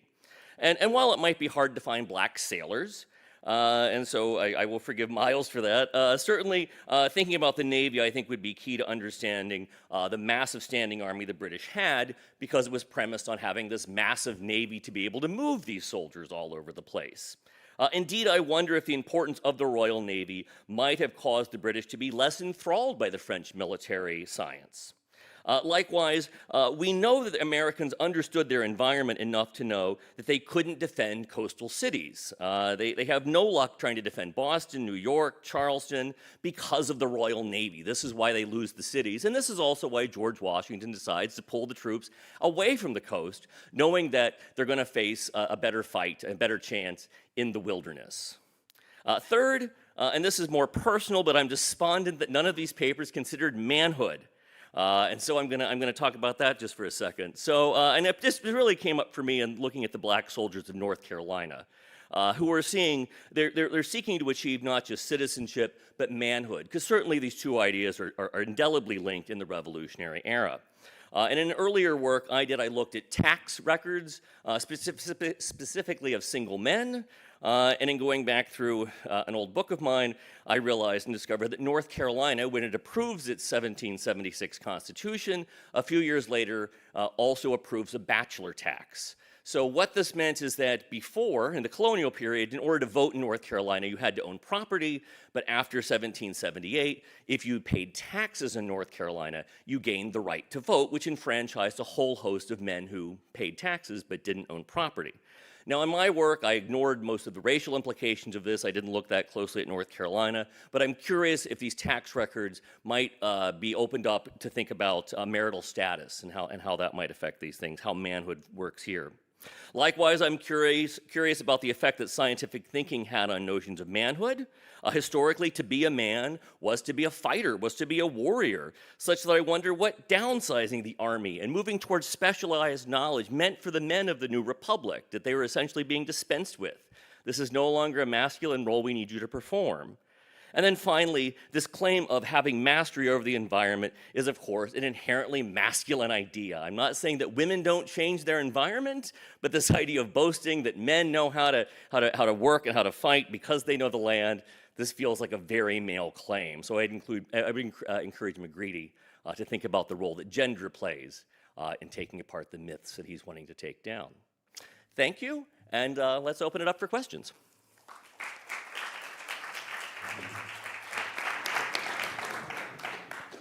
I want to thank all of you, and especially hearing about the connection to the Clements as a Southeastern Michigander. So always love the shout out for that in EMU. But my question is for, I have two, one for Dr. Johansson and one for Mr. McCready. You mentioned that Guibert, who's been written about quite a bit, especially by professors like Jonathan Abel, was being read by, you use the example of General Heath in the Continental Army. Are there any other examples you've come across of, at that time, recent French text under the Saint-Germain ministry being read by officers of the Continental Army? And then for Mr. McGreedy, you mentioned the Franklin poem, specifically citing the Battle of the Monongahela in 1755. And was there an understanding of the propaganda value of environmental warfare, not just among the British American colonists? Did that also extend, as Franklin insinuates, to the French North American colonists? Okay. Thank you for the question. It's a good question. I think the literature on the military literature of the American Revolution, I think it's a bit dated. It's a question I want to research more, you know. But to my knowledge, I think the stuff that was associated with the Saint-Germain reforms, I think Guibert Treaty would be the main thing that came to the U.S. and was read, I'm pretty sure that William Heath read Guibert. There is also Chastellux says that Washington read Guibert. I'm not so sure, but no, I don't think there. I mean, there are other treatises. There are even some other French treatises, but they are usually older, and most of the stuff that they are reading in 1774, 5, 6 is stuff from the 60s. And so not like the cutting edge stuff. Oh, actually, that's not true. There is stuff from, and I'm now remembering, there is more stuff on like on the tactical debates between the line tactic debates. You know, really technical stuff about whether to organize infantry troops in lines or in columns. So there's a huge debate on that in the 1770s in France. And those debates do cross into the revolution. So people are reading those things a bit. Yeah. So I'd first build on a comment that was made a moment ago about Vaughan Scribner's book. And one of Vaughan's major points is that European soldiers from Great Britain and from what today is Germany had these despondent, revulsive feelings about the American environment, and that might have contributed to a deficit in morale because they felt that their bodies were being changed by their experiences in North America. And I want to mention that because I think one of the ways I'm hoping to build on Vaughan's work is that there's, therefore, I also believe, points of commonality in the American experience. So Patriot soldiers in the Continental ranks are waxing poetic about many of the new environs that they're seeing throughout their military service. Loyalists do this as well. They also had a cherished attachment to their homelands. I think, and something that came to mind with your question about French Americans specifically were the letters that were sent in 1775 by the Continental Congress, the New York Provincial Congress, and others to French, to the Quebecois, trying to convince them to join the Patriot side. The one that strikes me as being very different from the others is actually Washington's, whereas the others are making a much more intellectual and political argument about their shared concerns about parliamentary overreach. Washington comes in and says, the British are coming for your farms. They're gonna burn them down, they're gonna take away your livestock, they're plunderers. So there's an environmental argument to be made there. So while I'd have to think, more research I would have to look at to think about how Braddock's defeat is appearing in maybe some of those campaigns. I wanted to bring that to the surface because it does strike me that there's a way in which environmental arguments work amongst Americans, and I think Vaughan's point is that the experiences of Crown forces sort of blunt the effectiveness of those claims. Hi, question for Andrea. Thank you very much for that great paper on North Carolina. I really appreciated that tight focus because we don't usually get much on North Carolina when we talk about the American Revolution. My question for you is, do you have any information about gun ownership for these free black militiamen? Did they own guns? If they did own guns, do you have any idea what kind of guns did they own? Or were they supplied guns by richer people or by the state? Okay, thank you for your question. I do have evidence that they owned guns. I can't say the specific type of gun that they owned, but I had some receipts for bullets, gunpowder, things of that nature. As far as the militia laws went, they were required to have their own guns when they mustered. If they did not have them, they could be fined. They would take that out of their, like any bounty pay they received. But the captain was responsible for providing them with guns. So they would give them the gun and then, charge them for the gun out of, sort of like pay as you go later. So yes, they were armed, when they served.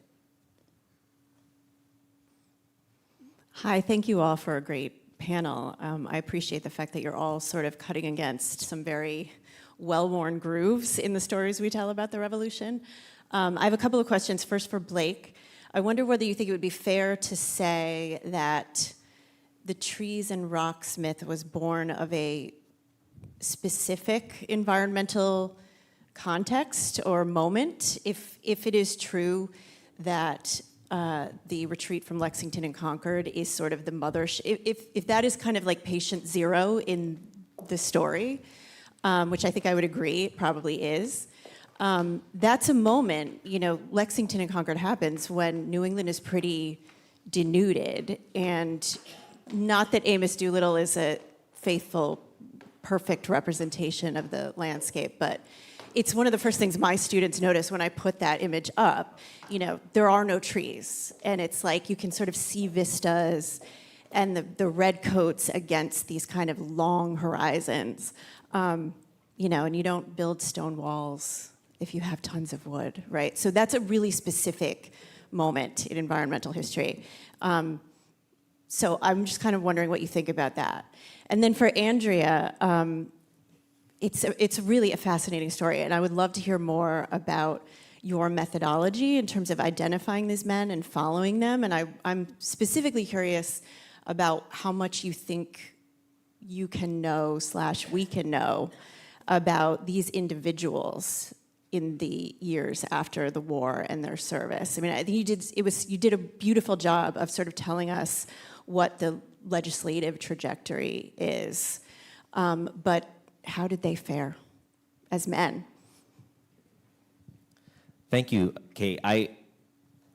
First thing I want to do is draw a comparison between the sort of rural landscape that would have greeted New Englanders and Crown Forces on April 19, 1775, and the old growth forest that Franklin then compares it to at the Battle of the Monongahela, right? So he's drawing an equivalent between, I think one of the things he's doing is drawing an equivalence between two very different types of landscapes, but appeals to a certain set of notions in American minds about how warfare is being, because there's no massive hemlocks that the Minutemen are gathering behind, to say nothing of the fact that April 19th, the trees that are standing probably haven't leafed out yet at that moment. So it also, and your comment about your students also reminds me about something I've noticed when I talk to public audiences about this. They're very curious just about the physical terrain upon which the revolution was fought. And I think there's a series of ideas that, in a pre-industrial age, it was, tropes of wilderness or even old growth forest, that those are the dominating environmental landmarks and features of the time, when in fact much of the campaign, especially along the Atlantic seaboard, landscapes would look very different. So I think that's part of the project of environmental histories of the revolution is, it's many things, right? It's pulling out the political dimensions, thinking about how nature is an agent, and also restoring the material conditions upon which the war was fought.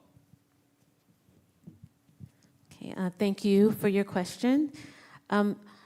As far as how they fared, I could really track some of those veterans by their economic status, especially tax records, it's land ownership, wills, and when they had to go to court for their debt.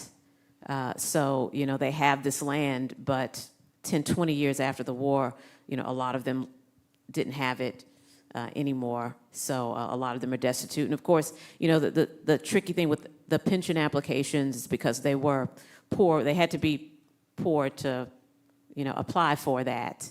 So you look for those, for the success stories. But, in the applications, not just in the applications, from what I've seen in the records, there weren't many. There were some, but not, many. So, yeah, as far as tracking what can you know, their economic status after the war told me a lot. And even in the pension applications, a lot of them told their story, of what happened to them and why they were destitute. And some said how they were swindled out of their land. And then you have some witnesses are also on those applications. And a lot of those witnesses are white. And some will say, I swindled them out of the land. With that, you could track it. So, and I say with, methodology, it was really, for me, a lot of painstaking, grueling work because, I say with marginalized people, and I say specifically people of African descent, I say, our history was broken up into 1,000 pieces. And, it takes a lot of work. You have to look through everything to dig to try to put Humpty Dumpty back together again. So any little thing that can be, threaded together with something else is what, helps. So, unfortunately, I don't have like a magic, I wish I had a magic wand to put it all back together, but, it's just a lot of sleepless nights, combing through everything, so.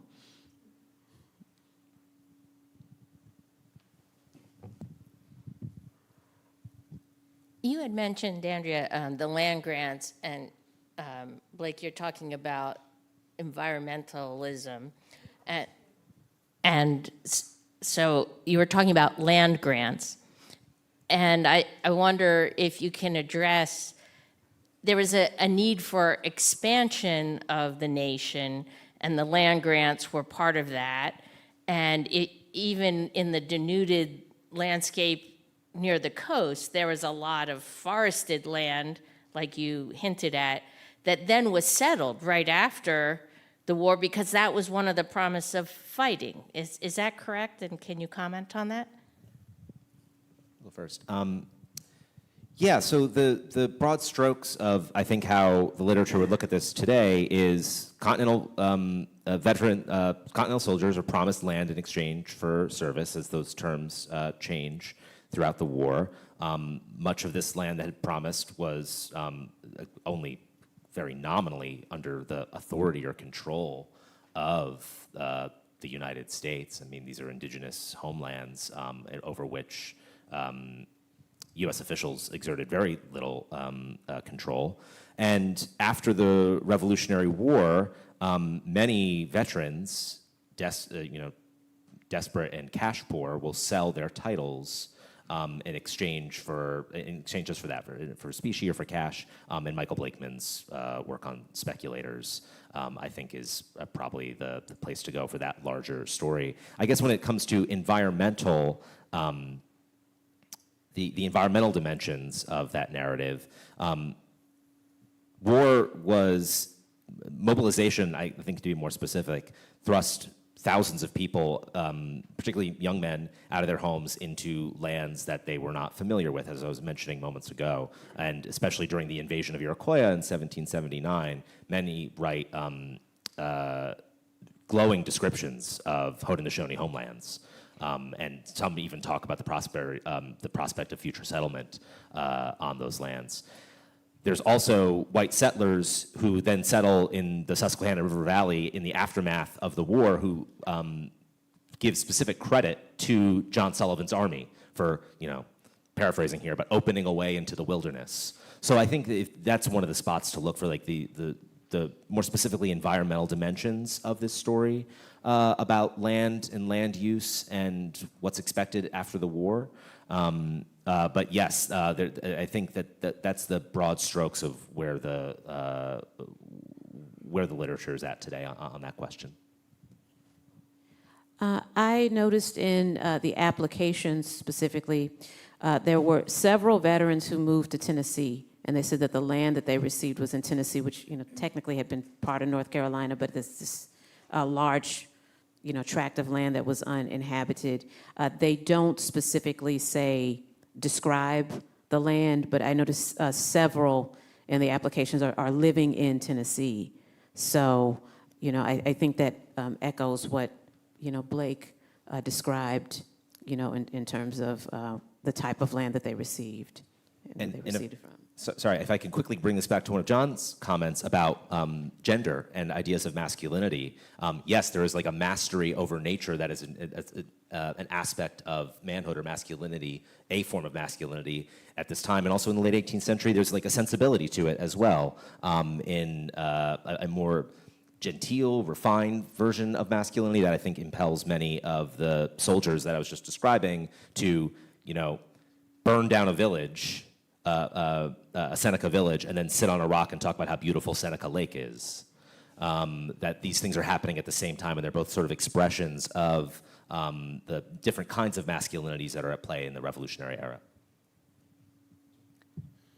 This is a question for Sven, because I enjoyed your new book, so much. And what I'm wondering is, when we think about, so much of the work on the state with respect to the Civil War comes out of the Civil War as creating a certain understandings of the 19th century state, and World War II creating a lot of the visions of the state that we have for the rest of the 20th century. And so can you just articulate a little bit more about sort of your argument about how the revolution is actually contributing to this new theory of the state in this period on the American side? Thank you for this question and also for reading the book. Yeah, that's a big question. So I think I think the revolution, the American Revolution, is the sort of the start. I see the American Revolution as the sort of beginning of the shift towards this sort of different ways of organizing military and state power that really come to the fore during the French Revolution and during the Napoleonic Wars. And then the Americans selectively interpret that, and sort of reshape the central state, especially the military state, around those ideas in the wake of the Napoleonic Wars. So I see sort of the American Revolution as and of course, you know, we think about the American Revolution as being a part of the British imperial crisis in the wake of the 7 Years' War. Of course, France is also dealing with its own crisis of the sort of fiscal military system that has come into existence in the 100 years preceding it. And I think this French sort of response, which sort of flowers in the 1770s, but is also sort of haltingly, it's very much piecemeal. It's never sort of fully developed, but significant parts of it do come forth during the French Revolution. And also it's very much changed during the French Revolution. So the story sort of culminates in the wake of the Napoleonic Wars. But the American Revolution, I think, is sort of one of the key first steps in that journey. I hope does that answer the question? I hope so. But thank you for the question.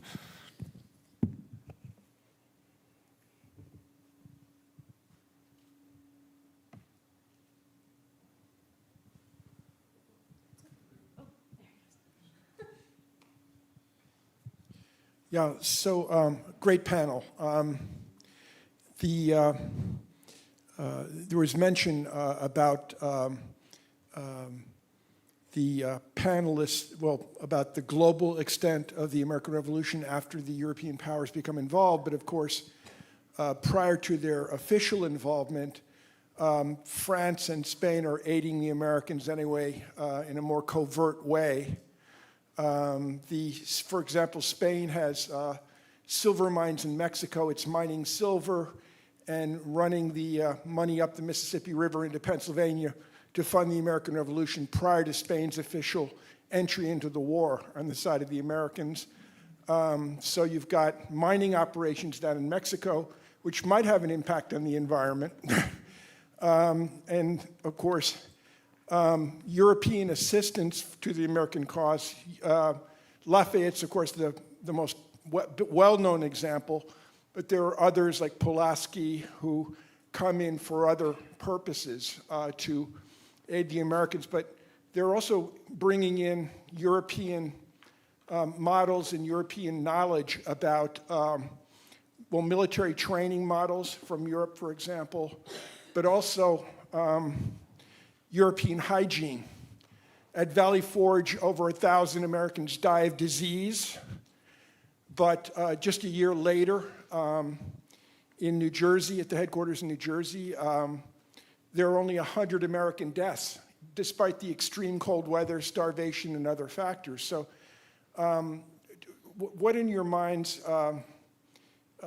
is the impact environmentally, for example, of European hygienic practices, public health practices, and other European assistance to the American cause in general? Thank you. Again, there's so much work to be done about the environmental consequences of this war, and that's a terrific example about mining that's happening. To what extent is it intensified? By the needs of the Spanish during the Revolutionary War. You can also look at, deforestation at other parts around the globe. So the British have sufficient military stores to repair their navy.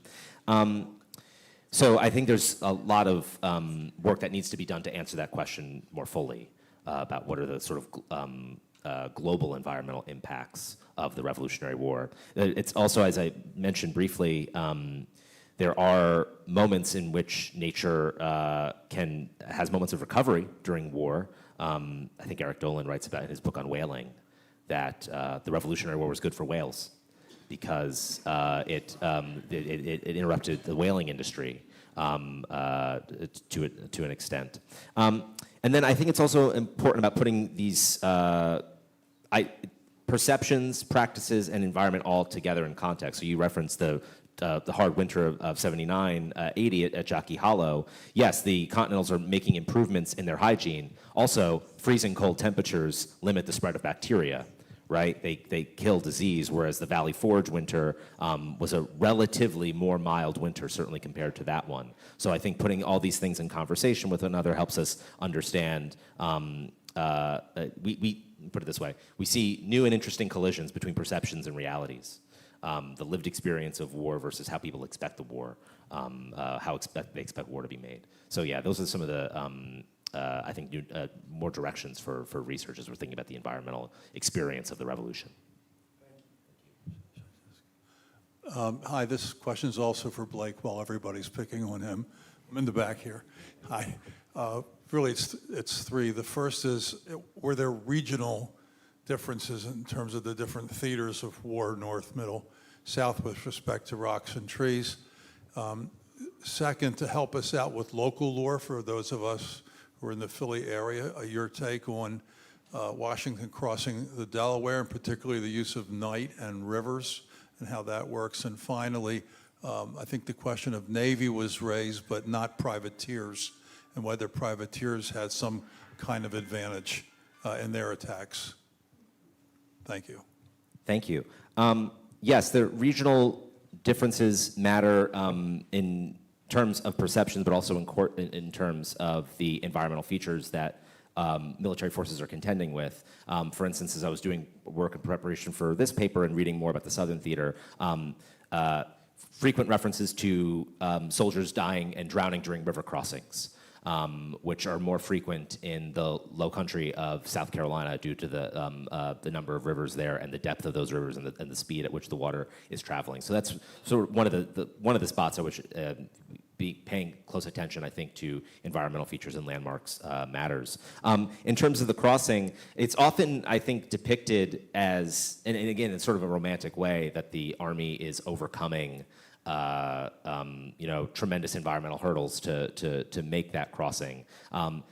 Zooming out and thinking about it in larger context, we know that, for instance, some of the columns that Washington intended to make the crossing aren't able to go because of the nor'easter, because of the weather, I should say, the snowstorm that evening. And I think ultimately, when you think about the experience of war, nature, again, is not picking sides, right? Certain features, certain events can be environmentally beneficial to one side one day and then be at the detriment of the same side another day. And I think looking at the whole, Trenton-Princeton campaign gives you examples of how in some cases it benefited the Crown Forces, and in other cases it benefited the Continental Army. And finally, about privateers, along the shores of Long Island, there are many British-occupied Long Island during the Revolutionary War.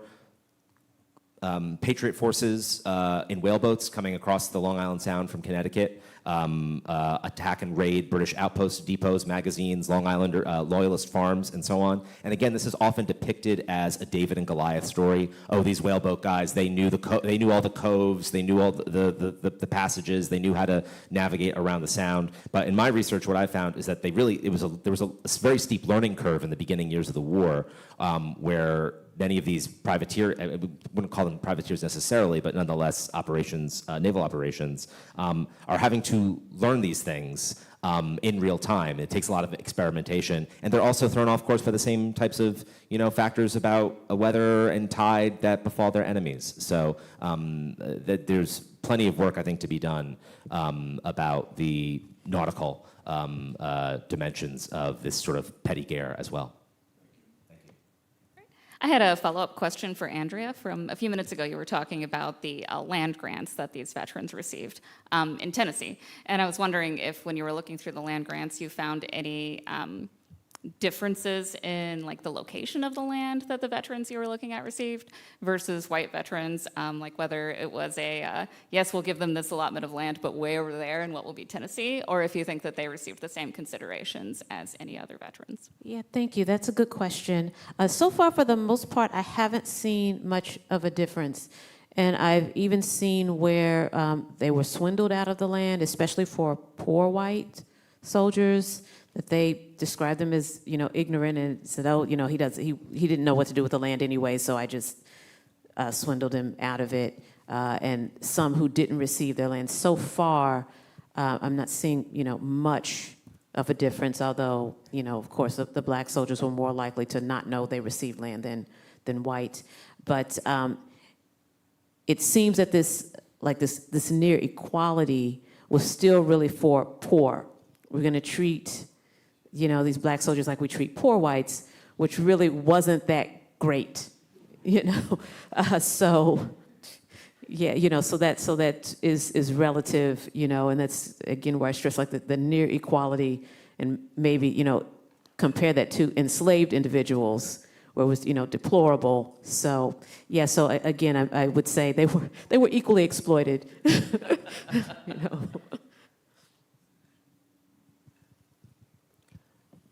I want to give the last few minutes for the panelists to have an opportunity if they'd like to respond to any of the comments or to each other, and then we'll be done.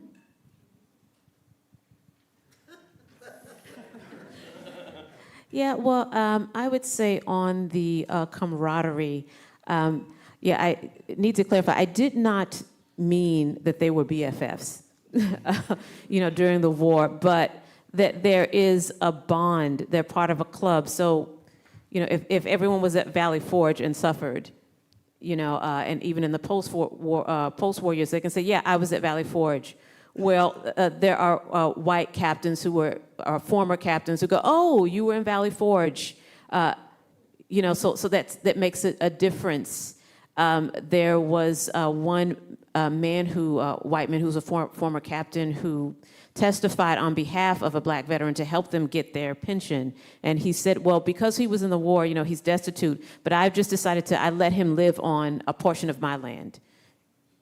Because we served together in the war. And then there are several who come and testify on their behalf, and they'll say, oh yeah, I remember that guy. He hit me in the head with a musket. And then some, where they say, oh yeah, that guy, he was great. We would carry him on our shoulders. And even with some there was, another white soldier that this black soldier took a liking to, because he was small and scrawny, and he would put him on his back and he would carry him. So, there are instances where there were bonds formed, where you have, again, a lot of the witnesses who testified on the behalf and the applications were white. And so they would say, yeah, because they were here, then I'm going to testify for them. But, again, it's more of a club that they, belong to. So maybe, tolerated, and some like them some, so. Yeah, thanks. I'll use the chance to respond to some of John's excellent comments, and especially his question about how we should, about thinking about it in broader terms in connection with the concept of the military revolution. So I see many of the stuff that's happening in the second half of the 18th century as sort of basically a response to the military revolution. Of course, not everybody agrees with calling it the military revolution. A lot of people, it's something, it's essentially about transformation of warfare in the 16th, 17th, and early 18th century into these sort of line formations, armies. And if we think about, and one of the things that I like to do in my research is to sort of, because so much of this work has been in the sort of social sciences and sort of social science-oriented history, is to think about what contemporaries actually thought about what we call the military revolution. And when we get to the middle of the 18th century, it turns out a lot of people really don't like it anymore. And some of these people are the people who sort of invoke the classical citizen militia as a response to the pathologies of the military revolution. But there are a lot of other people who say, they had some good ideas, 150 years ago.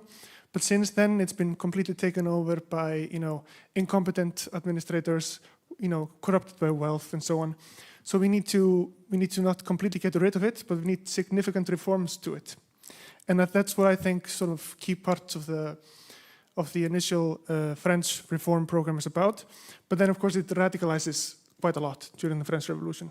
And of course, a lot of people talk about a second sort of military revolution in terms of at least the line formations and so on.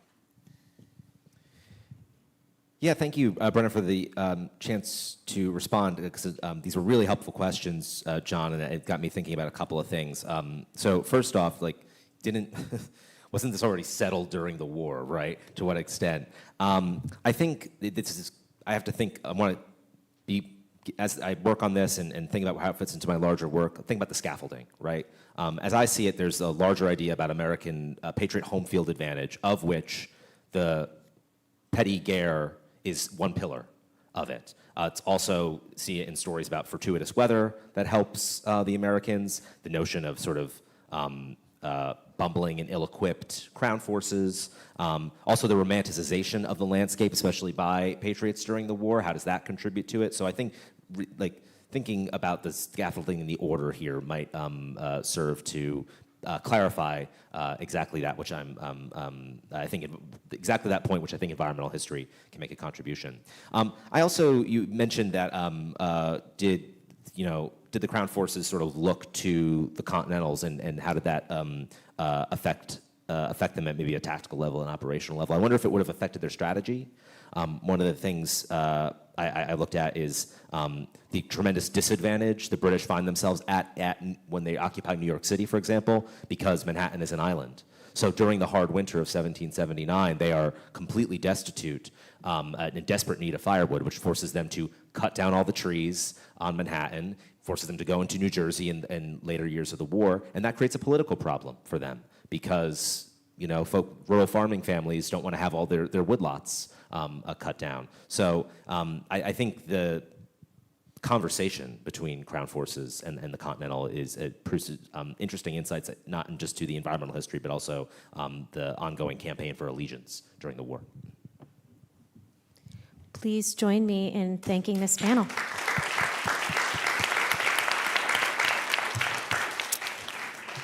And we'll be back in 15 minutes at 3:30.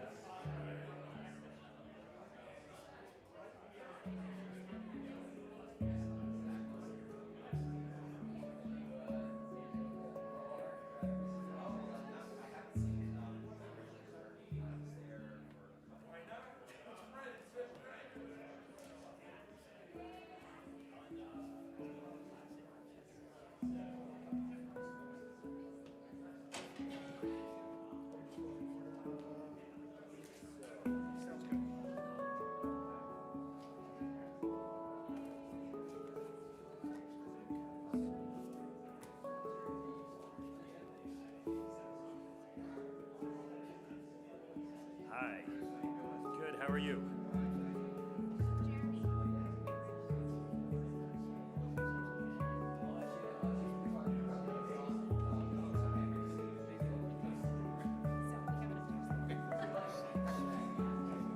I was like, oh, he's running for the chair, but I forgot to tell him.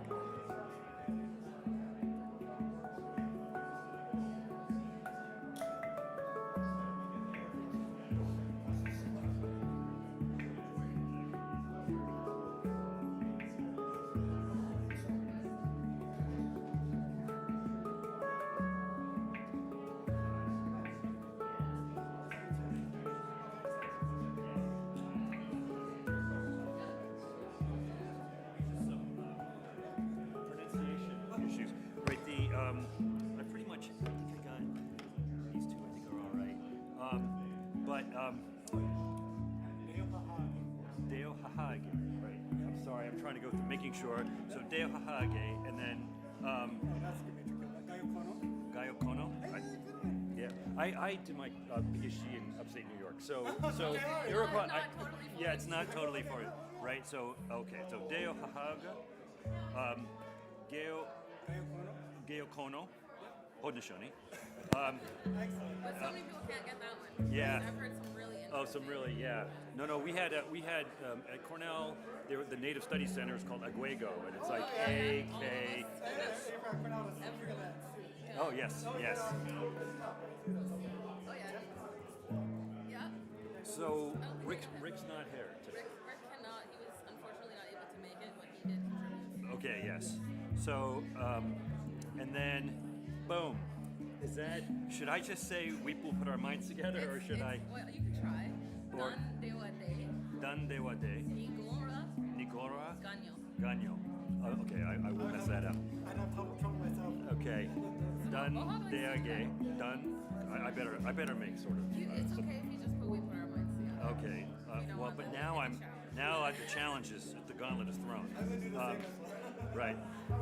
But it's the T and the D's. The Dun, Dewa, De, Nigon, Ra, Ganyo. Right. Okay. And then Ganya Hegaga. Right. Ganya Hegaga. Gehaga. Ganya Hegaga. So I will do my best to try to make sure that this is It's on. Mohawk. Yeah. Okay. Yeah. Okay. So is that that's not Ganawaga, is it? Are you? No. It's a separate- Ganawage is like a place. Yeah, But that's Ganyan Gehaga, which is the Mohawk Nation. I see. Six Nations. Okay. Okay. All right, Oswego. Yes. Okay. So I just wanted to make sure. I think I got everybody, but just please forgive me if I if I look to you and you could maybe just pipe up. But it's wonderful to meet you. Oh, very nice. I really enjoyed the paper. I really liked it. I'll talk. We can keep going. Yes.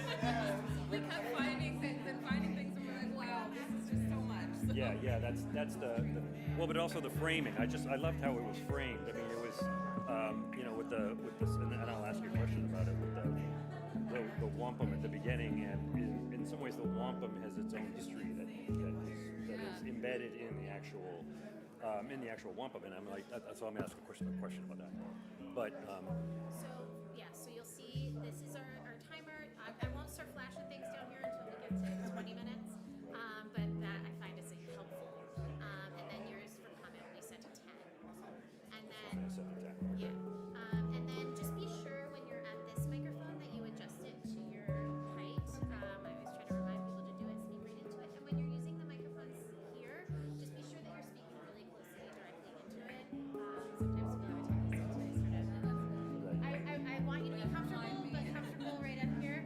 It's designed so that it doesn't pick up the ambient noise, but that creates a little bit of Theoretical. So I'm gonna get everybody in here. I'd love to be able to introduce you, but I think you all should. Okay, does that sound good? Sure. Yeah, I don't want. We deserve a small introduction. You know, right? Do I have to do? Hello. Do I have to do something here? Because Or do you have a PowerPoint? yes. Okay. Did you set up the PowerPoint? Yes, but this is not mine. Okay, so this is Tom, this is Richard, so it might that might get a shift. Should I do something or? Well, you're going first, actually, right? That's why. Oh, I see. That's why.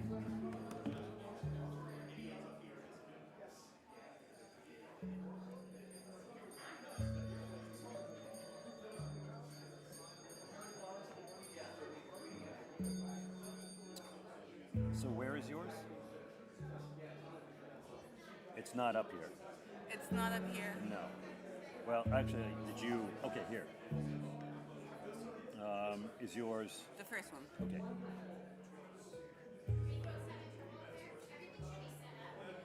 Well, that was a different. Okay. Yeah, don't change anything on there. Okay. Yeah. I just wanted to bring hers up because hers hadn't come. Hers wasn't open yet. Oh yeah. So Jeremy will pull them up. I'll just make sure we're still. But also, yeah, I don't have to put it in percentage.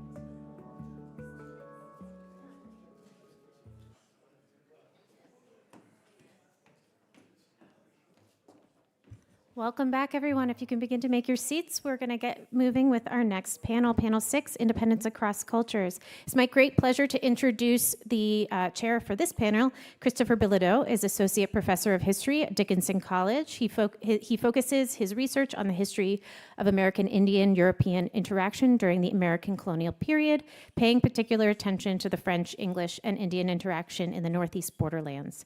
He teaches courses on colonial America, the American Revolution, the early Republic, American Indian history, and the roles that violence plays in colonial situation. So thank you for continuing to participate in the conference. Thanks.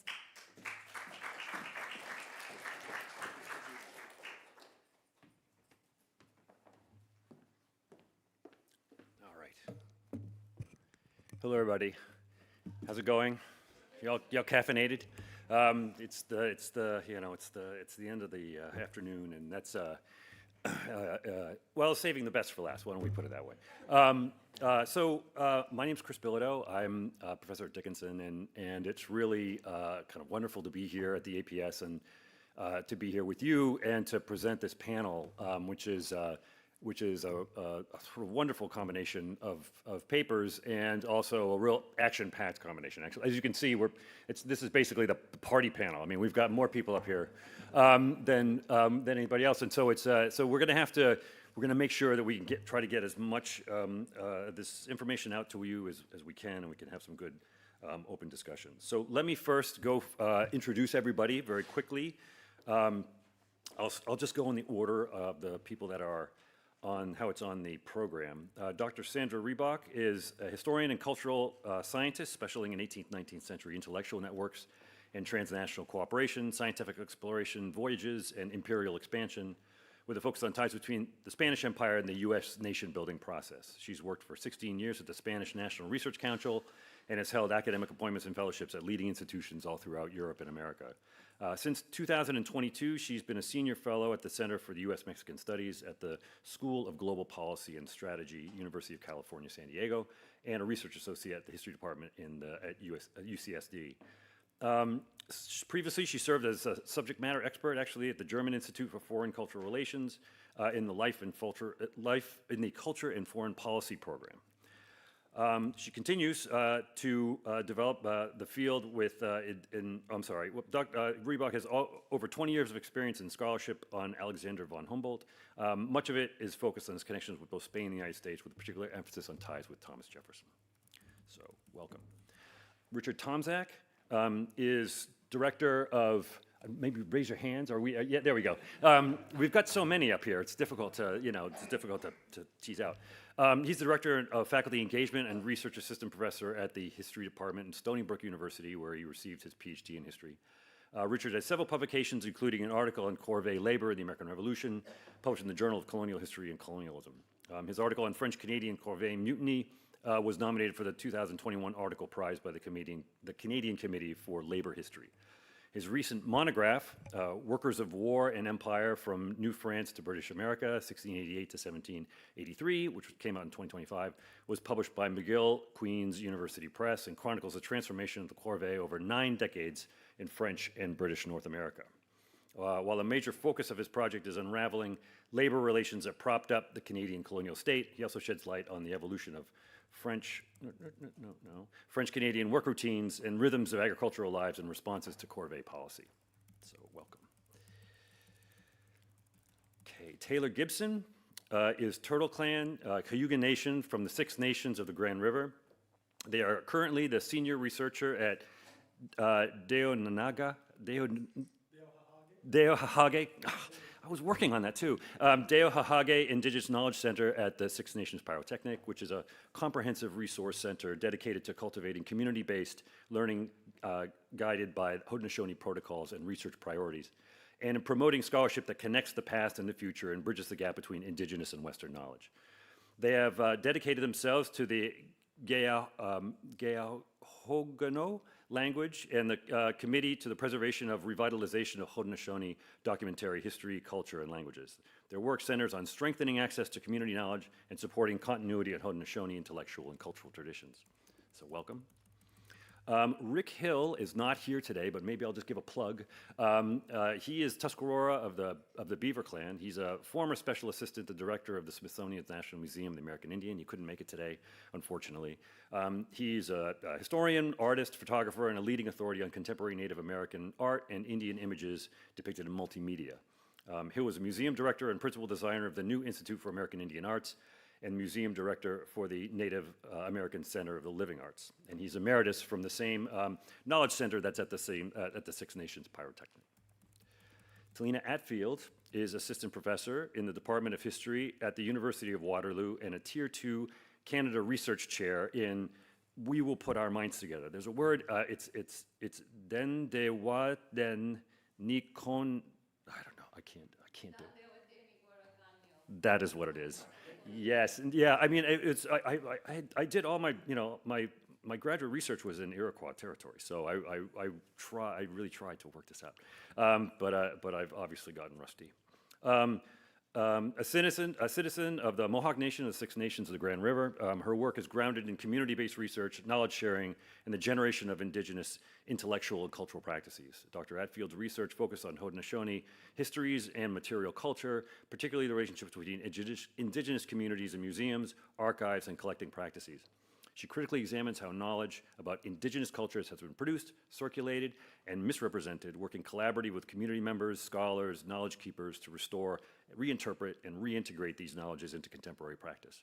Her Canadian Research Chair program emphasizes the translation and return of archival materials, linguistic, photographic material into community use, with the goal of supporting cultural and language regeneration and strengthening intergenerational knowledge transmission. So, great to have you. And finally, not least, Christopher Ray is visiting associate professor of history at the College of Holy Cross in Worcester, Massachusetts, where he teaches courses in 16th, 18th century Native North American experience, indigenous encounters with Europeans, and the Euro-American construction of indigenous slave law. In addition to several book chapters and journal articles, he's the author of Cherokee Power, Imperial and Indigenous Geopolitics in the Trans-Appalachian West, 1670 to 1774, which came out in 2023, Middle Tennessee, 1775 to 1825, Progress and Popular Democracy in the Southwestern Frontier, which came out in 2007. He's also the co-editor with Brandy DeSanti, Lac-Court Orai Ojibwe, of Understanding and Teaching Native American History in 2022. His current research focuses upon Native and non-Native processes of state building in revolutionary America. So that's we got a great panel for you, so maybe we can just come up right from the beginning and you can start.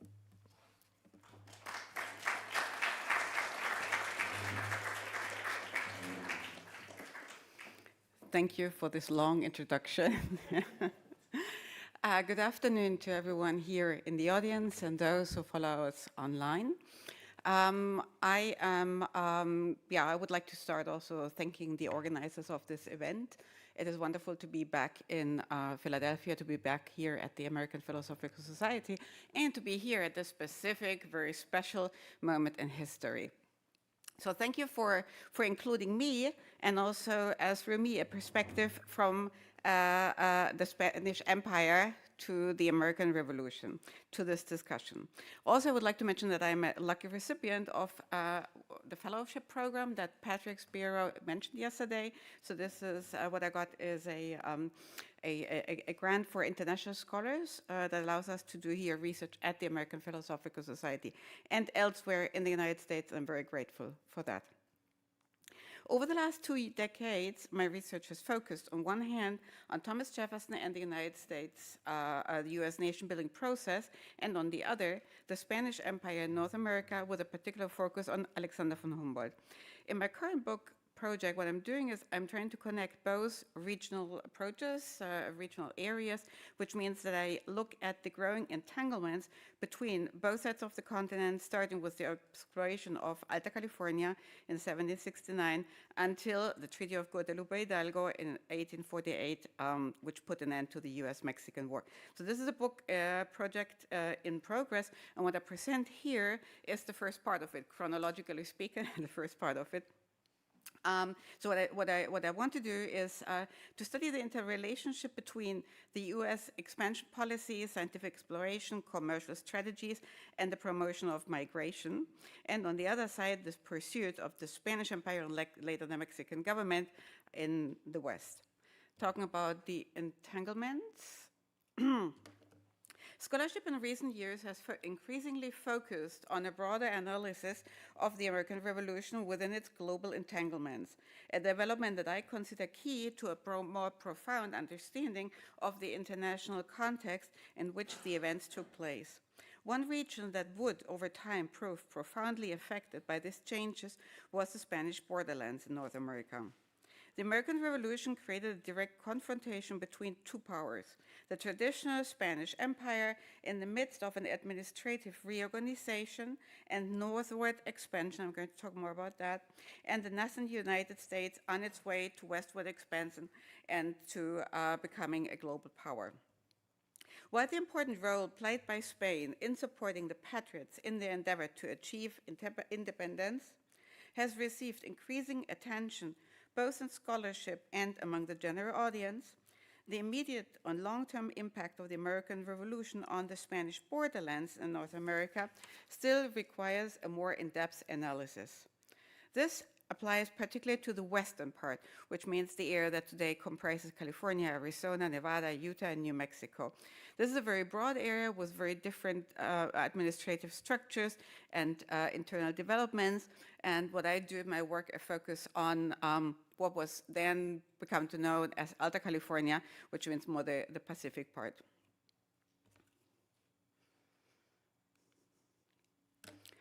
There is one specific family that played a key role in the entire process, which means referring to Spain's role in the American Revolution, across different regions and at different levels within the colonial administration.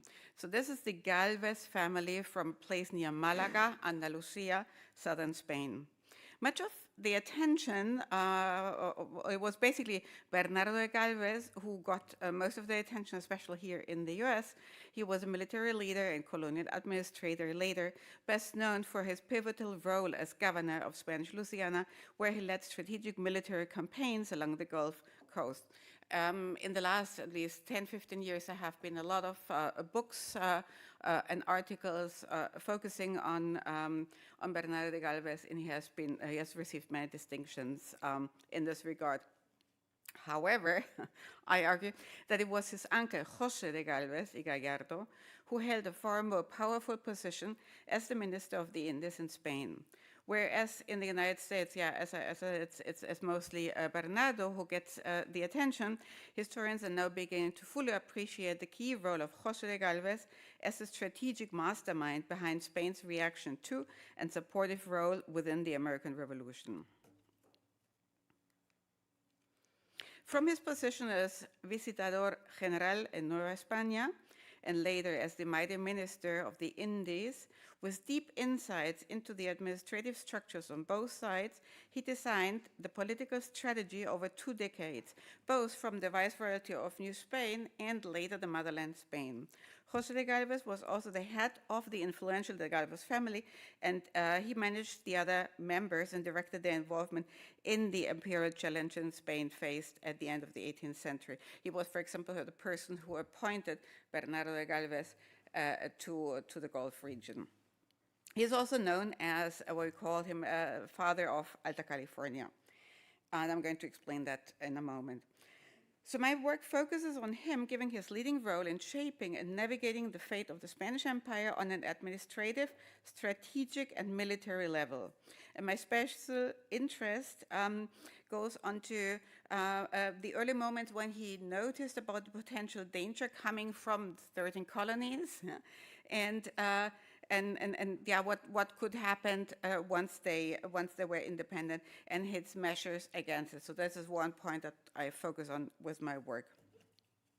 To be complete, there is another family member, and this is Matias de Galvez, whose contribution have also been overshadowed by the prominent role of his son, Bernardo. So this is the father and the brother of José de Galvez. He defended successfully the Spanish colony in Guatemala as Captain General. So he defended it from British incursions. And there's another brother, Antonio de Galvez, but he doesn't play a role in this transatlantic context, let's say. So talking about Alta California, one of the most impactful strategic missions launched only a few years before the declaration of the independence was Spain's effort to expand its empire northwards by colonizing Alta California, the northwestern borderland of New Spain. Starting with the Gaspar de Portola expedition in 1768. So this was an expedition that went up the coast and established Monterrey. Well, starting with San Diego, the mission of San Diego was established in 1769. And then over time, the string of missions that they built reached as far north as Sonoma. So this was seen as a great success for the Spanish Empire, raising important expectations regarding the future of its North American possessions and the trade connections with Asia that it facilitates. So that is a very important point, not only for the Spaniards, but also for the US, as we will see in a moment. It's always the trade connection with Asia, especially China. And still, even briefly after the declaration of the independence in Philadelphia, the mission of San Francisco was founded in 1776, and just a few weeks later, the mission of San Juan Capistrano, also closer to San Diego. So this is what I meant with entanglements. This were the things that were happening at the same moment on both sides of the continent. As a colonial power itself, Spain, generally speaking, was not in favor of developments that could eventually lead to independent struggles within its own imperial possessions. Yet, Spanish authorities also saw clear strategic advantages in supporting the North American rebels against their British rivals. After its territorial losses to Britain in the 7 Years' War, the Spanish king and its ministers were eager to take any action that would weaken British military and political power while protecting its own overseas possessions. Entering the war against Britain as an ally of France, though not as a formal ally of the American Revolutionary themselves, would offer the country an intriguing opportunity to advance both goals. However, too much was at stake for the Spanish monarchy in this endeavor, so caution and a well-thought-out balance of interests were required. Spain saw both opportunities and peril in the Patriots' revolt. On one hand, the idea of punishing Britain by seizing the colonies seemed very appealing, yet on the other, they feared that only American westward expansion, they feared not only American westward expansion, but also the spread of ideas into Spanish America that would subvert Spain's empire. So this was a moment where in Spain, they received pressure or attempts to convince Spain by the Patriots and by the French. So yesterday, Bertrand already mentioned the Comte de Vergennes. So what he did, basically, he tried to convince people in Spain that through his correspondence in Spain, so he dismissed Spanish fears of American power by claiming that the republics naturally lacked energy and cohesion. He even predicted internal instability and argued that the colonies were too diverse to remain united. That's what he said.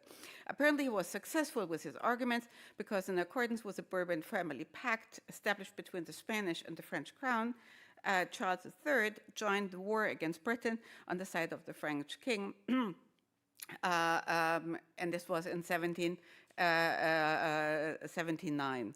So in this moment, it was the secret convention of Aranjuez that laid out the potential benefits for Spain from an expected victory. So basically what they were interested in was a restitution of Gibraltar and of Minorca, the expulsion of the British from the Mississippi River, the possession of Mobile, and the restitution of Pensacola, and the entire coast of Florida up to the Bahamas Channel. On this ground, the relationship between the Spanish Empire and the future United States during the American Revolution was a complex web of covert financial aid through agents and trading firms, military alliances against the common enemy, and the strategic jockeying for positions in North America. So the support started prior to 1779. This was just the official declaration of war. They started years earlier, but in a more covered way. So what changed was, well, we can see it here on this slide. It's this is the declaration. It's the explanation, not the official declaration, but it's an explanation of the reasons that led to the support. And as we can see, well, it's as it is many times. It's expressed that they would prefer to act peacefully, but unfortunately, the situation doesn't allow it. So that's why the Spanish king has decided that Spain enters into the war. And yes, so this is what happened in Spain.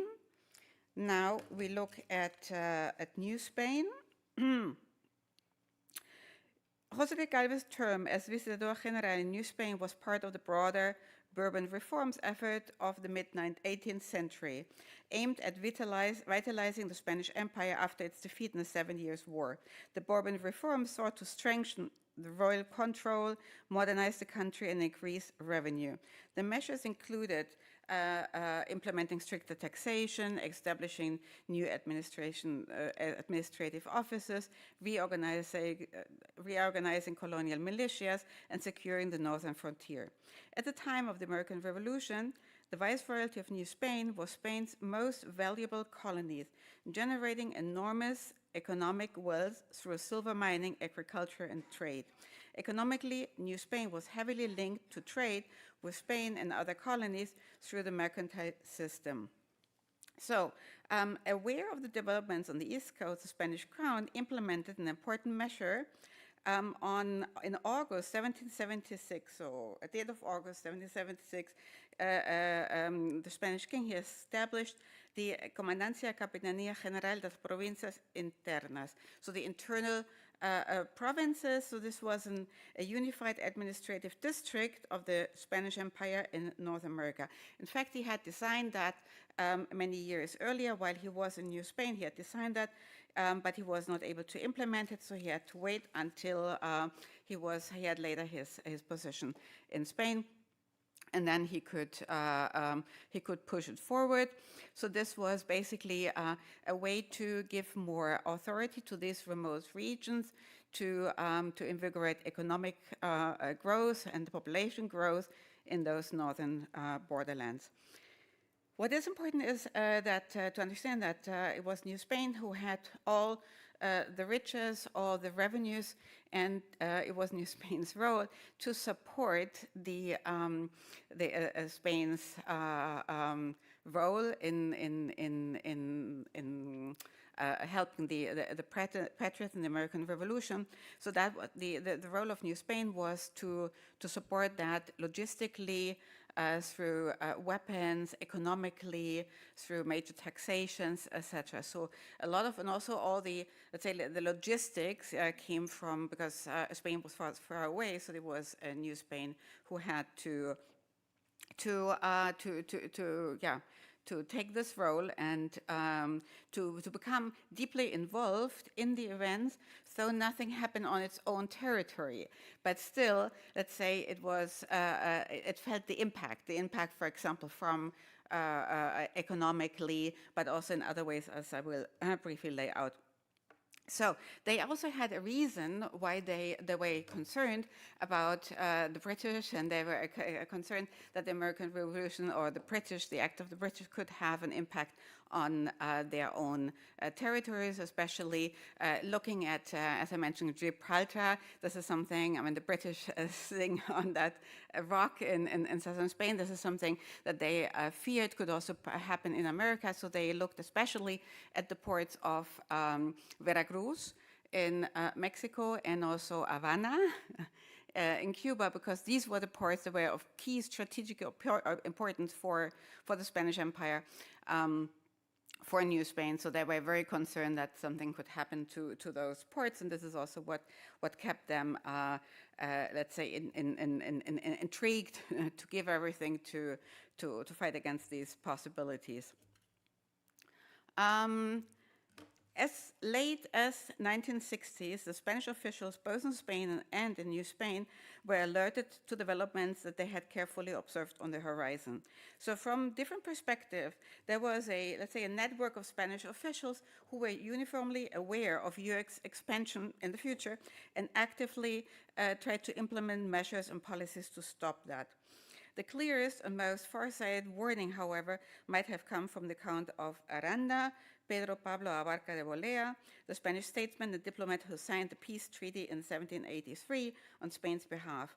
After the signing of the document, he is said to have submitted to Charles III a document in which he expressed, quite frankly, his concerns regarding the independence of the British colonies. And I am aware that there is some debate that this document might be forged, it might not be real, so there is a debate on that. I decided to use it anyway for the quote for two reasons. One is that the quote does show the position of Aranda, but it also stands for the fear, or it illustrates the fear that several Spanish officials had, basically saying this federal republic is born a pygmy, the day will come when she will be a giant, a colossus formidable even to these countries. She will forget the services she has received from the two powers and will think only of her own aggrandizement. And at the end he said, in a few years we shall see the tyrannical existence of this very colossus of which I speak. In other words, he seems not to have been convinced by the Count of Vergennes of his explanations. Yeah. Very quickly, and he was also right in being suspicious and being cautious, because at the same moment, in the same year, in '83, Jefferson, he was very much interested in California. He had already in his library, he had several works on California, and in '83, he wrote to George Rogers Clark saying that the British tried to organize an expedition, and he tries to convince him to do an expedition, an exploration voyage to California at that moment. Of course, it was way too early. They did not have any means, and George Rogers Clark, he declined. He was, by the way, the brother, his younger brother is the one that so it's the Lewis and Clark expedition that he participated. But this is basically to show that the Spaniards were aware, they were alert, but they all had many reasons to do so, because in fact in Jefferson and the founding fathers, they were already thinking about getting to California for the same reasons, to establish the trade with China.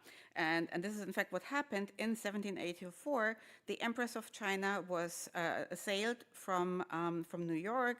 And this was the first American vessel that established direct trading contact with China. So this, while from that moment onwards, while the United States acted very quickly on the other side and proceeded with its pursuit, on the other side, New Spain did go through a difficult period, because after the war, they had there were the years of hunger in 1785, 86. So this was a profound health crisis, economic crisis. There were 300,000 people that died in New Spain. So this was a combination of causes: drought, severe rain, typhus, and also exhaustion from the wartime contribution. And interesting, or as a nice coincidence of history, at that moment it was Bernardo de Galvez, the leader of the military actions. He, at that moment, was the viceroy in New Spain. So in a way, he had to face a situation that also had been not caused by, but aggravated by the support of the Spanish, of New Spain to the American Revolution. Thank you very much for your attention.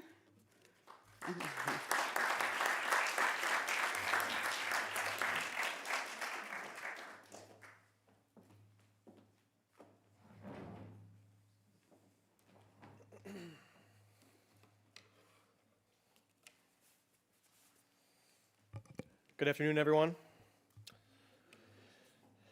My name is Richard Tomczak, and I am the Director of Faculty Engagement and a Research Assistant Professor at Stony Brook University. I want to take a moment to thank the folks at the American Philosophical Society and the David Center for the American Revolution for providing the opportunity to speak with you all today. I also want to thank my chair and fellow panel members for joining me on stage. Just a quick word on the origins of this paper. Last year, I attended the 1775 A Society on the Brink of War and Revolution conference at Concord Museum. And one of the panels focused on how everyday people responded to the turmoil taking place around them. My own research has primarily focused on Canadian men who protested conscription into mandatory corvée labor drafts that the British implemented during the Revolution. That story always felt incomplete to me because I knew that in the absence of the fathers, sons, husbands, brothers, and neighbors who were pulled away on corvée, that it impacted, that corvée had a more dramatic impact on the family unit. And so it became a priority for me to include the stories of Canadian women and how they responded to seigneurial levies during the American Revolution. On the morning of July 8th, 1776, 3 emissaries of Governor Guy Carleton assembled the militia of the small parish of Saint Vallier, northeast of Quebec City. Appointed in the wake of the invasion of Quebec, Carleton tasked François Bébé, Gabriel Tasquereau, and Jenkin Williams with exposing the loyalties of parishes in the St. Lawrence, and if any of the locals, referred to as habitants, supported the American force the previous year. Their investigation into the parish purportedly revealed a conspiracy to assist the rebels. Groups of habitants, they discovered, had openly supported the American war effort. According to their findings, the most detrimental figure in undermining British authority was Marie Gaboury, who, quote, caused more harm in this parish than anyone. The emissaries reported that the widow Gaboury often held and presided over gatherings in her house, raised the people's spirit against the government, and urged them to side with the rebels. They continued that, quote, to ensure better success of her despicable plan, she served them strong drinks. While the emissaries do not seem to have punished Gaboury for her role in supposedly instigating the parish towards insurgency, they did publicly denounce the community's actions, appointed new leadership in the militia, and dismissed the crowd gathered to view the inspection with a typical performance of having the Canadians cheer, "Long live the King." In the wake of the invasion, Canadian men and women protested militia conscription and seigneurial levies. While the official administrative record suggests that male habitants served as the public-facing instigators, in at least 4 parishes, women actively subverted the British regime. They held gatherings and recruited their neighbors to fight against the British. These meetings appeared critical for the larger war effort of the invading force, often providing food, supplies, militia service, and labor in the form of corvée for the Americans. Canadian women did not spontaneously participate in protests. Grievances with the first decade of British rule boiled over into the public arena of Canadian parishes.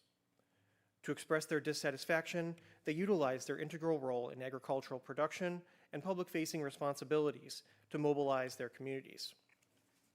Their civil action reflects, as Jacqueline Beatty has recently stated, that during the Revolution, women, quote, carefully negotiated their political positions to manage the survival and safety of their families. In sum, Canadian women developed, articulated, and expressed sophisticated arguments against British imperial rule in their province. For some background context, pre-revolution, women played an important role in the social and economic fabric of pre-conquest Canada. In general, rural communities operated as clusters of families settled on plots of land. Husbands and wives, sons and daughters all worked along a gendered subdivision of labor. The short growing season and harsh winters of the St. Lawrence Valley meant that all members of the household contributed to the subsistence. While relatively egalitarian, especially compared to the more rigid, paternalistic common law gender roles of the Anglo-American colonies, men and women certainly upheld specific responsibilities based on their gender. Canadian women performed critical tasks necessary for the subsistence of the household. As Alan Greer lays out, their role of planting and tending the garden on the property supplied the herbs and vegetables that formed an important part of the habitant diet. Women were also responsible for most domestic duties, including cooking, baking, refining dairy products, and washing clothes. Importantly, women in Canada held equity in property, possessions, and income. Title deeds required the signatures of both husband and wife, and women could inherit roughly a half of the property upon their husband's death. Canadian women could also find themselves taking on the responsibility of head of household in the long-term absence of their husbands. For example, in Quebec City, the wives of fur trappers often took on power of attorney over the estate in their husband's absence. Evidence suggests that women continue to take on this elevated standing in public life during the early years of the British regime and could accumulate a modest amount of economic capital from business dealings. In the countryside, men were accountable for several seigneurial and royal obligations that could potentially pull them away from the time-intensive tasks of maintaining the farm. Two such obligations, militia service and corvée, most likely exerted a significant amount of pressure on families that lived primarily at subsistence-level existence.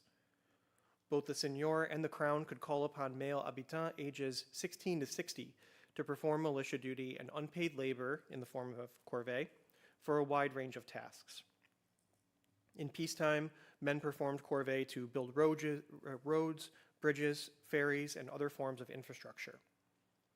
During war, the crown conscripted men on corvée for up to 2 weeks to assist with fortification construction. While corvée often remained relatively limited in duration, militia service could pull men away from their families for months at a time and put them in real danger. Canadians often served in the vanguard of the combined metropolitan and colonial forces and as scouts with Algonquin-speaking First Nation allies. In at least one case, Canadian women collectively protested the hardships caused by warfare when it threatened the posterity of the household. In 1757, French High Command ordered habitants to quarter the Troupe de la Marine stationed in Montreal. In the wake of a poor harvest, the administration began rationing foodstuffs for civilians and provided French soldiers with an allotment of horse meat. According to Bougainville, on the 9th day of these rations, quote, "The women of Montreal went and threw it at the governor's feet. The soldiers following the women's lead boycotted the horse meat rations." Lévy described the unrest as, quote, "contagious in a country where one breathes independence," and the protest convinced High Command to annul the rationing orders. Despite the brevity of the interaction, the episode demonstrates that Canadian women not only initiated civil action against policies that they felt threatened their subsistence, but also expressed their grievances to the most powerful representative of royal authority in the colony. Canadian habitants, both men and women at all ranks of the social order, experienced significant disruption in the wake of the conquest. In 1768, the new governor, Guy Carleton, stepped into a position of leadership with the intention of reforming the law code of the province. The crux of his reforms pivoted on reinstating certain components of French seigneurial law.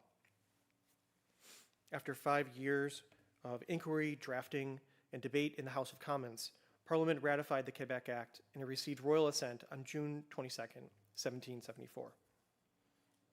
On one hand, the Quebec Act achieved Carleton's goal of creating a unified law code that dictated the political contours of the Crown and Parliament.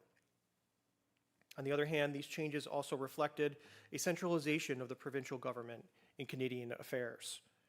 Men and women utilized the instability caused by the American invasion of Quebec to voice their discontent with the first decade of British rule. American agitators pounced on the opportunity to sow discontent with the social order laid out in the Quebec Act. After the legislation reached royal assent, the First Continental Congress schemed to undermine the legitimacy of the act and foment insurgency in Quebec. In particular, John Dickinson penned a letter to the Canadian habitants in an attempt to encourage them to join the Anglo-American protests against the British. He appealed to both men and women, arguing that the British imposed, quote, rigorous and oppressive corvée, frequently forcing the possessors from their families and their businesses. As early as February 1775, Carleton wrote to Howe, concerned with the impact of American pamphlets on habitant families. He especially expressed apprehension with conscripting them into the militia, should High Command need to defend the province. That moment came sooner than expected, when on May 18, 1775, Benedict Arnold raided Fort St. Jean as a preemptive strike against the British to disrupt their regional supply convoys. When seigneurs went to mobilize the militia, however, they found, quote, the minds of the people poisoned by the same hypocrisy and lies practiced with so much success in other provinces. Carleton lamented that the American rebels had successfully disseminated their emissaries and friends here, and that they have spread abroad with great art and diligence. Occupied by the British Army or American invaders, the defense of household subsistence meant securing the parish from outside actors who threatened their livelihood through militia and corvée conscription. This took the form of either thwarting the British mobilization of military labor, supporting the American rebels, or in some cases, both. For Canadian women, quote, households became battlefronts, as Lauren Duval recently asserted. In general, they transformed their habitations into nodes of political organization, rallied their neighbors when they felt the administration threatened their subsistence, and disseminated intel helpful to the American war effort. 4 broad observations can be made to better understand their tactics to defend their communities. First, Canadian women repurposed private spaces, particularly their homes or their neighbors' homes, to build communication networks in their parishes. In Saint-Pierre, for example, Marie Chabot, quote, perverted almost all the people by spreading her seditious remarks as she went door to door.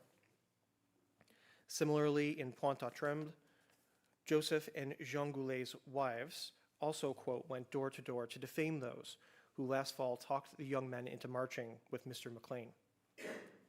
In each of these cases, women chose to dispense their anti-British or pro-American rhetoric inside their homes or within the confines of their neighbor's property. Second, they developed sophisticated messages that they dispensed to their neighbors. According to the reports, in at least 2 instances, women leveraged current events to dissuade their community from supporting the British war effort. The official records collected by Carleton's agents allow a partial reconstruction of the content of these messages and gatherings. In the case of the aforementioned Marie Gabory, she, quote, raised people's spirits against the government and urged them to side with the rebels. Chabot dispensed rhetoric deemed by the agents as, quote, seditious remarks, suggesting that her conversations also had the power to rouse her neighbors to rebel.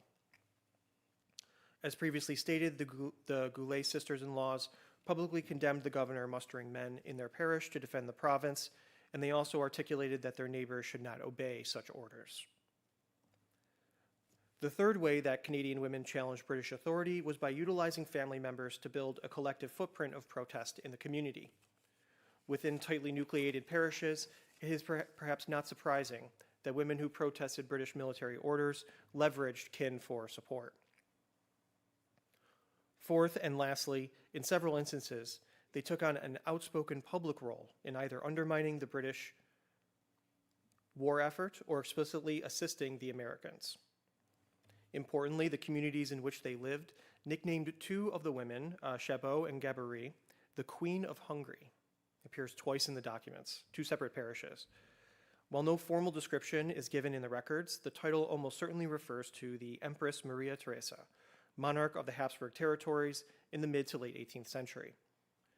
By the 1770s, Maria Theresa was well known for her centralized modern reforms of the Habsburg Empire, and as sovereign of Austria, Hungary, and several Balkan states, she played an important role in the geopolitical life of Central Europe. The nickname, the Queen of Hungary, given specifically to Canadian women who made statements against the British, undoubtedly referred to their very public political independence. The subsequent British counteroffensive to expel the American invaders led to an increased military presence in the province that limited the avenues of resistance Canadian habitants could deploy. Despite the call to, quote, arrest any suspicious strangers, including women, should they speak against the government and in favor of the rebels, there is no evidence that the British deployed mass legal action against rebellious habitants. Newly arrived in the province, Lieutenant General John Burgoyne needed soldiers and laborers, not political prisoners. Rather than rely on the goodwill of the habitants, the Canadian conscripts were attached directly to professional military units for close supervision. The American invasion of Quebec, however, demonstrates that in some parishes, Canadian women led protests and undermined British authority. Ultimately, their strategic and intentional actions highlight the methods of resistance available to Canadian habitants at the village level. Perhaps more importantly, their protests shed light on the contours of political leadership in British North American communities during the early years of the American Revolution. Thank you.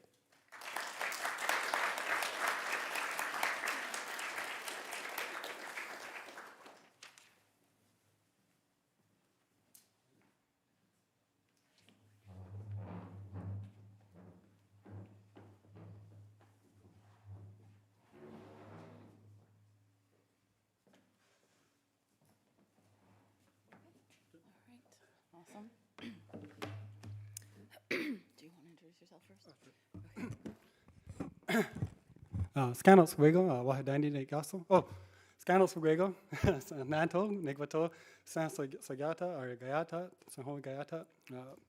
Wahadandi de Gaso, Gnatan de Vagashot there, Gayo Conotio Quenso there, Uswegant Gitro at the Quasoya got a guide, what name when you should date, Nanto Egates, Sohome, Wasunda Gate.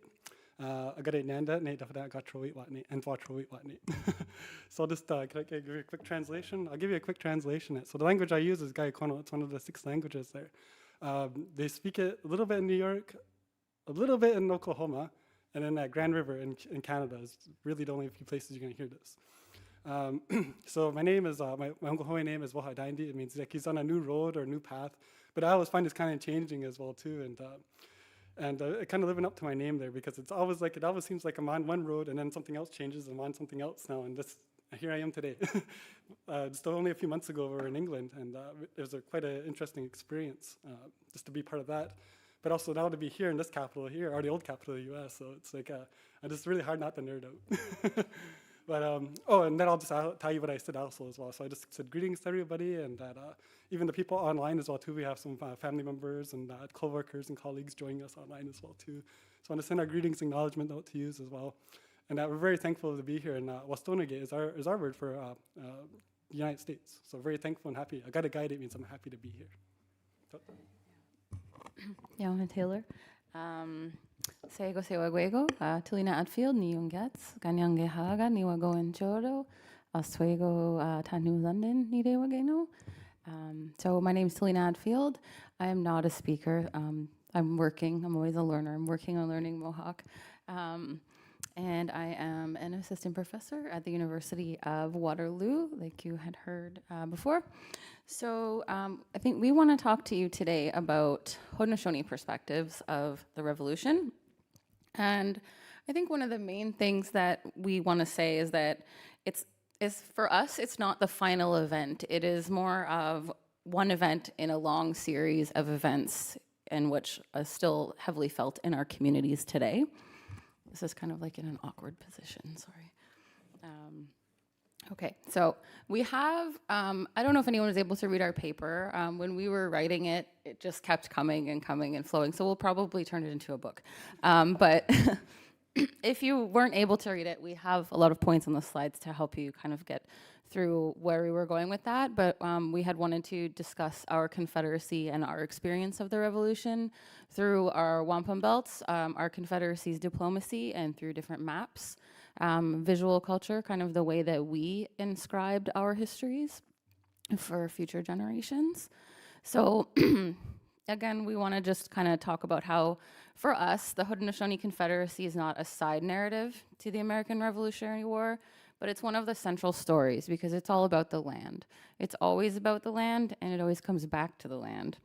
And we are very, very familiar with this land. So the first, we have a couple of maps, but our first slide, we just wanted to emphasize that this war can't be understood without understanding Indigenous diplomacy and how that was conducted between Indigenous nations and colonial settler nations on this land. So Taylor, did you want to talk about the maps? So really exciting here. So that Lewis Evans map, 1755, we went to the National Archives in England there, and that's where we actually got to see this map. What's really fascinating about it is the language that's captured in there. There's a lot of like Ungohoe language in there. That's really neat. I can tell you even the title of it is really exciting because they use the term Agwatnoshoni. What that prefix there means it's inclusive of men, women, a group of people, everybody. When we use the term Haudenosaunee, that just only refers to the men who make the longhouse. That prefix Hodi is only a group of men. So the fact that they use Ngwatnoshoni is very inclusive. It shows like their level of knowledge, this Lewis Evans. But it turned out his friend was this Conrad Weiser. So if anybody's up on their history, they know that Conrad Weiser was very significant to the Six Nations and to Philadelphia at that time. But again, like with this map, we learned a couple other things that personally I didn't know about it, is that one of the things I'm familiar with is our beaver hunting grounds, but the other thing it mentions is our deer hunting grounds. And I was like, what? So I had to go look into that more, and then we have to explore a little bit about the terms that they have for them as well too. Oh, there's just so much more work to come from this, and go speak with some of our elders to figure out more about what the language that's tied in there. And it's very exciting work. And so the other thing that we noticed with this map, so when you look at this one, there's two other maps that go with this one. So in 1771, they redid the map as well. It shows more of the colonial lands, but you see less of the Haudenosaunee lands. And then by the time you get to the 1776 map, there is no mention of Haudenosaunee or nothing. It's just a map of British colonies at that time. So that pretty much gets erased. But the language is still on the map, and there's still lots to learn from it as well too. So it's very exciting. So a lot of you might hear discussions about how our involvement in the revolution ended in our defeat or our conquest of our nation. But another thing that we're going to talk to you about today is how that is far from the truth. Our council fire was never extinguished. It was only covered and moved because of a lack of consensus, and that consensus came out of not just the Revolutionary War, but a bunch of preceding wars for territory as well. So we are a confederacy of people with our own governance. We are a sovereign nation. We have a very complex diplomatic structure based on wampum belts. It's encoded in our wampum belts. It is a confederacy based on peace, and we have shared leadership and decision making. Our governance is rooted in consensus and diplomacy, and we have a long, long history of this being recorded through wampum as mnemonic devices. It's also mentioned in the story of the creation of our confederacy. And so again, it's a very sophisticated political system in which early colonials also engaged with us on our terms through our protocols. Oh yeah.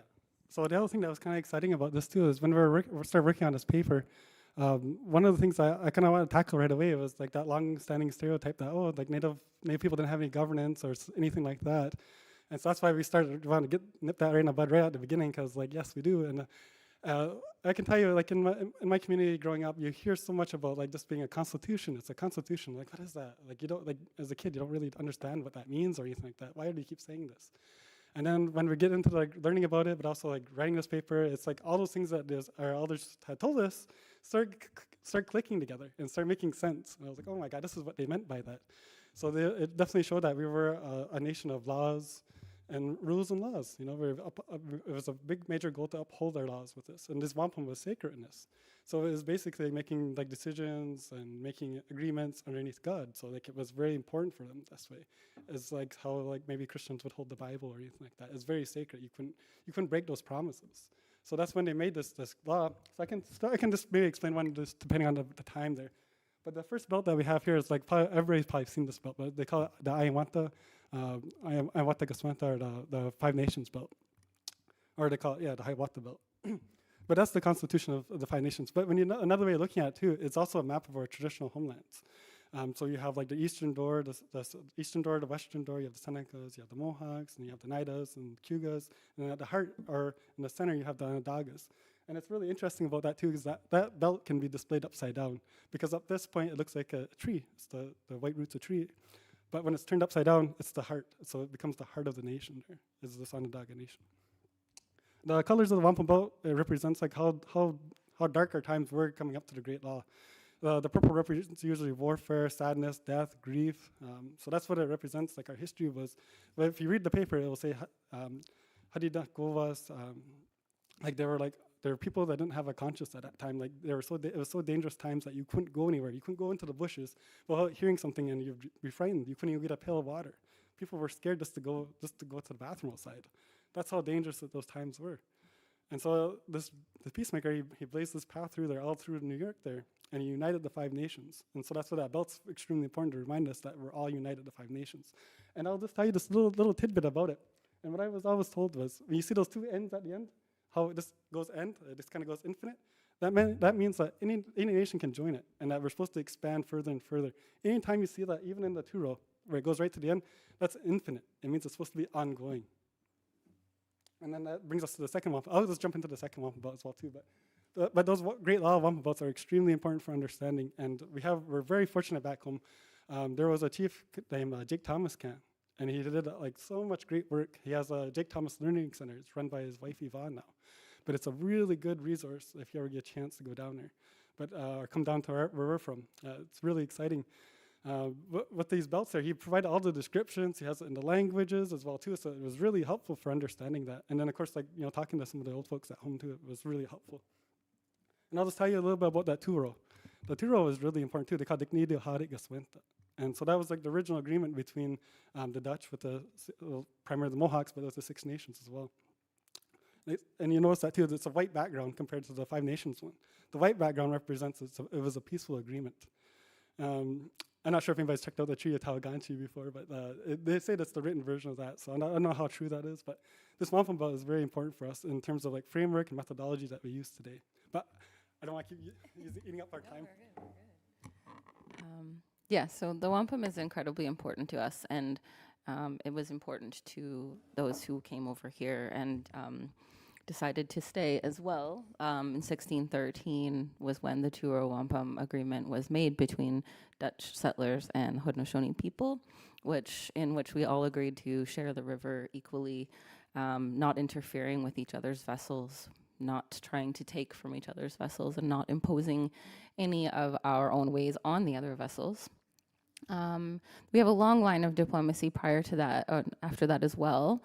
We've had relationships with the Dutch, French, and British, as well as with the colonies. We had the 1677 Silver Covenant chain, which was the British taking up the agreement of the Truro with the Dutch when they replaced them in the area. We've also had the 1701 Great Peace of Montreal, in which the French asked us to remain neutral in their wars against the British, and at the same time, the 1701 Nanfan Treaty, the British promised us assistance should we ever have losses due to our allegiance with them, and they also promised us protection of our beaver hunting grounds. So that's some of the images here. So there was a lot of, these are just a few, there's so many other instances of where agreements were made to assist us if we were to help either side or to not help the other. Both sides, French and English at the time, wanted us to be neutral or to be on their side. So we had a lot of wars. There was a lot going on that in which the American Revolutionary War was one of a series. We had the French and Indian War, Pontiac's War. Again, fighting Haudenosaunee nations caught up in French and English diplomacy, where a lot of our Mohawk communities were aligned with British interests, but others in Kahnawake were aligned with French interests. So it was not so much of whether we were supporting the British or the French or the colonies. It was we were supporting where we were living and where we had put down roots.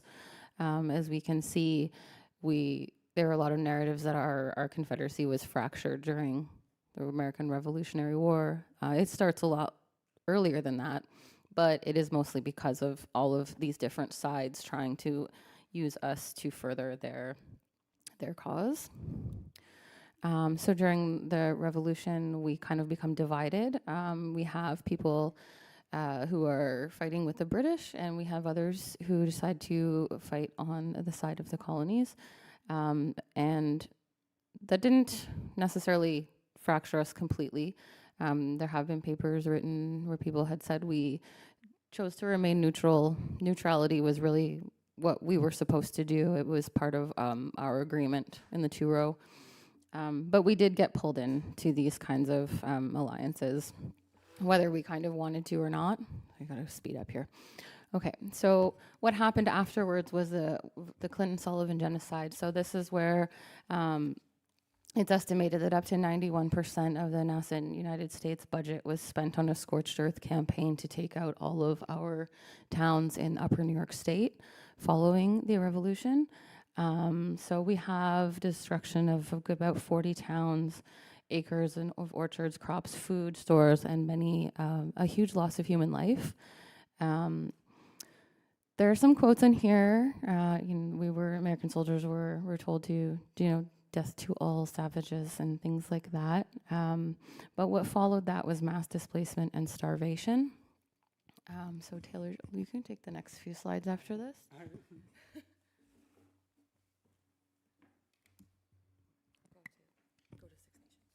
What's that, sir?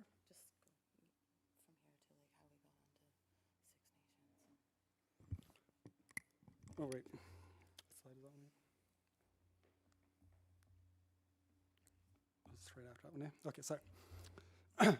Oh, so, okay, yeah. I feel like the time's just flying by. So, so one thing I'll just share with you about displacement and resettlement. I just feel like we're not going to get right into that because that's just another rabbit hole that will just take another 20 minutes here. I'll tell you one of the things that was really exciting about this, that we found a really interesting document from 1780, leading up to, like, of course, like 1784, but there was a document in the Daniel Klaus papers that was written entirely in Mohawk. And it had this guy, they described like this first meeting between Oneidas and the Mohawks and like how it kind of went down. They explained the reasoning for why the Oneida sided with the Americans and why the British sided with the Mohawk sided with the British, sorry. And so they explained that as well too, and it's very fascinating. They actually refer to Lafayette as some French guy. Because he chastises the Longhouse people, or the Mohawks there. He says, "You Longhouse people, I tell you not to get involved in that conflict and see what happened." But all he's referred to as some French guy. But I just want to say, like, that's the other thing about the American Revolution and how we understood it at that time was that we didn't really understand about taxes and taxation or anything like that, or what was happening. We understood it as relationships. So the king over there was considered the father. We were all brothers and sisters here. And so that's kind of how we understood it at that time. It was a fight between a father and a son.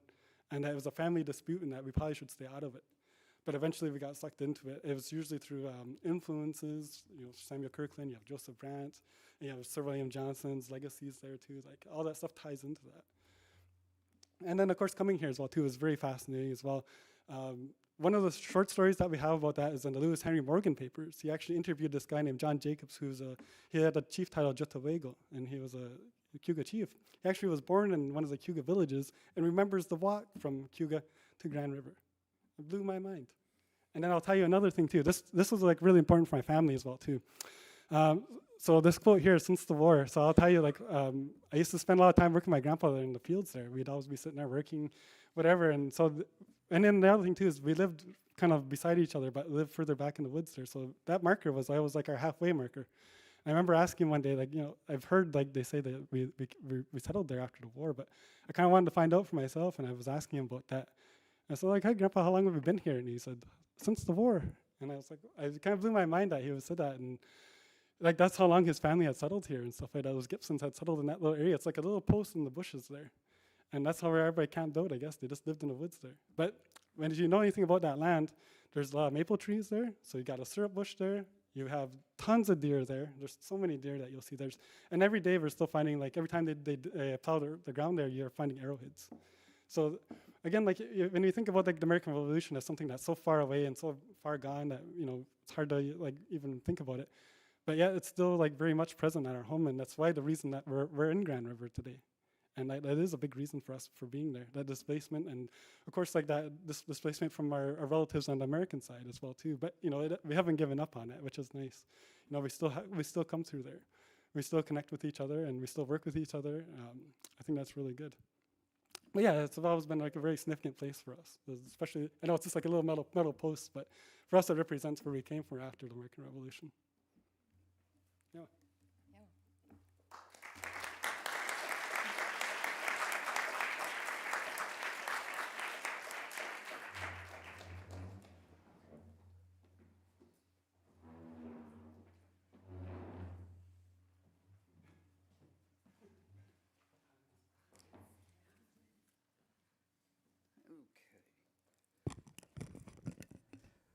Okay, very quickly, let me just say that I'm absolutely delighted to be here to be able to talk today. Thank you for having me.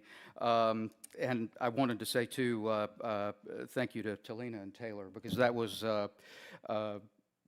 wonderful. And I would add that I hope that what I have to say intersects with what you had to say. I hope. We'll find out. Okay. As the United States marks the 250th anniversary of its revolution, it's worth reflecting upon how strongly two intertwined narratives inform popular understandings of the event. The first was articulated by the historian Frederick Jackson Turner. In a now famous 1893 lecture, Turner hypothesized that the country had grown out of a laboratory that he called the frontier. a conceptual dividing line between civilization to its east and savage wilderness to its west. Its original iteration emerged along the 17th century Atlantic seaboard, when isolation and existential dangers forced settler colonials to shed their Europeanness and establish American ideas and institutions.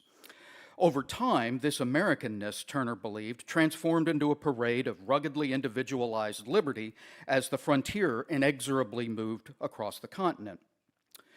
Turner's thesis descends directly from the 19th century concept of manifest destiny that still finds its place in the American popular narrative. It also seamlessly integrates with a second narrative construction, the idea that the revolution was the inevitable outcome of a proto-independent people whose time had come to launch their own state. Emergent in the 19th century as well, by the era of the Cold War, this narrative had become deeply entrenched in the American psyche. It continues to the present. Whether in politics or in pop culture, modern citizens consistently frame the revolution as a moment wherein their predecessors rejected taxation without representation, demanded freedom from tyranny, and turned back the threat of centralizing power. Although it focuses overwhelmingly upon events in the 13 seaboard colonies, this narrative of inexorability offers a point from which the new republic could launch an empire of liberty via its settlement in and improvement of the vacant, or res nullius, lands of the Trans-Appalachian West and beyond. The problem, of course, is that these intertwined popular narratives reduce indigenous tribal nations to the level of vanishing collateral damage. They may have been treated unfairly, teachers, historians, and political scientists have told us over the decades, but native polities nevertheless were politically disorganized, diminishing, dependent upon Europeans, and at best, peripheral to the founding. A careful examination of revolutionary Trans-Appalachia explodes these assertions. Not only did native polities between the Appalachian Mountains and the Mississippi River not diminish, double negative leads to proof positive, they demonstrate that the era was frenetic and contingent, and that American expansion was anything but secure and inexorable. Trans-Appalachia was so fraught with uncertainty, in fact, that in 1784, the Muskogee Creek Miko Alexander McGillivray proclaimed that, quote, the whole continent is in confusion, unquote. McGillivray did not think the Republic would long survive, and not only because of its near bankruptcy, its limited reach, or its lack of shared identity. At that moment, he knew, Spain actively sought to strengthen indigenous alliances, establish links to infant settlements in what is now Kentucky and Middle Tennessee, put out feelers to the Franklin movement in what is now East Tennessee, and to undermine American commercial interests by refusing the right of deposit in New Orleans. Britain, meanwhile, was reestablishing its chain of friendship alliances with native polities in Quebec and the Great Lakes, while trading with Muskogee Creeks and other native Southerners via ports in the Caribbean. Perhaps most importantly, McGillivray understood that intra- and inter-indigenous diplomacy, conflict, and state building, as indigenous people understood the concept, framed Trans-Appalachian affairs at least as much as did Euro-American expansion. In the 21st century, the historian Francois Furstenberg has gone so far as to suggest that Revolutionary-era Trans-Appalachia represented, quote, the great problem of North American and perhaps even Atlantic history.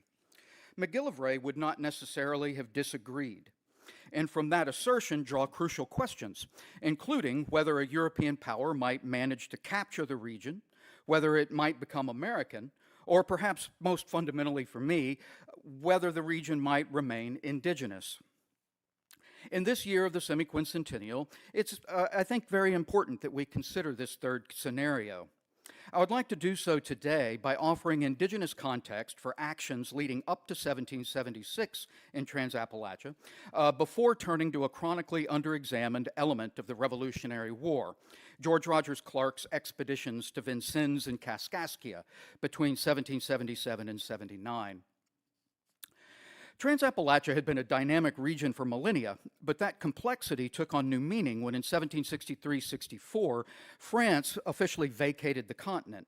Its claims had stretched from the St. Lawrence River Valley to the Great Lakes, the Ohio, Wabash, and Mississippi River valleys, and to the space it had christened Louisiana, a vast swath of territory over the Mississippi River portion of which the British Empire now felt compelled to assert jurisdiction. Securing Quebec would be difficult enough. Former French claims further west, however, proved particularly elusive. For one thing, a century of French settlement and networking did not simply disappear because of new imperial cartography. Perhaps more fundamentally, native polities, both north and south of the Ohio River, were adept at challenging British interests. Between 1759 and 1761, for example, the empire had endured a violent confrontation with Cherokees that had tentacles stretching from the Appalachian Mountains to New Orleans in the lower Ohio Valley. Only 2 years later, and spatially overlapping, elements of the Anishinaabeg and Senecas converged upon Fort Detroit and other newly acquired British outposts with support from Wyandots, Shawnees, and Lenapes, or Delawares. Known as Pontiac's War, it and the Anglo-Cherokee War forced the British to expend blood and treasure at a moment when the Exchequer already struggled to contain a public debt in the neighborhood of 140 million pounds sterling. More importantly, the two conflicts were connected by inter-indigenous components that Britons neither anticipated nor understood. The critical link was the fraught relationship between Miamis in the Ohio country, Weas in the Wabash Valley, Mascoutins, Piankashaws, and Kickapoos in the Illinois country, and Cherokees and Chickasaws to the south of the Ohio River. Clashes between these polities had been a notable feature of regional geopolitics for most of the 18th century, and by the 1760s, their encounters had become particularly intense. These combustible relationships blended with the traumas of the aforementioned conflicts, Anglo-Cherokee and Pontiac Wars, and exacerbated frustrations over settler colonial land encroachment. Excuse me, I'm sorry. And they also influenced two major British policy decisions. One, the attempted limitation of westward migration via an October 1763 royal proclamation. And two, Army Commander-in-Chief Thomas Gage, he was promoted in November of '63, his determination that the Army remain on a war footing. Both decisions were momentous given that the estimated cost of implementation was £225,000 per annum. From its end, Parliament hoped that new taxes in 1765 and 67 might alleviate some of the burden. For Gage, however, more coherent indigenous support would be essential. Breaking from his predecessor Jeffrey Amherst's approach to native alliances, he invoked long-standing chain of friendship alliances to attempt to stabilize the Ohio Valley. From the north, he requested that the Haudenosaunee, the Six Nations, subdue Miami's, Weas, and Ohio Valley polities, quote, under their control. To the south, he turned to the Cherokees to block ongoing French commercial traffic on the Ohio River. Neither worked satisfactorily for Gage. By 1770, in fact, officials from Indian Superintendent Sir William Johnson to Indian Superintendent John Stuart to Quebec Governor Guy Carleton to Gage himself had come to believe, quote, a general Indian war, unquote, was imminent, with the Wabash, Lower Ohio, and Tennessee valleys seeming to serve as ground zero. By the moment of the Boston Massacre, in other words, British leaders were coming to concede that indigenous autonomy and strength, in combination with unscrupulous and accelerating colonial land encroachment, had put the empire, quote, in a bad situation, unquote. Those are Gage's words. At the same time, leaders increasingly commented upon a curious development that might avoid the dreaded, quote, general Indian war, but represented a form of power that could transform regional geopolitics. It was rooted, I would submit, in indigenous desires both to secure their boundaries and more clearly to frame statehood as they understood that concept, i.e., using indigenous ways of knowing rather than Western European ways of knowing. Gage, Johnson, Stuart, and others described it in terms of emerging confederation movements, primarily Algonquin-speaking polities that had, quote, left their habitations and incorporated themselves at a distance with other nations. Much more went into it than just diplomacy, however. A particularly notable spark drew from a spiritual renewal movement that had started with Lenapes or Delawares in the late 1730s before spreading across native Trans-Appalachia. The movement stressed the rejuvenation of traditional lifeways, as well as the rejection of alcohol, the rejection of Christian conversion, and the rejection of further British expansion. By the mid-1770s, it had had a major effect on Odawas, Shawnees, Delawares, Miamis, Cherokees, Muskogee Creeks, and that's just to name a few. This combination of diplomacy and spiritual renewal offered an indigenous-driven opportunity to unblock intertribal paths of 6 decades of obstructions, at the same time catalyzing conversations regarding national and pan-indigenous coordination that would resonate well into the 19th century. Time restraints limit further explanation at this point, so I'll just summarize. By 1776, native Trans-Appalachia was undergoing its own revolution in political identity. For the next few decades, regional polities saw themselves as allied neither to the British nor to the Republic, nor did they see themselves as defeated by the forces driving what they seemed to think of as the family squabble to the east. And on 2 points, Trans-Appalachian polities seemed to hold firm. Their sovereignty and their boundaries were immutable.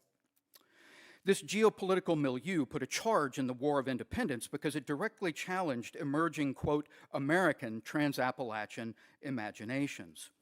Central to the latter was a so-called Empire of Liberty, a political experiment that downplayed native sovereignty, had only transactional use for alliances, and emphasized that indigenous people maintained nothing more than the right to occupy land, the predecessor, if you will, of John Marshall's discovery doctrine. Initially, it focused very strongly upon the Wabash and Ohio River valleys, the Tennessee and Cumberland River valleys, and the Illinois country, precisely the region most strongly associated with, quote, General Indian War, unquote, for 2 decades or more. Attempts by Euro-Americans to survey, claim, sell, and squat in Trans-Appalachia, not surprisingly, met with predictable, violent consequences. Rebel jurisdictional claims had obvious advantages, of course, even if they were idealized. The land was of high quality, for example, while control of the Tennessee, Wabash, Ohio, and Mississippi river systems would ensure commercial viability. Theoretically, taking control of all of this space would end British claims to and nominal presence in Trans-Appalachia, a critical point given that the king, according to the Declaration of Independence, was endeavoring to, quote, bring on the inhabitants of our frontiers the merciless Indian savages, whose known rule of warfare is an undistinguished destruction of all ages, sexes, and conditions. Such fear and paranoia illuminates the serious practical problem for revolutionaries, the fact of native Trans-Appalachian strength. Kentucky is a perfect example. Confrontations there in the 1770s had turned it into such a dark and bloody ground that settlement and commercial success was proving difficult. As often as not, men like George Rogers Clark knew settler colonials were on the losing end of confrontations. Even their victories, however, were mitigated by the fact that native polities, according to Clark, quote, could easily retrieve their losses by recruits from numerous nations, which was an advantage we cannot expect to enjoy for some time, unquote. More bluntly, Clark warned George Mason that Kentuckians were, quote, wandering in a country where every nation of Indians can raise 3 or 4 times our number. So goes Kentucky, so goes the Ohio Valley. Ongoing interindigenous confederating, or rumors thereof, further exacerbated Euro-American fears. Such coordinated operations could have had catastrophic effects, and it convinced revolutionaries to act. In January 1778, Virginia Governor Patrick Henry therefore secretly authorized Clark to capture Kaskaskia and Vincennes, as well as to disrupt any native gatherings he might encounter along the way. Clark and his 175-man army never found confederated indigenous forces to combat. They did, however, take Kaskaskia without firing a shot, after which Clark proclaimed the county of Illinois and the state of Virginia, sent a detachment to procure Vincennes, met with various native leaders to warn them against British alliance, and returned to Kentucky to address ongoing violence there. From Detroit, Henry Hamilton responded by sending 130 Frenchmen, 35 British regulars, and 70 native fighters to retake the region. Expecting that pan-indigenous forces would support him and soon follow his expedition, he and his army did briefly recover Vincennes. Much to his chagrin, however, no one bailed him out. And when Clark again laid siege to the area, or to Vincennes, in April of 1779, when French settlers chose not to help either, Hamilton had little alternative but to capitulate. In my opinion, it's very telling that pan-indigenous armies never materialized. Over the years, historians have provided several explanations for this fact, most of which are very plausible, but are nevertheless framed by Euro-American perspectives. Scholars of the indigenous experience might suggest that the reality was more complicated than these traditional narratives reveal. The Anishinaabe historian Leanne Simpson explains why that's the case. Indigenous alliance and treaty making, she observes, were and are deeply rooted in their own worldviews, language, knowledge systems, and political cultures. Relationships grew out of respect, reciprocity, accountability, and annual renewal, among other characteristics of native lifeways. Critically, indigenous alliances emphasized non-exclusivity, meaning that British agreements did not preclude Cherokees, Miamis, or others from engaging American patriots or loyalists on their own terms. Native polities engaged in military and diplomatic missions for their own ends, even if at times those missions seemed to overlap with British or American desires. And their pursuit of those interests remained unbroken by the events at Kaskaskia and Vincennes. It is certainly fair to say that many of those interests related to American migratory pressures. Others did not. For one thing, as historian Kathleen Duvall has suggested, many Illinois and Mississippi Valley polities were coming to see Osage expansion in the Missouri and Arkansas valleys as a threat at least as significant, if not more significant, than the fragile new republic. Another concern focused upon the stabilization of links to traditional European trade partners, to which Alexander McGillivray referred in 1784. Still other issues surfaced via interindigenous conversations rooted in decades of geopolitics to which Euro-Americans were at best peripheral. Clark gave lip service to this point when in November 1779 he described a native congress at Kahuas, New York. He knew next to nothing about the agenda of this Congress, but that didn't stop him from presuming that most of the participants were, quote, at war against us, and thus that the British were preparing to manipulate native country into yet another assault from the West. Perhaps. Even if both of his suppositions were correct, however, it does not ipso facto mean an attack was imminent. The meeting could just as easily have served as an effort to resolve interindigenous issues related to the region the historian Stephen Aaron has described as one of American confluence at the heart of the continent, particularly given that the Osage, Ho-Chunks, and Sac and Foxes took part in this Congress in Kahuas, New York. If filled with sound and fury in American memory then, the historical reality is that Clark's victories did little to alter a geopolitical landscape wherein native issues remained most resonant. And Clark understood that reality. At roughly the same moment as the battle at Yorktown, he warned Virginian Thomas Nelson that the lower Ohio Valley maintained the greatest body of Indians that had not submitted to the Americans. The near bankrupt republic would have to send support forthwith, he said, lest American troops, quote, be withdrawn or totally lost with all the Illinois. Alexander McGillivray, in short, to conclude, hit the nail on the head. The eastern half of revolutionary North America was in confusion. Circa 1785, only one point seemed clear. From the Trans-Appalachian perspective, it was demonstrably native country. European cartography and imagined Anglo-American treaty boundaries notwithstanding, it remained a native Trans-Appalachia. More extensive research will further illuminate the dynamic interplay of internal and interindigenous issues that's going on here and how they connect with the pressures typically associated with American frontiers and dreams of manifest destiny. For now, though, it's enough to consider that if violent, destructive, and divisive, the revolution did not represent a moment wherein native polities spiraled inexorably into an era of irrelevance and dependence. Thank you.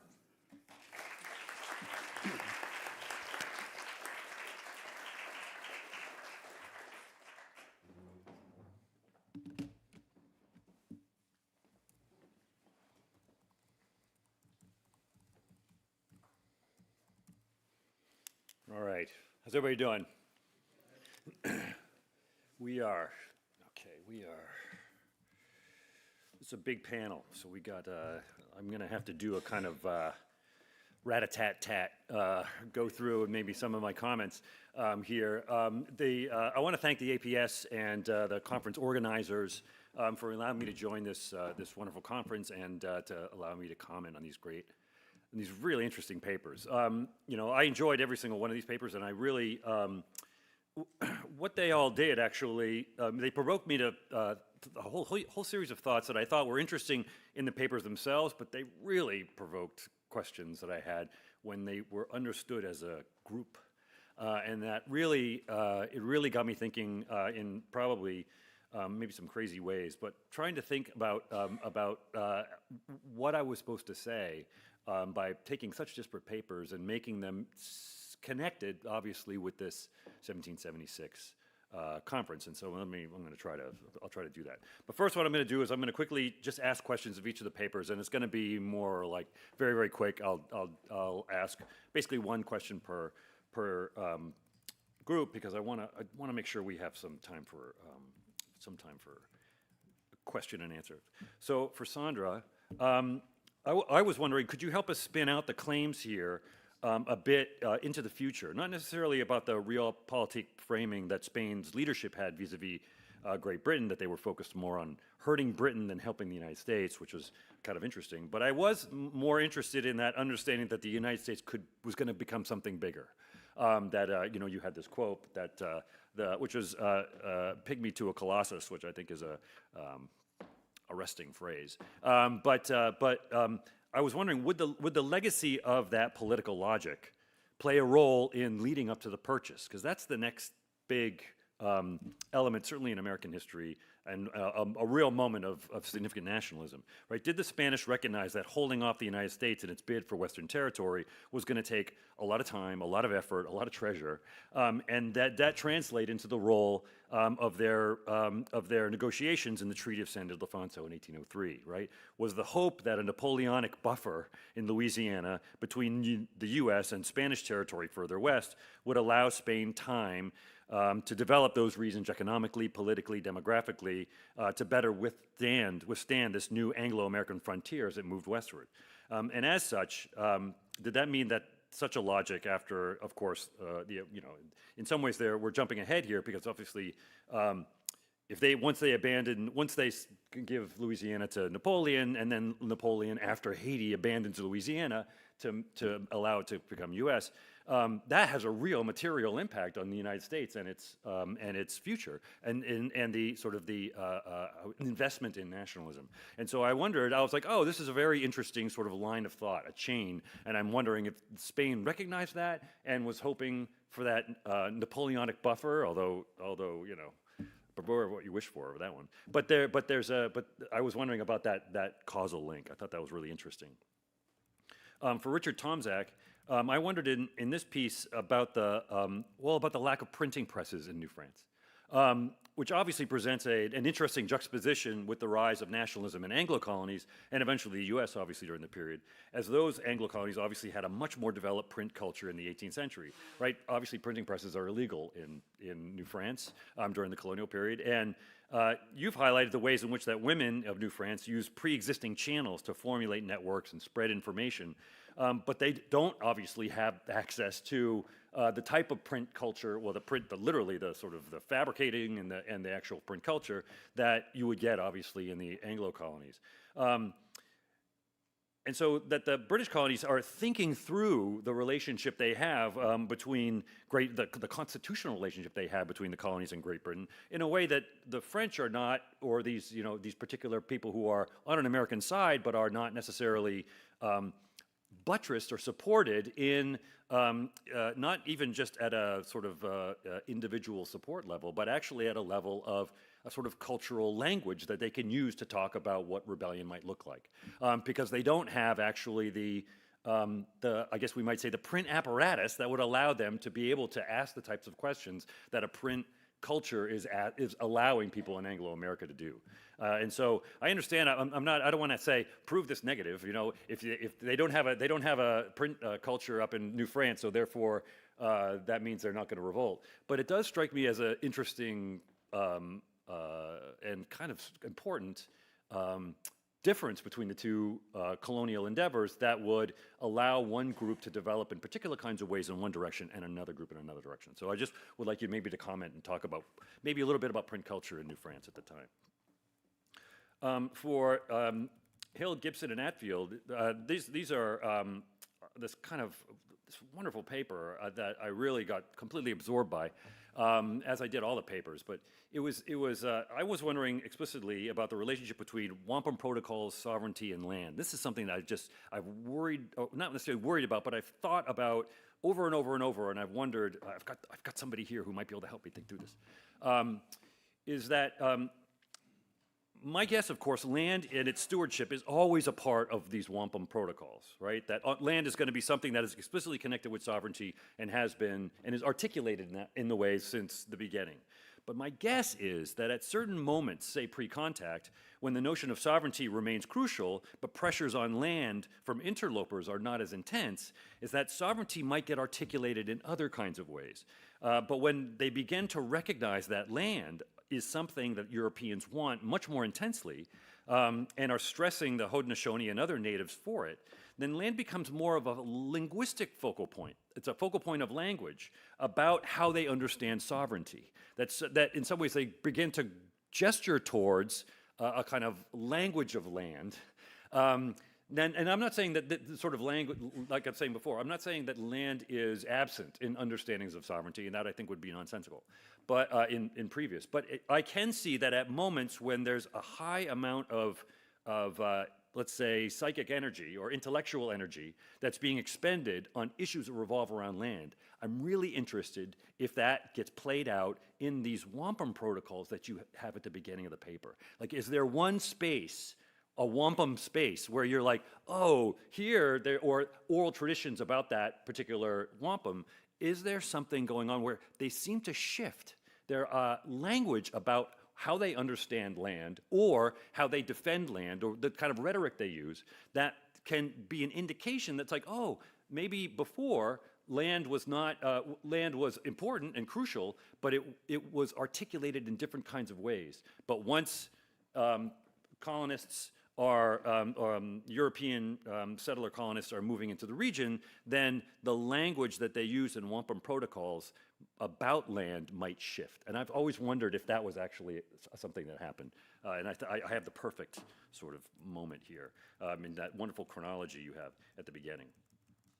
And then finally, I apologize, I'm racing through this, but I got to do this. Christopher Wray, a very interesting paper, but I wonder if state is really the term that you want to use here. Why gravitate towards state to describe what is clearly a native thing? You know, you talk about that there's this a quasi. Well, I mean, it's a state sort of formation that is happening in the Trans-Appalachia space, but it's understood explicitly on native terms. Then I would just use a native term, right? I would actually, why not come up with an indigenous word, say for town or village or community, and then define that term and say, by this term of township or village, right? What I mean by this is a sense of collective resistance to European encroachment that is happening in Trans-Appalachia, right? That in some ways it is indicative. I mean, I use village, for example, but really what I'm articulating is community, right? That there's a sense of that's broad or confederacy, or but there's a broad-based ethos that is simultaneously being built up linguistically, but also at the level of networks that is resistant to these movements of these people in this region. I would just use an indigenous term because it's an indigenous thing that you're talking about. And so I think that that might be a helpful way to do so. I think so much, you know, in the past, 15 years or so, historians have become more interested in native philology than ever before. And I think that this has been incredibly helpful for us to think about you know, the indigenous norms that are not necessarily embedded in language, although that's definitely the case too, but that there's a way of thinking about well, let's put it the other way, the opposite way. State is a very loaded term, and it brings a lot of baggage. I think baggage that you might not want in Trans-Appalachia. So if you use an indigenous term, you're not going to bring in all that baggage. I think that's kind of the way I want to put it. And then as well, just as a final point, you're emphasizing something that I think we all historians at some point, certainly historians of Native peoples, of labor history, of enslavement, you know, here you're emphasizing a lot of success, and you're emphasizing a lot of Native agency in their engagement with Europeans or Euro-Americans to the east. And that is something that, like I said, historians have been dealing with this for a long time. Where's that line that you have between being an active agent and actually being able to change your world, and then being subject to forces that are forcing you into situations that you don't want to be in, right? When your agency is circumscribed or limited. So maybe in terms of, maybe in Old Northwest terms, we'll say, I get a lot of Battle of Falling Timbers here, but I'm not getting a lot of Treaty of Grenville here, right? And those are happening in the same spot, right? There's Arthur St. Clair and there's Anthony Wayne, right? And so I want to know, well, where's that? You're pushing the Fallen Timbers line very strongly of Native strength, but we know that that's actually not that we know what happens right around the corner, right, in the 1790s. And so how do you explain something like Grenville within your framework? Is that something that is a thinkable capitulation on the part of a lot of these natives, or how would you understand it? So the final point I want to make is, well, you know, okay, maybe that's it. I've already been told to wrap up. Well, why don't we ask? Why don't you join me in thanking this panel with what's required for taking?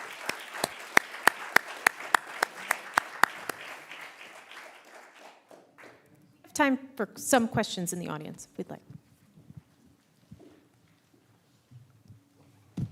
Thank you. These were all great. These all make me think about ideas of space. And so I guess I have many questions, but I'll just stick to Sandra, which is just the, hi. That's all right.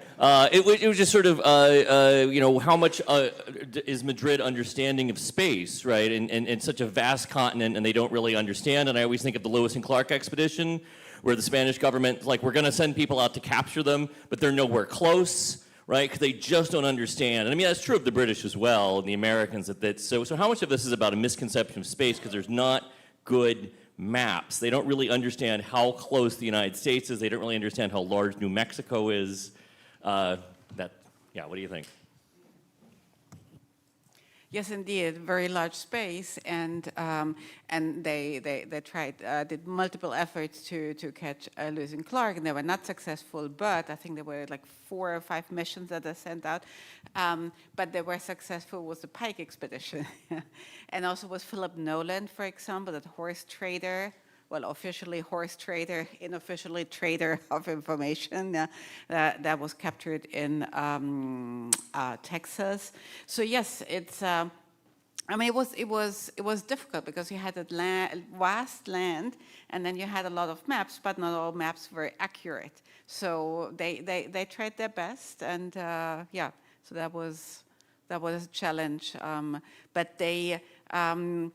For them, since they were aware of the danger from the beginning, And what I'm trying to analyze, and this is still a work in the process, is to see what kind of data specifically they're perceived from different perspectives. So one is Madrid, obviously. One is Mexico City, so from where the royalty was governed, but also, for example, governors in Louisiana, to see what type of information did they get, local information that then they put together in this kind of network where they were discussing what they perceived as this danger. Thank you. Thank you all very much. My question comes from a public history sort of background. Even today in high schools across the United States, we learn that both the Treaty of 1763, the Proclamation of 1763, and the Quebec Act are two key proponents in starting the American Revolution. And we seem to have a real dearth of Native American voices post-Pontiac's Rebellion, and almost none are used to teach the Proclamation of 1763, and almost no habitant voices are used to talk about the Quebec Act, other than as a grievance. So I'm interested across the panel what your response would be into bringing in Native and habitant voices into this story, and also how to change the narrative around that to make the stories of some of these acts which start the revolution more complete by seeing the trans Appalachian and trans St. Lawrence voices.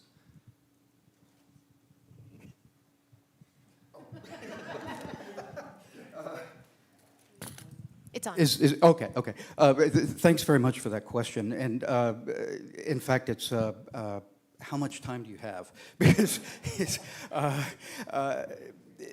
this is one of the things that my colleague Brady DeSanti and I spent a few years trying to deal with when we did the Understanding and Teaching Native American History book, is the rethinking of high school narratives. And the one of the sort of quickest ways that I would suggest rethinking, say, 1763, is to look at some of the congresses between indigenous polities and the British as regards pushing the proclamation line back. One of the critical issues in the proclamation is that in order for the line to move, there has to be, it's a recognition, an explicit recognition of indigenous sovereignty. There has to be a Congress in which the indigenous nation in question has to consent.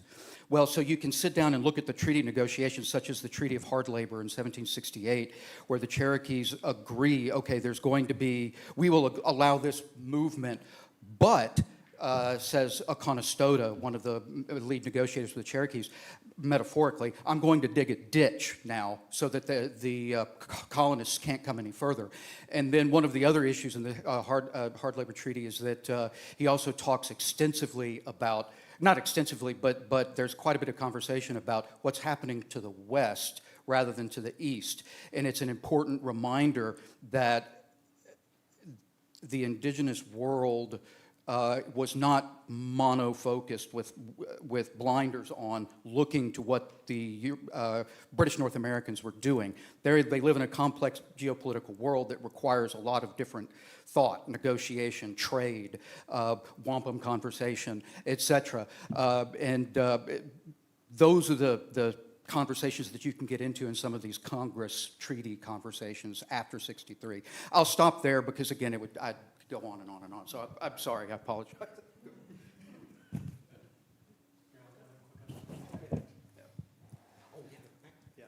Thanks. No, it's all right. Thank you for the question. I'll be brief because I know that there might be some other questions. I think in American history, particularly in the context that you're talking about this in secondary education curriculum, we're focusing on the Quebec Act as both a religious doctrine and Catholic toleration, and as a diplomatic document that sets the contours, the geographic contours of the province of Quebec, which had been defined, but also I think needed some work, some sort of codification around it, some sort of official document. I argue that, and especially from the perspective of Canadian habitants, the effect of the Quebec Act is a re-envisioning of the social order.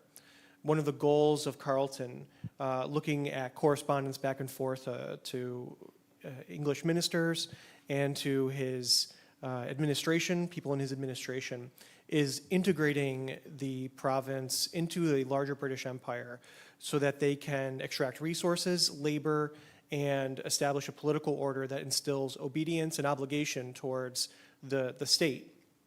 And so the particular social order that's laid out, I think there's a lot of research that goes into what types of civil law customs are maintained through the Quebec Act, but it also doesn't account for a lot of the intermediaries of state power that had existed under the French.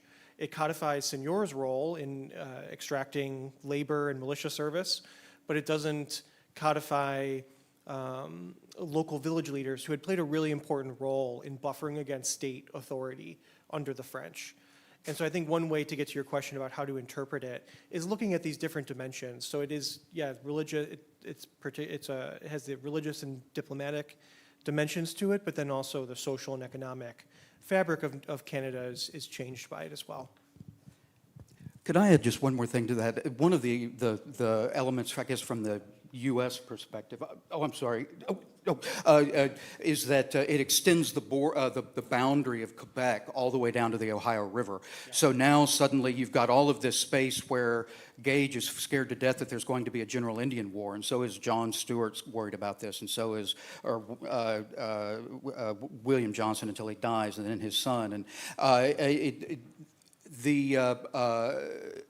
it extends it with the idea politically back in London, from what I understand, being that this is something that the colonists will actually like, right? Because this is a means by which to take care of this massive, from the British perspective, headache that they can't control in the Ohio Valley. So this is a good thing, and it turns out to be exactly the opposite, because to get to things that Evan Heffley talked about yesterday, this becomes a popish conspiracy, and they're extending Catholic toleration and so forth that makes it part of the response that is the coercive acts. So I think you're asking a really good question, because even in Canada, they're asking the same thing for curriculums, like including like Indigenous voices, like and all that stuff. And like you really have to be like a really deep dive into the research to pull all that material. One of the examples I could recommend is like the Treaty of Easton, 1758. In the Pennsylvania colonial records, they have this term gali wanorum, or in Mohawk they call it gali wanolo, on grave matters. And it's something that's still used by the Confederacy to this day. So you could actually invite somebody to come talk about that. But that's the protocol that they followed in order to support the British against the French during that war, because it was a speech delivered by Thomas King at the time. He was the head of the warriors at the time. And he explained all the important matters that were happening between the Indigenous people and the British and the settlers at that time.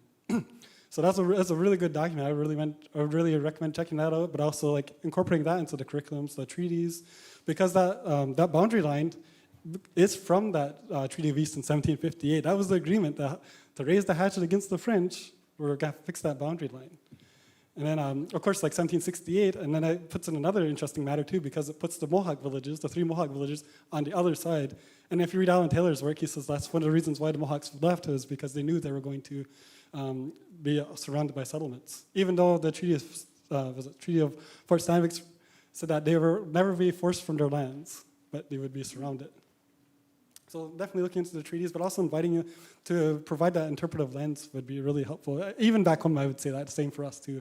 We're kind of in similar boats still, but things are getting better. Thank you all. Please join me in thanking this panel.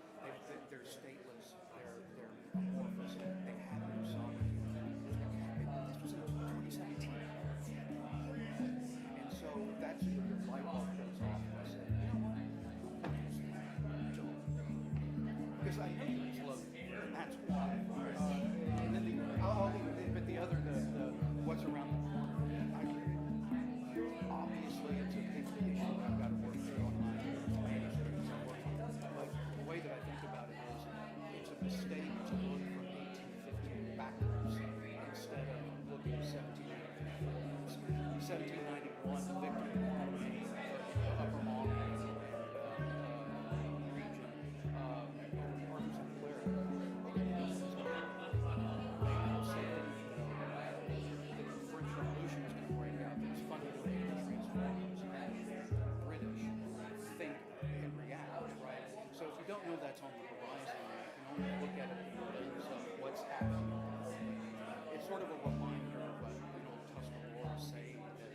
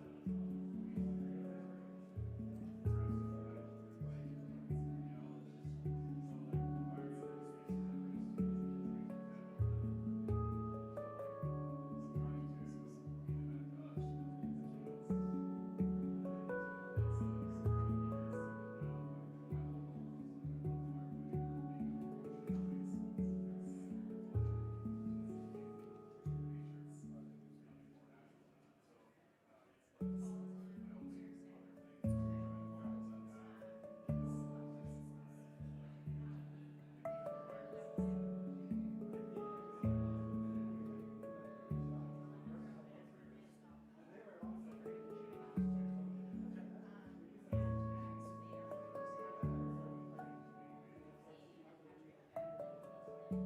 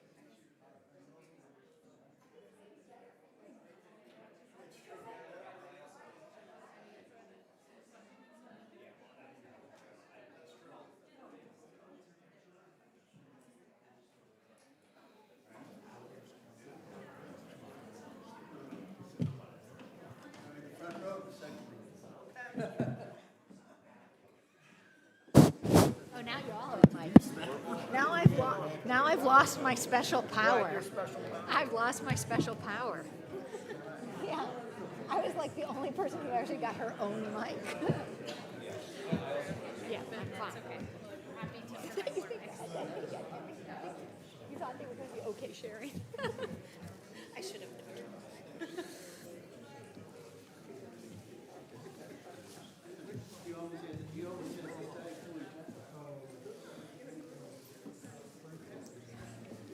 All right, folks. Hello. It is my great pleasure to welcome you back here into Franklin Hall at the American Philosophical Society and to introduce our final panel. Before we get there, we have a small schedule change for tomorrow that I wanted to call everybody's attention to. We had a change in the final panel, so we'll end a little bit earlier at noon.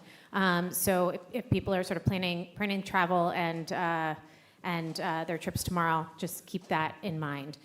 Well, it is my great pleasure to introduce this evening's keynote panel on Jefferson's moment, and to do so, I'm going to introduce our chair, Professor Mary Sarah Bilder, who is the Founders Professor of Law at Boston College Law School. Her prize-winning books include Female Genius, George Washington, and Eliza Harriet in the Dawn of the Constitution, Madison's Hand, Revising the Constitutional Convention, and the Transatlantic Constitution, Colonial Legal Culture, and the Empire. She has taught property, American legal and constitutional history, and trusts and estates at Boston College since 1994. A graduate of the University of Wisconsin-Madison, Harvard Law School, and the Harvard University in the History of American Civilization and American Studies. She is also literary director of the Ames Foundation, a member of the American Law Institute and the American Antiquarian Association. So I'll hand it over to Dr. Bilder now. Thank you so much. Thank you very much. I get applause just for being me. I'm going to introduce our panel, and I'm feeling sort of, obviously the two co-authors are wearing matching ties, which is kind of cute, and kind of cute. Brendan is not wearing a matching tie. I feel like they should have brought him a matching tie. Even if they brought me one, I wouldn't wear it. But so we have here in the center of our group here, Peter Onuf, who's the Thomas Jefferson Memorial Foundation Professor of History Emeritus at the University of Virginia. A leading scholar of Jefferson and the early republic, he's the author, co-author, and editor of numerous books, including Jefferson's Empire, The Language of American Nationhood, The Mind of Thomas Jefferson, and Jeffersonian Legacies. And he's co-author with Annette Gordon-Reed of Most Blessed of the Patriarchs, Thomas Jefferson and the Empire of the Imagination, a finalist for the 2017 George Washington Prize. And to his right is Frank Cogliano, who's a professor at the University of Edinburgh, specializing in early American history and the age of Thomas Jefferson. And his books include A Revolutionary Friendship, Washington, Jefferson, and the American Republic, which was a finalist for the 2025 George Washington Book Prize. Emperor of Liberty, Thomas Jefferson's Foreign Policy, The Blackwell Companion to Jefferson, and Thomas Jefferson, Reputation and Legacy. And his Revolutionary America, 1763 to 1815, A Political History, is now in its fourth edition. And he was, I think, consultant to Lucy Wormsley's BBC documentary on the Revolution. And Frank and Peter are co-authors of this book, Thomas Jefferson Survives, American Independence in His Time and Ours, which just came out this year on 2026. And so let's just give a round of applause. Congratulations.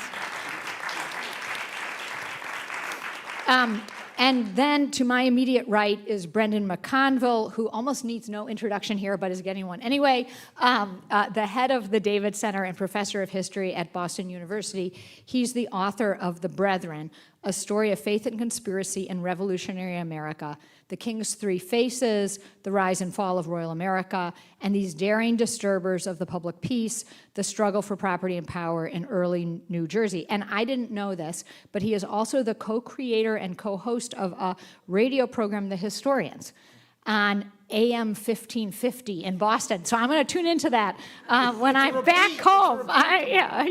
Sorry. Not back yet. I'm going to be here still. So I'm not quite sure why I was asked to chair this panel. And I'm very happy to be here, but I'm not a Jefferson person. In fact, I'm going to give you a little example. I once wrote a blurb for Kent Neumeier's book on the Burr treason trial, which I loved. And my original blurb said nice things about Kent Neumeyer, and then I wrote, this book has no heroes. Jefferson is nasty and manipulative. Burr is an arrogant anti-hero. And Marshall slowly picks and cavils his way towards an independent federal judiciary. I actually thought it was pretty good. And, and it kind of summarized the book. And the publisher wrote me back and said, we can't say that Jefferson is nasty and manipulative. And I said, well, why not? And they said, because people who like Jefferson buy a lot of books. And so, and I was like, well, don't you think anyone reading about the Burr treason trial is going to expect that? So and I was actually kind of frustrated. So we compromised simply on Jefferson is manipulative, which wasn't quite the point I was trying to make. But anyway, so I'm here, and I'm looking forward to being in conversation with everyone, but somewhat feeling under false pretenses. But hopefully by the end, people will help me understand Jefferson better. And so we are going to be in conversation. We've actually met and talked about this, and then we had to call the Zoom planning meeting to a halt because it had become the entire conversation, and we had passed our allotted time. Yeah. We're going to wash our time tonight. So we're going to begin a little bit with the question, Jefferson survives, which people may know is what Adams famously said when they both died on the same day, not knowing that the other person was dying. And we thought we'd start by, maybe everybody could talk a little bit about the trajectory of Jefferson's reputation and scholarship, particularly, I think, since the bicentennial.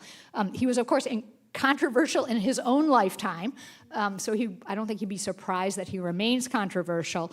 I think he probably, like Annette had said last night, probably somewhat surprised for what he has become controversial.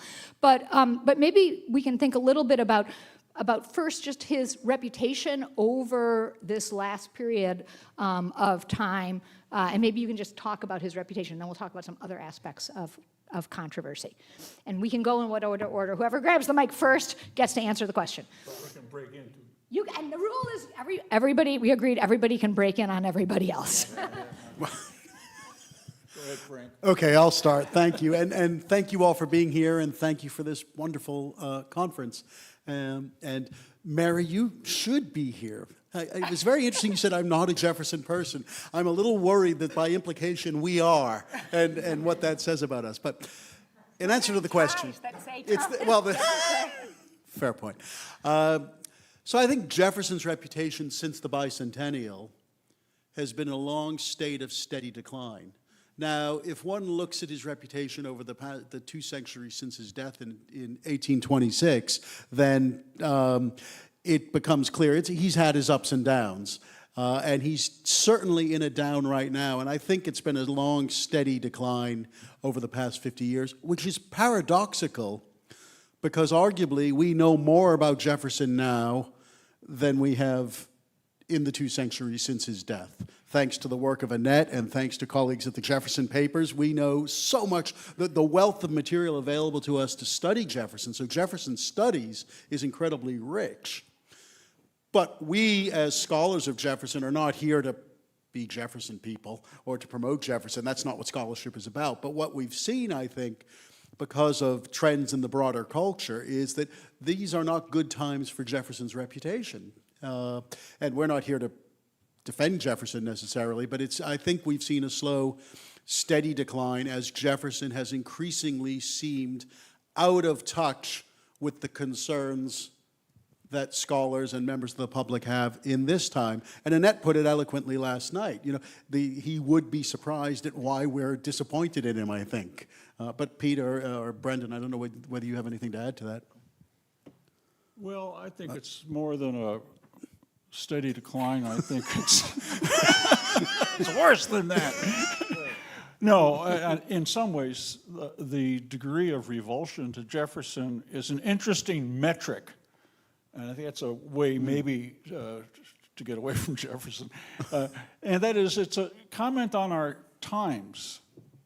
And everybody used to love Jefferson. There was a moment, he was the man of the millennium, George Will said.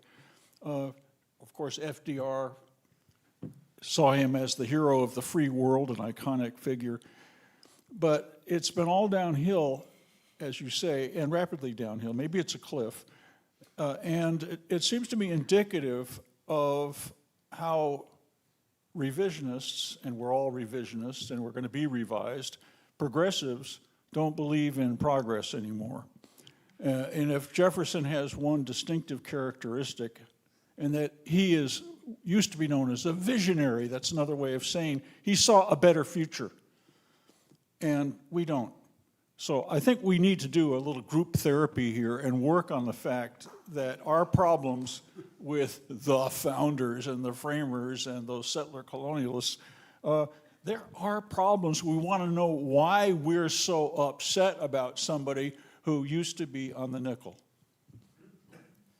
I think that, you know, and I think Peter's points are well taken, but one thing in all seriousness that has struck me, and I'm not saying this for the sake of humor, is Adams got a miniseries and a big biography, and Hamilton got a musical, and their reputations, which were low, They had to do a lot of catch-up. yeah, but there's been an inversion. And then, of course, they're both Federalists, although of different types.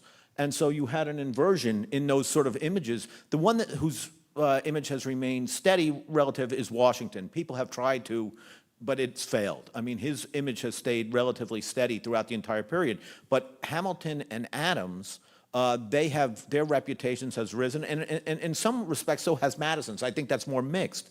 Mary, yeah, and Jack, right? I mean, others. But Jefferson doesn't have a musical. He's got lots of biographies, but the biographies have become progressively less a celebration and much more critical. The more we know about him, the more critical. Like, say, well, we know more about him than ever. That's part of the problem. The more we learn about him, the more critical people become of him. I also think this expresses this issue in the broader culture, which is that the sort of heritage of what used to be called, as many of you know, those celebrations which were called Jefferson-Jackson in the Democratic Party, that's now disintegrated. And so that political foundation has also disintegrated, and therefore you have a Jefferson who is, as Frank said, much diminished in I think, popular perception. Yeah, and just to add, Brendan, it's a truism that when Hamilton's up, Jefferson is down reputationally. Right. I mean, you can chart that over the past 2 centuries, so you're absolutely right about that. He would make a poor musical for sure, you know? I mean, he just is not a good musical. I mean, a tragedy or whatever, but he's make a poor musical. I'd like to make a point here. Jefferson believed in the people. And when that identification of Jefferson with the people as the tribune of the people, we don't believe in the people anymore. I think that's the dimension of this notion that he believed in progress and we don't. Speak for yourself, Peter. Test, I think the great test now in American politics is if we believe in the future of the republic, we have to believe in ourselves, and I don't think we do. Wait, okay. Now let me pull something back for the audience here before it gets completely out of control. So we talked a lot about this point that several of you have made now about Jefferson, the democracy, Jefferson democracy, and the people. And for viewers at home, at one time, Jefferson's name was very much linked to that idea, Jeffersonian democracy, and this was a story of the expansion of the people. And we now, I mean, I'm somebody who uses that term, but not in a positive way, because we can see it's a moment when women and people of color become constitutionally excluded, when Native nations become seen as non-sovereign, when the slave power is growing. And so maybe we can, what do you mean by sort of how if he's for the people, who are the people he's for, and what is the democracy that he is being linked to? Well, you get right to the heart of the problem. This idea that Americans constitute a people emerges in a state of war, and it's when the people are profoundly divided, because the American Revolution is a civil war. And I don't think Jefferson wasn't reading too much John Locke or steeping himself in democratic theory. Jefferson understood that the great challenge, it was a deficit of legitimacy. They were rebels. They were trying to overthrow legitimate authority. Where were you going to get legitimacy from? That's a theoretical question. We'll leave it to the theorists. But where are you going to get the support you need in an ongoing war? the key to his idea of democracy is mobilization. And it's necessarily a mobilization against authority, against your neighbors in some case. We suggest that rather than the revolution being a people's war, Americans are a war's people. They emerge from it. So there is, I think, from the beginning, a dark dimension to it. It's a dark dimension to nation making. You want to go? I think one of the things which goes back to Mary's question is we profess admiration for popular sovereignty, but for example, in the contemporary, we denounce populism. So there's all kinds of problems about defining what we mean by the people and their sovereignty. And as I said, we like the people, but we don't like populism. And we often identify populism with the Jefferson-Jacksonian strain. I think to go back to Peter's point, I think there's a problem then as well, in the sense that they were unclear what they meant by the people and the popular sovereignty in their relationship to the governing structure. And Jefferson gets caught up in that, I think, in a strange way. But go ahead, Frank. Yeah, I mean, just if I can jump in, to some extent, the revolution, or certainly the period after the revolution, the Constitution begins, we the people, right, is about negotiating who the people are. And one way to think of American history is it's a 200-year debate about who's in and who's out. You're correct, Mary. If we look at Jefferson, on one hand, he's the most small d democratic of the so-called founders, at least rhetorically, yet we know who's excluded. Let me finish. Yeah, he's ready to stop, right? But thanks, Pete, you've put me off now. However, one of the arguments we make in the book is what's crucially important for Jefferson's thinking, and why he does survive, is because he also thought in terms of time and space and in a temporal way. So he thought in terms of generations, and so every generation, he had faith in future generations to solve their problems. And so I don't think, he couldn't conceive of the people as we do. He believed that we should define the people as we would want to. So our more capacious definition of the people is part of his legacy, even if it was unintended. Sorry, Pete, go ahead. No, that's Frank, that was good. It's a dynamic conception of the people. Think of the centrality of the concept of consent. You're not part of the people if you're not on the bus, if you're not joining in the common cause. If you think in those terms, that the people is a work in progress, it's constantly redefining its boundary. It's the boundary of inclusion and exclusion. That's the ugly part of it, because as you know from the language of the Declaration, Jefferson is stirring up hatred of the merciless savages. He's telling his fellow Americans to be afraid of servile insurrection. So you could accuse him, and this is what is his fate to a large extent now, of being the inventor of the white republic and racism. We think that's unfair, but the fact is, this is a moment of existential struggle against enemies at home and abroad.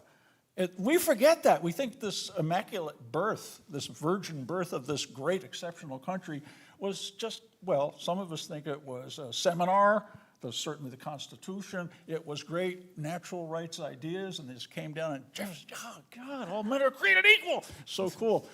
But we forget that it comes out of conflict. Yes, he draws boundaries. In fact, what's consent about is making people make a choice. Are you with us or not? And Frank, I think you could say the idea of a generation is people of a certain people at a time who are working together, who become conscious of a collective identity. That's what he means by a generation. It's not just you happen to have been born a boomer. So let me just ask you a hard question, which you aren't usually supposed to do on these panels. You're supposed to toss people nice questions.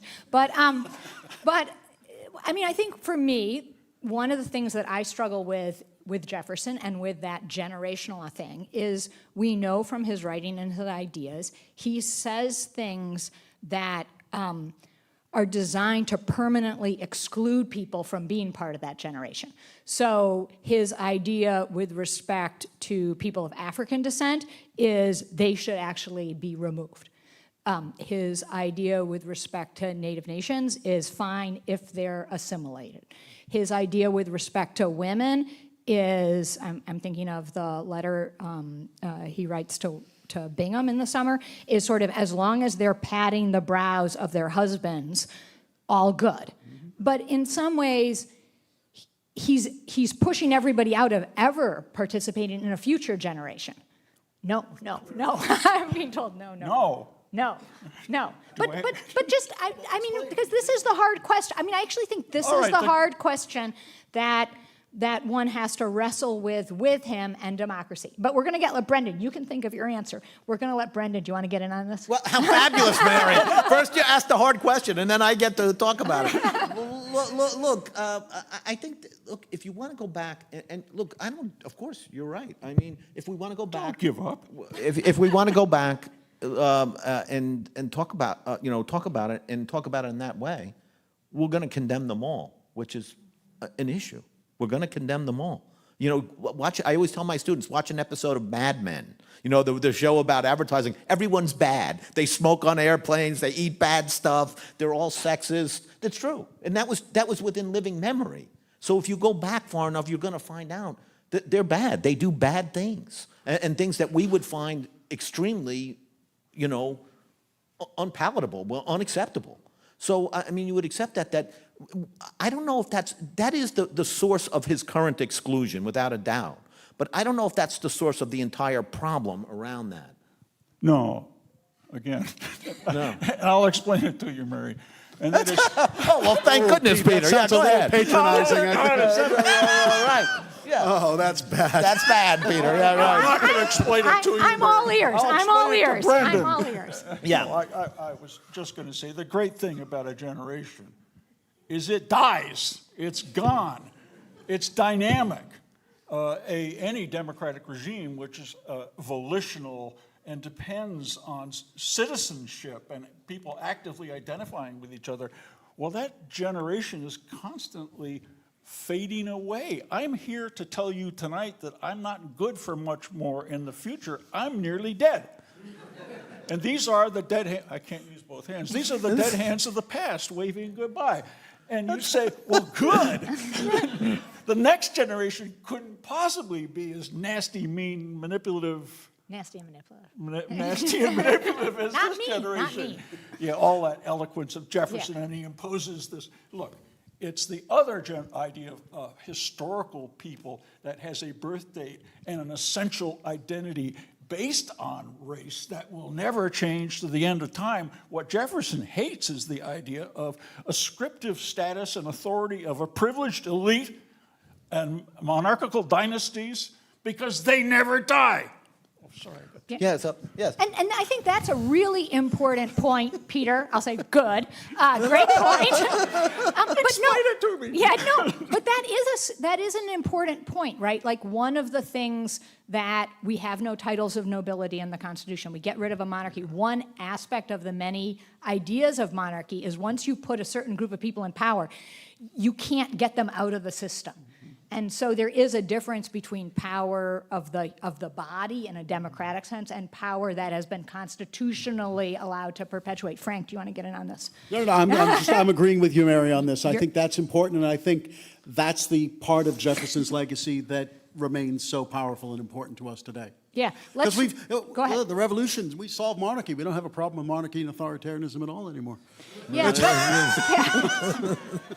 Next question. Yeah. Can I say one other thing say one about more this? thing. Part of the issue, which I read Frank and Peter's book last week, which I recommend to, in all seriousness, recommend to you all.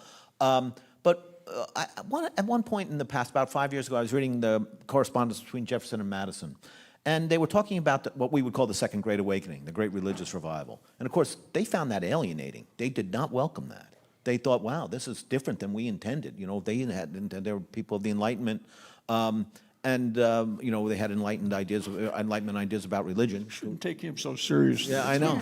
But they lean that way. And they're sort of unhappy. And at a certain point, Jefferson says, yeah, we didn't intend this, but we're going to accept it because this is what's happened. And we cannot change it's a new generation of people with new beliefs and new ideas. And we have to accept that our generation, like Peter, is at, nearing the end of our, Get ready, right. I'm going to model it. Yeah, no, not necessary, Peter. But what I'm saying is that they accepted some changes. I do agree with you that much of the language at certain points in their writings is very exclusionary and has a sense of permanence, which is very off-putting because for the exact reason that they accept other generational changes as being inevitable, and that they're going to need to accept what has happened. And this is not gratuitously exclusionary. We know it is in retrospect because we know that many enslaved people, many free blacks enlisted and wanted to fight for the Patriots. We know that indigenous people just wanted the war to go away and have nothing to do with it. All of this is the wisdom and righteousness of hindsight. But I just ask you to put us, or we should put ourselves in the position of war. Exclusion is a battle line.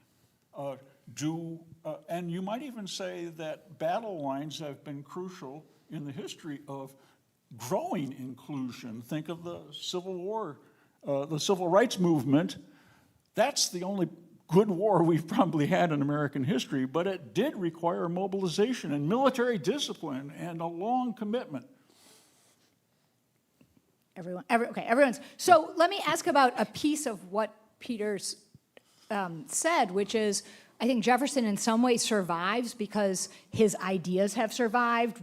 I think even to say that is to say that I think more than a lot of the other people, he has studied for his ideas as opposed to as part of a political decision-making process. Even the Declaration kind of stuff, it's so interesting, like everybody wants to be like, is that Jefferson's idea or is it somebody else's? And from a committee report, right? That has Congress written all over it and only John Hancock put his name on. But so I know one of the things that everyone here cares a lot about is putting the ideas in the historical context. And what historical contexts do you think are really significant in helping us understand Jefferson's ideas, as opposed to, I think, the way a lot of people read them sometimes, which is sort of just almost like free-floating across time, like nice things that, we don't always study Plato or Aristotle in their historical context. Well, you're both looking at me now. Yeah, okay. right. I mean, there are numerous ideas. I mean, the reason he still matters is the Declaration. I mean, we spent much of the day talking about the Declaration in various ways, shapes, and forms, right? And much of it has been oriented around Jefferson. So he matters because of that. We talked this morning. I mean, we had a very good discussion. Of course, he's not known as the draftsman of the Declaration until well after the Revolution, et cetera, but that's the core of his legacy. He understood that, hence he put it on his gravestone. With respect to your question, Mary, he's drawing on a number of traditions. I mean, he famously just dismissed it and said, well, these were the ideas that were in the air. But that's a bit of, he's humble bragging there, right? I think he's drawing on the Enlightenment. He's drawing on the British Whig tradition. I mean, a lot of this is very familiar language to people who are used to rights talk in the 18th century. But he's drawing it together in a particularly compelling way that remains, what are we celebrating the 250th anniversary of in a few weeks, or commemorating, or mourning, I don't know. It's the Declaration of Independence, and Jefferson's role in drafting that document is central to it. Mary, I think you pointed to the answer. You have to bring it down. You have to get away from the idea that we need to know more and more and more about the author, because as we heard earlier today, nobody knew he was the author until the 1790s, when another partisan eruption, almost another civil war, took place. That false modesty you're suggesting, Frank and I always used to think that. On the other hand, he understands, and sometimes he resents the fact that he's just a draftsman, that he's not an original genius, and ask any self-respecting political theorist about Jefferson, and they'll change the subject and say, let's talk about natural rights. Because Jefferson didn't come up with anything. He's not original. He didn't want to be original. That's all right, Peter. Peter, that's okay.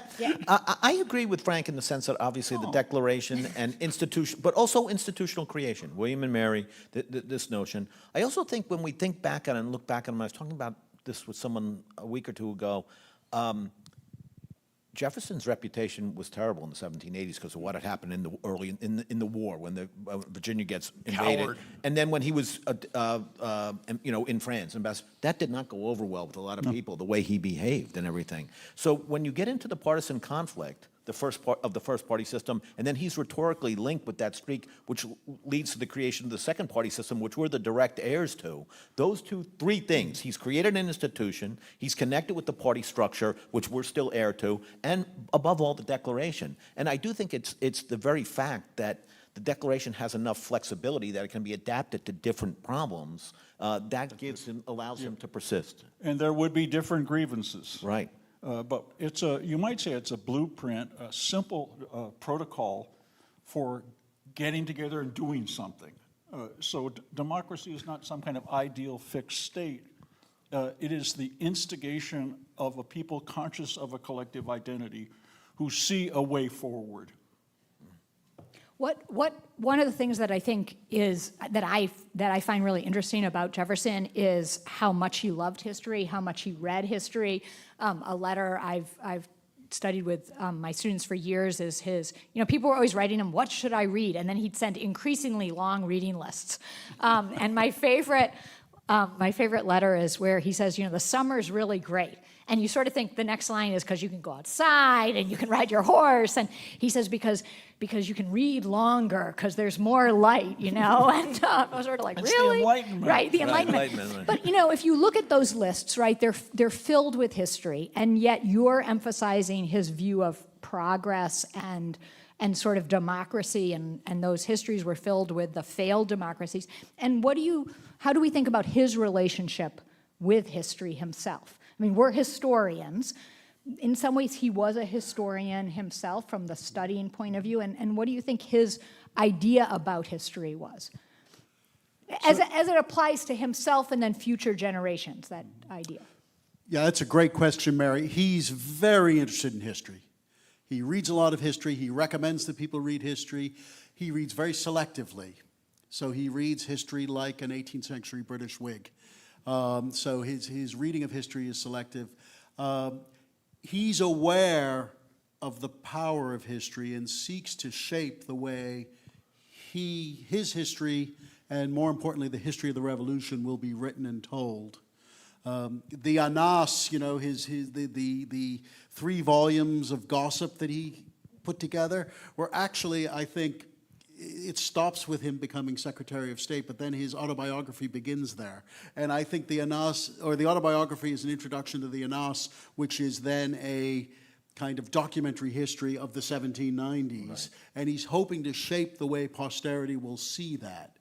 However, it's also about posterity. So it's about looking forward. It's getting the right lessons from the past in order to go forward and not be encumbered by the past. So it's slightly complicated, but so therefore I don't think his autobiography is incomplete. For example, I think it goes to the point he wanted it to go, and then he's providing the material of history, his notes, to guide people going forward. And of course, his first editors, his descendants, broke up the Anas and published them separately and separated them and disturbed and disrupted this quite coherent history of his own life and times that he had put together. But the history is a history of partisan struggle. Right. It's not neutral. It's not something that we post-German scientific empirical types would say, this is the truth, folks. It's always a partisan intervention. And he's deathly afraid, and Frank has written brilliantly on this, that the wrong people will be writing American history. And he would have said, looking at the historiography, that only when Onuf and Cogliano came along. No, that's just true. I think the parties, no, it's not. Wait, Peter, you gotta hold your mic up, otherwise Yeah, the we're a people bit will okay, know. okay. Yes, we want to record this for posterity. Right. Make sure it's clear, We Peter. got to make sure this gets taken down, yes. No, posterity, forget it. In 1811, he writes to a newspaper editor in Philadelphia, and he's urging this partisan editor, or Republican editor, to get all the dueling factions of Republicans in his party, the party that was supposed to end parties, to get them to work together, because he says this, and I think it's a quotation that explains a lot about Jefferson. He says, the Republicans, this party is the nation. It's a startling, he's just then said that everybody who's still a Federalist at this point is, well, not an American. He's reviving this notion of the revolution. It's still the same damn revolution going on, and it's continuous. It's going to be a struggle. This is the way he reconciles the apparent contradiction of being a partisan and a patriot.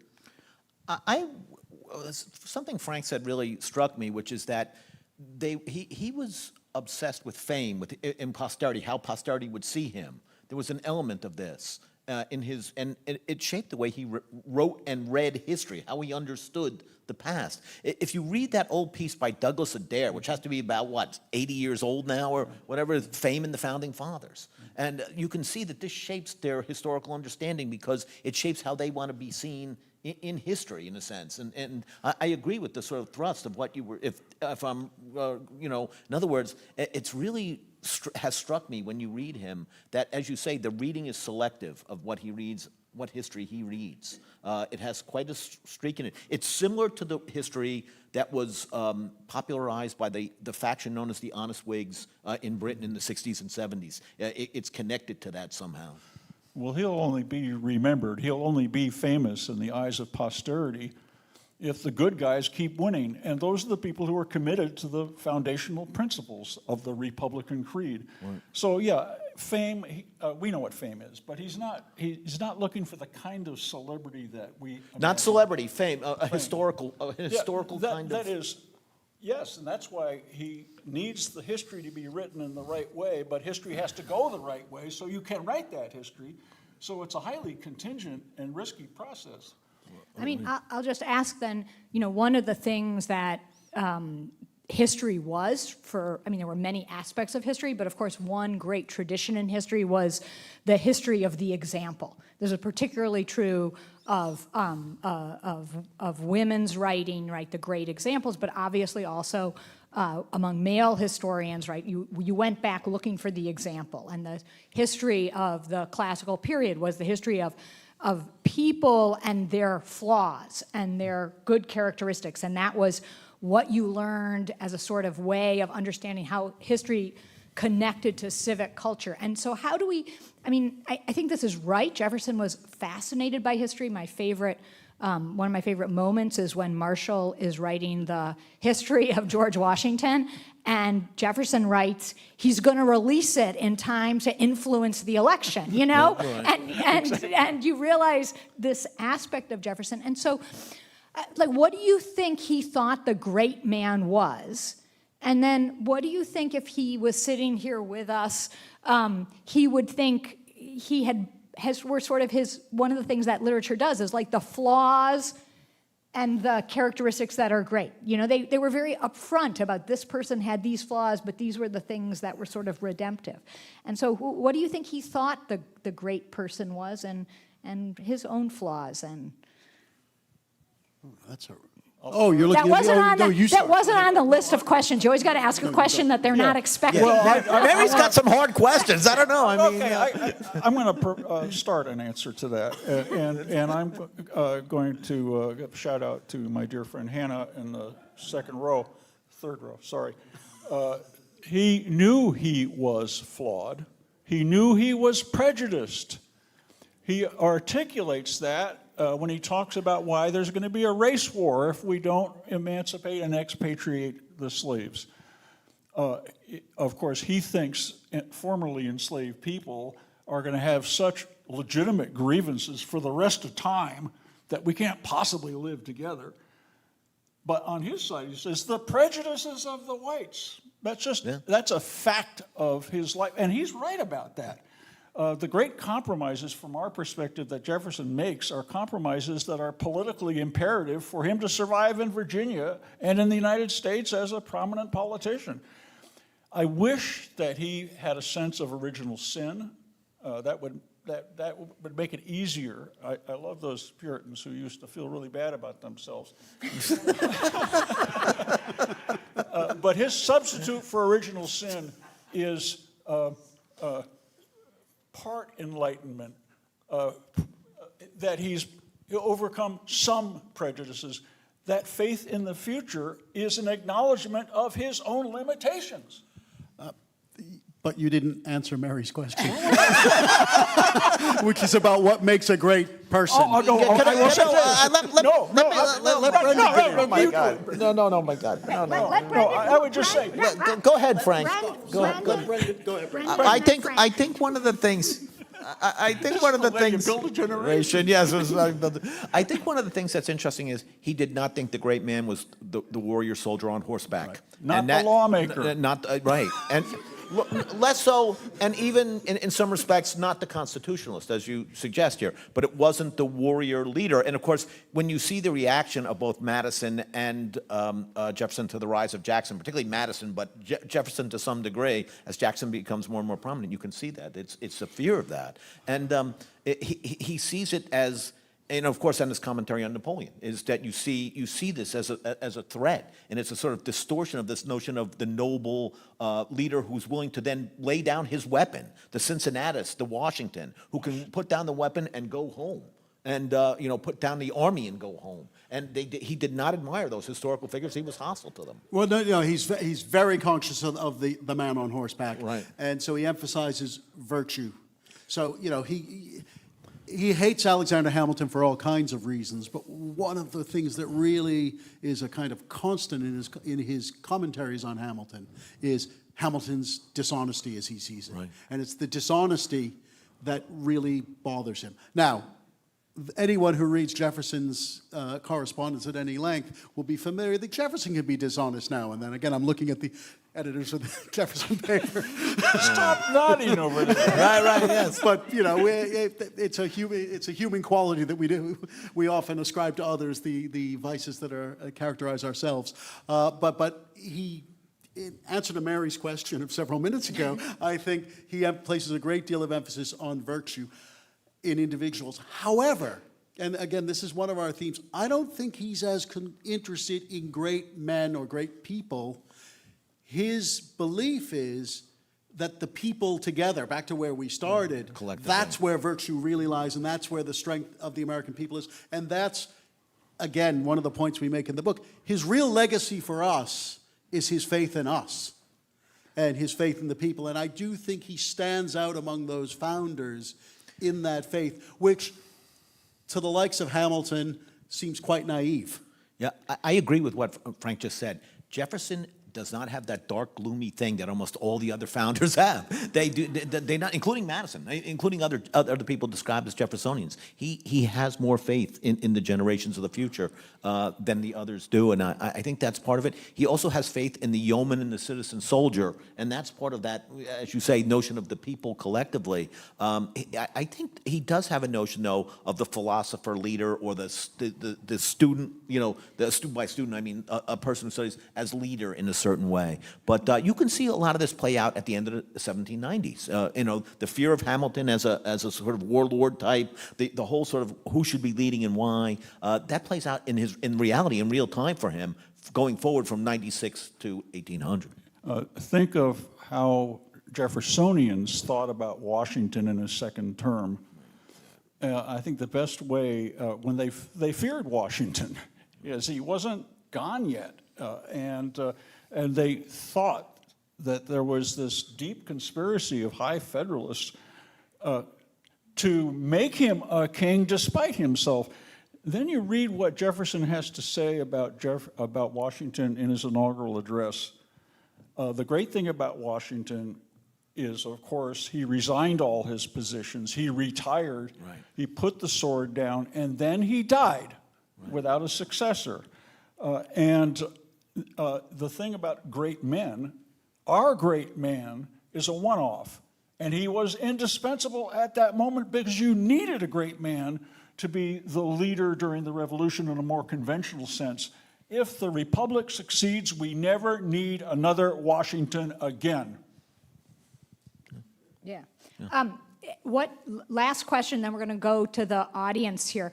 You know, one of the things on a very personal note that you find when you read people of that time is there was something personally seductive about Jefferson. And I use that term very seriously. And there were people who really did not like him.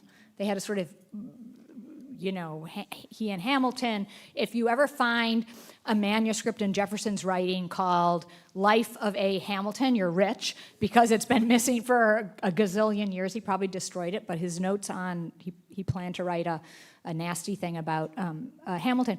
But Madison's in the Washington camp, he's going along fine, and then Jefferson returns, and around Jefferson, for personal reasons, you find people being drawn. And if you read about him in France, it's that way. And so let's maybe just end personally with, I do think there's this thing that historians aren't so great at, which is that ineffable aspect of someone's personality that draws people or repels them. And maybe we can just end, what do you think about Jefferson in that aspect, I think that's a really good point, Mary, because nobody was neutral on Jefferson. And I think he had a real skill for charming people, and I think that charm was sincere and powerful. But he had an equally powerful ability to alienate others. And I think it's one of the things that makes him very interesting to study. So, yeah, that would be my response. Pete, what do you think? You've studied him longer than me. I think he has an idealized conception of domestic harmony.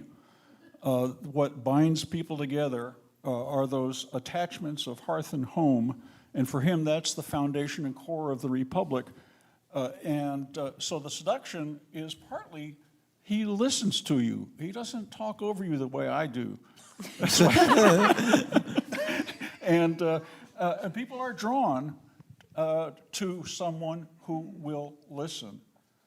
So I think that there's a component of Jefferson's appeal which is a politicized sentimentality and an attraction to Jefferson because he's a friend, because you think of him as somebody you are closely attached to, not as somebody who's above you. So there's the self-effacement, the modesty, we think that's all phony, but it's part of a personal style that ingratiates him in small groups and around the hearth. I also think, which I agree with what Peter just said, he also had an aesthetic sense of beauty. If you look at Monticello, the kind of things he bought, he was interested in these furnitures. Of course, it leads him into deep debt and disaster. But he has a sense of this that must have been incredibly appealing to those around him. And of course, I think you're right that he had modesty, but he was also a person who I think tried to portray himself as a certain type of person of the Enlightenment in certain ways. No question. And that becomes very seductive to some people, I think. Of course, Peter and Frank and Annette know way more about that inner, aspect of his personality than I do, but it does strike me. But I also think his sense of beauty, particularly in architecture and landscape, that had appealed to people around him. I agree with that. The one consequence of all this that I think is important, though, is it's one thing that helps lend credence to his reputation for being dishonest and sneaky, as far as his opponents are concerned, because he really does want to get along with people and wants people to get along with him, and therefore when he meets with people, they leave the room believing he's agreed with them. And then they feel that often his opponents like Hamilton will feel he betrayed them or lied to them. I don't think it's as simple or as straightforward as that. I think it's his personality. He wants to please. That's not simple. He's a conflict-averse warrior. I mean, that is, his commitments in life require him to try to inspire and revive the spirit of a people to do the right thing, but he doesn't want people to argue the way we've been arguing. This is just so un-Jeffersonian what we're doing here. Yeah. Well, and with that, we'll take some questions. Yeah, like you could have just had the whole audience wants to get in on this. All at once. Have the mic. So everybody keep your points short, and then we'll have enough time to hear from a lot of people. Okay, this whole discussion, I'll keep it short, but that means it'll be brutal, right? This whole discussion was Jefferson nasty, we began with. Was he a good guy, was he a bad guy? That's how his reputation has gone. And as I was talking about last night, that's understandable. The United States was founded 250 years ago. He's one of the founders. He's part of your identity, part of your foundation. But one of the things I said was, being British, you can kind of step back from that and not ask whether he was good or bad, but ask what he thought and why he thought it. And what I would suggest to you is that I don't think there's another country, here's where American exceptionalism is real, I don't think there's another country that really does this not to the extent that you do here. We do have debates in Britain, Winston Churchill, good, bad, but that's not the only question about Winston Churchill. And so I guess what I'm going to ask you now is 250 maybe a moment where we can move on from good guy or bad guy to what kind of guy and why? It should be, but it won't be. I agree with that. It should be, but it won't be. We should be worried about him as a historical figure and a figure in change. The crucial thing is, what does Mary think? But you can. I mean, as historians, you can do this. And that's our job as historians, isn't it? Not to say people are good or bad, but to say, here's what they were and why. And as historians, we can take a lead on that in terms of wider public discourse about people like Jefferson or all the families. Yeah, I'm going to push back just slightly on that, just because I don't think, I'm feeling very patriotic here. but I just don't think that, I mean, I think the history of how people read, particularly this group of generation of people read the history, particularly of the ancient world, was of was Cyrus good or bad? Cyrus was good. Why was he good? Because he didn't rape women when they were brought to him. I mean, this is I do think there are many, Rome has a founding myth, and it has a dying myth. And so I don't think in some ways, I actually think what's unusual about the United States is we are a very young country to have already fallen into this pattern of the sort of myths of the framing generation. And maybe in 100 or 200 years, that'll feel different, but I think it's almost the fact that we're so close to them still, and then doing this thing that people did to the Greeks, and the Romans thousands of years later. Just to pick this up, though, Steve, I think, and to build on what Mary said, a figure like Jefferson stands at the intersection point between the civic mythology and civic history and what we would call professional scholars. And look, as professional scholars, we should be focused on why did it change, about change over time. Why are these figures, how are they instrumental in change? And the moral aspect of it cannot really play into that. But at the civic level, there's an entirely unavoidable moral question about the character of the founding generation. And I think that's where you see these two things have become conflated in a way that has made it difficult to sort of pull them back apart in a way. Okay, fascinating question, but we're going to go with, we got so many hands. Hey, I'm going to give you a little, at least I don't think it's a softball, but maybe it is. Okay. Given that you've talked about legacy, great men, and uses of history, I'm wondering what you think Jefferson saw the role of the University of Virginia in the role in all of this. It's meant to be it's meant to be a secular institution that can educate leaders for a republic. That's what he intends the University of Virginia to be. It's not really that. It's certainly not during his lifetime or immediately afterwards, but that's what he envisions it as.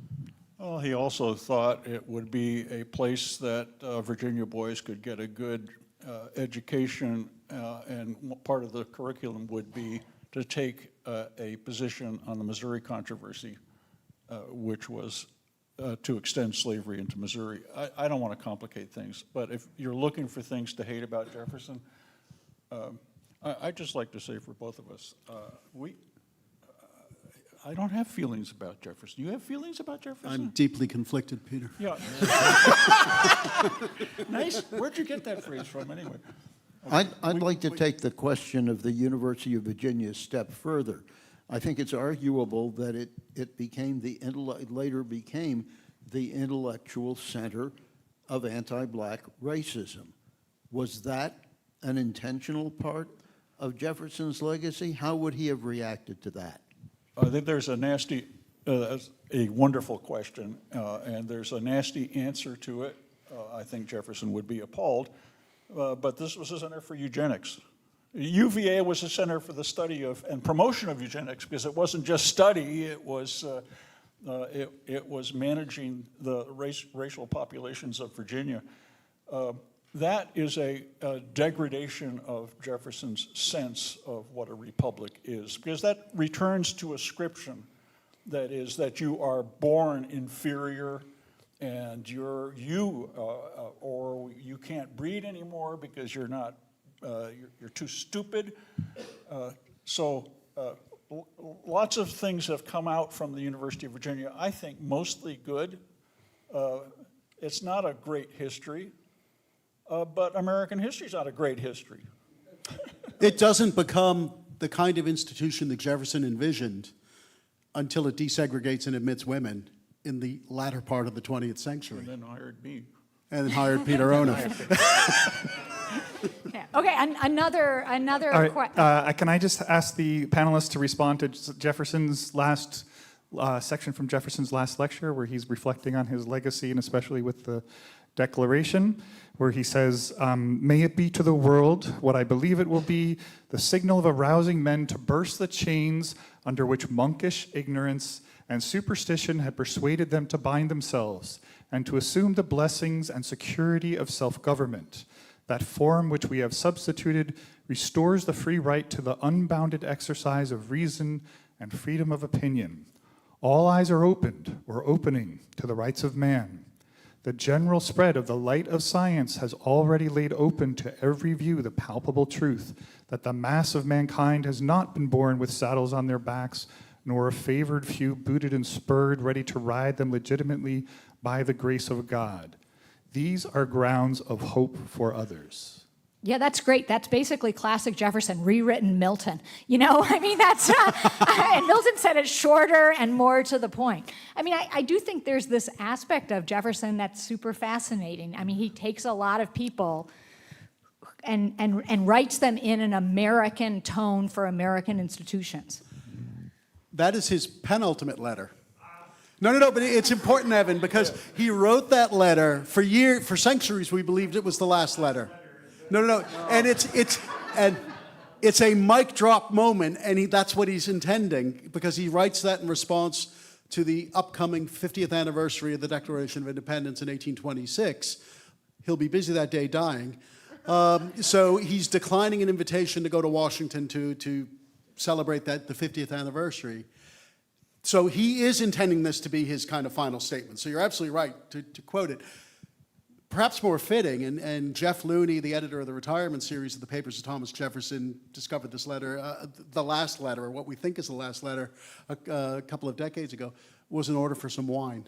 Because he didn't, which is more fitting if you know Jefferson at all, because of course, first of all, he didn't know he was going to die, so he's spending up until the very end. So to some extent, that's a more fitting epitaph for him than the Wakeman letter. Okay, we're going to let Jack ask. Can I just say one thing about that? Which, look, there's, there's Jefferson experts, two of them immediate to my right here. They're in the room that know far more about it than I do, but it's interesting. One thing that I've thought, as I've read through his papers over time, is this. As the French Revolution fails, he latches onto a specific or some specific strains in British thought. And that quote that you read comes from Rainbow. It doesn't come from Milton, it comes from Rainbow. Rainbow's pamphlet, I think 1747 pamphlet. No one's born with spurs. I'm speaking from memory, may be completely wrong, but I think that's right. It's right. And he gets caught up in his life after, say, 1800. His intellectuals, we think of him as a Francophile, but in fact he moves into a more British mode, although not mainstream British constitutional thought. Oh, I think he's British throughout.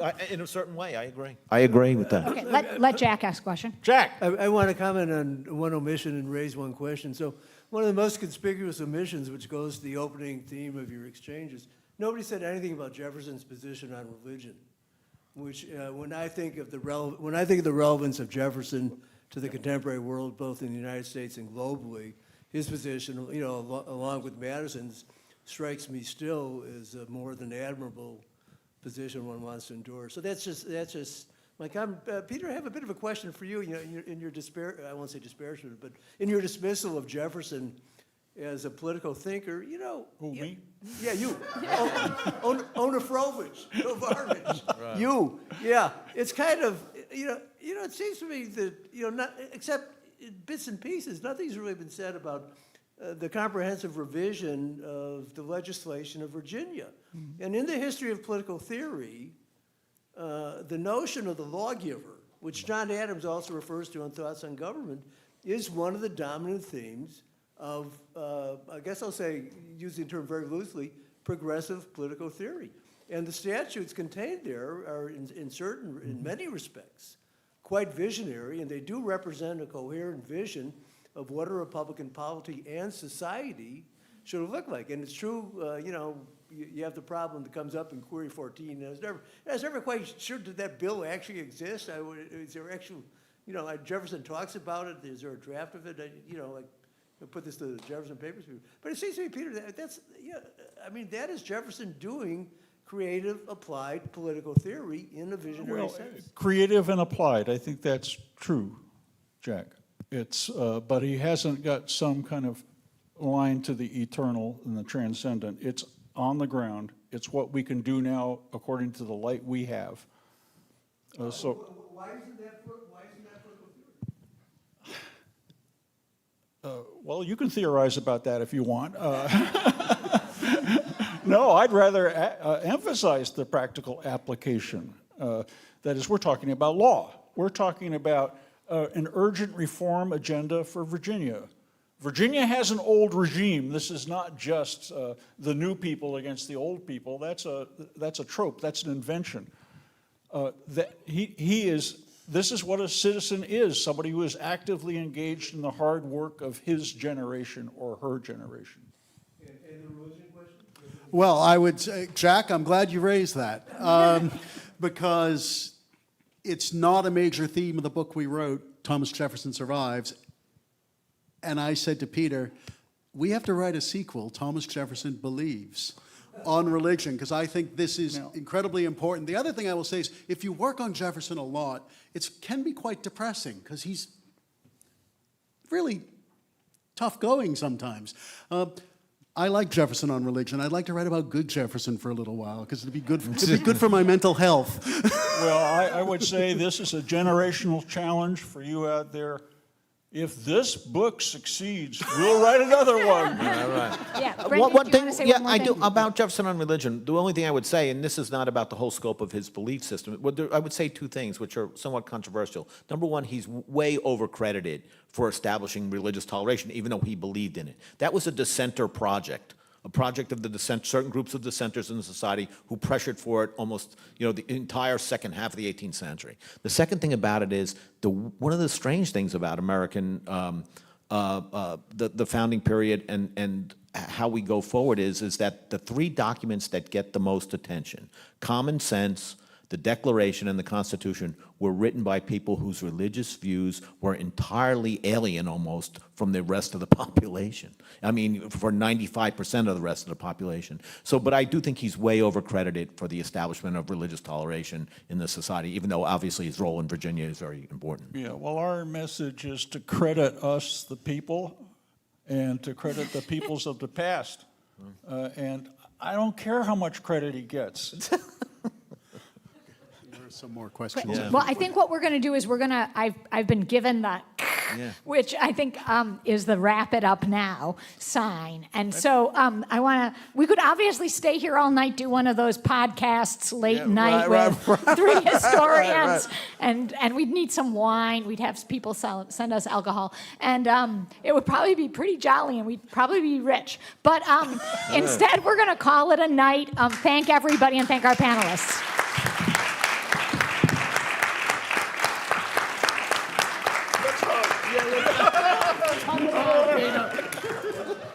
Please be back with us tomorrow morning. We start again at 9 a.m.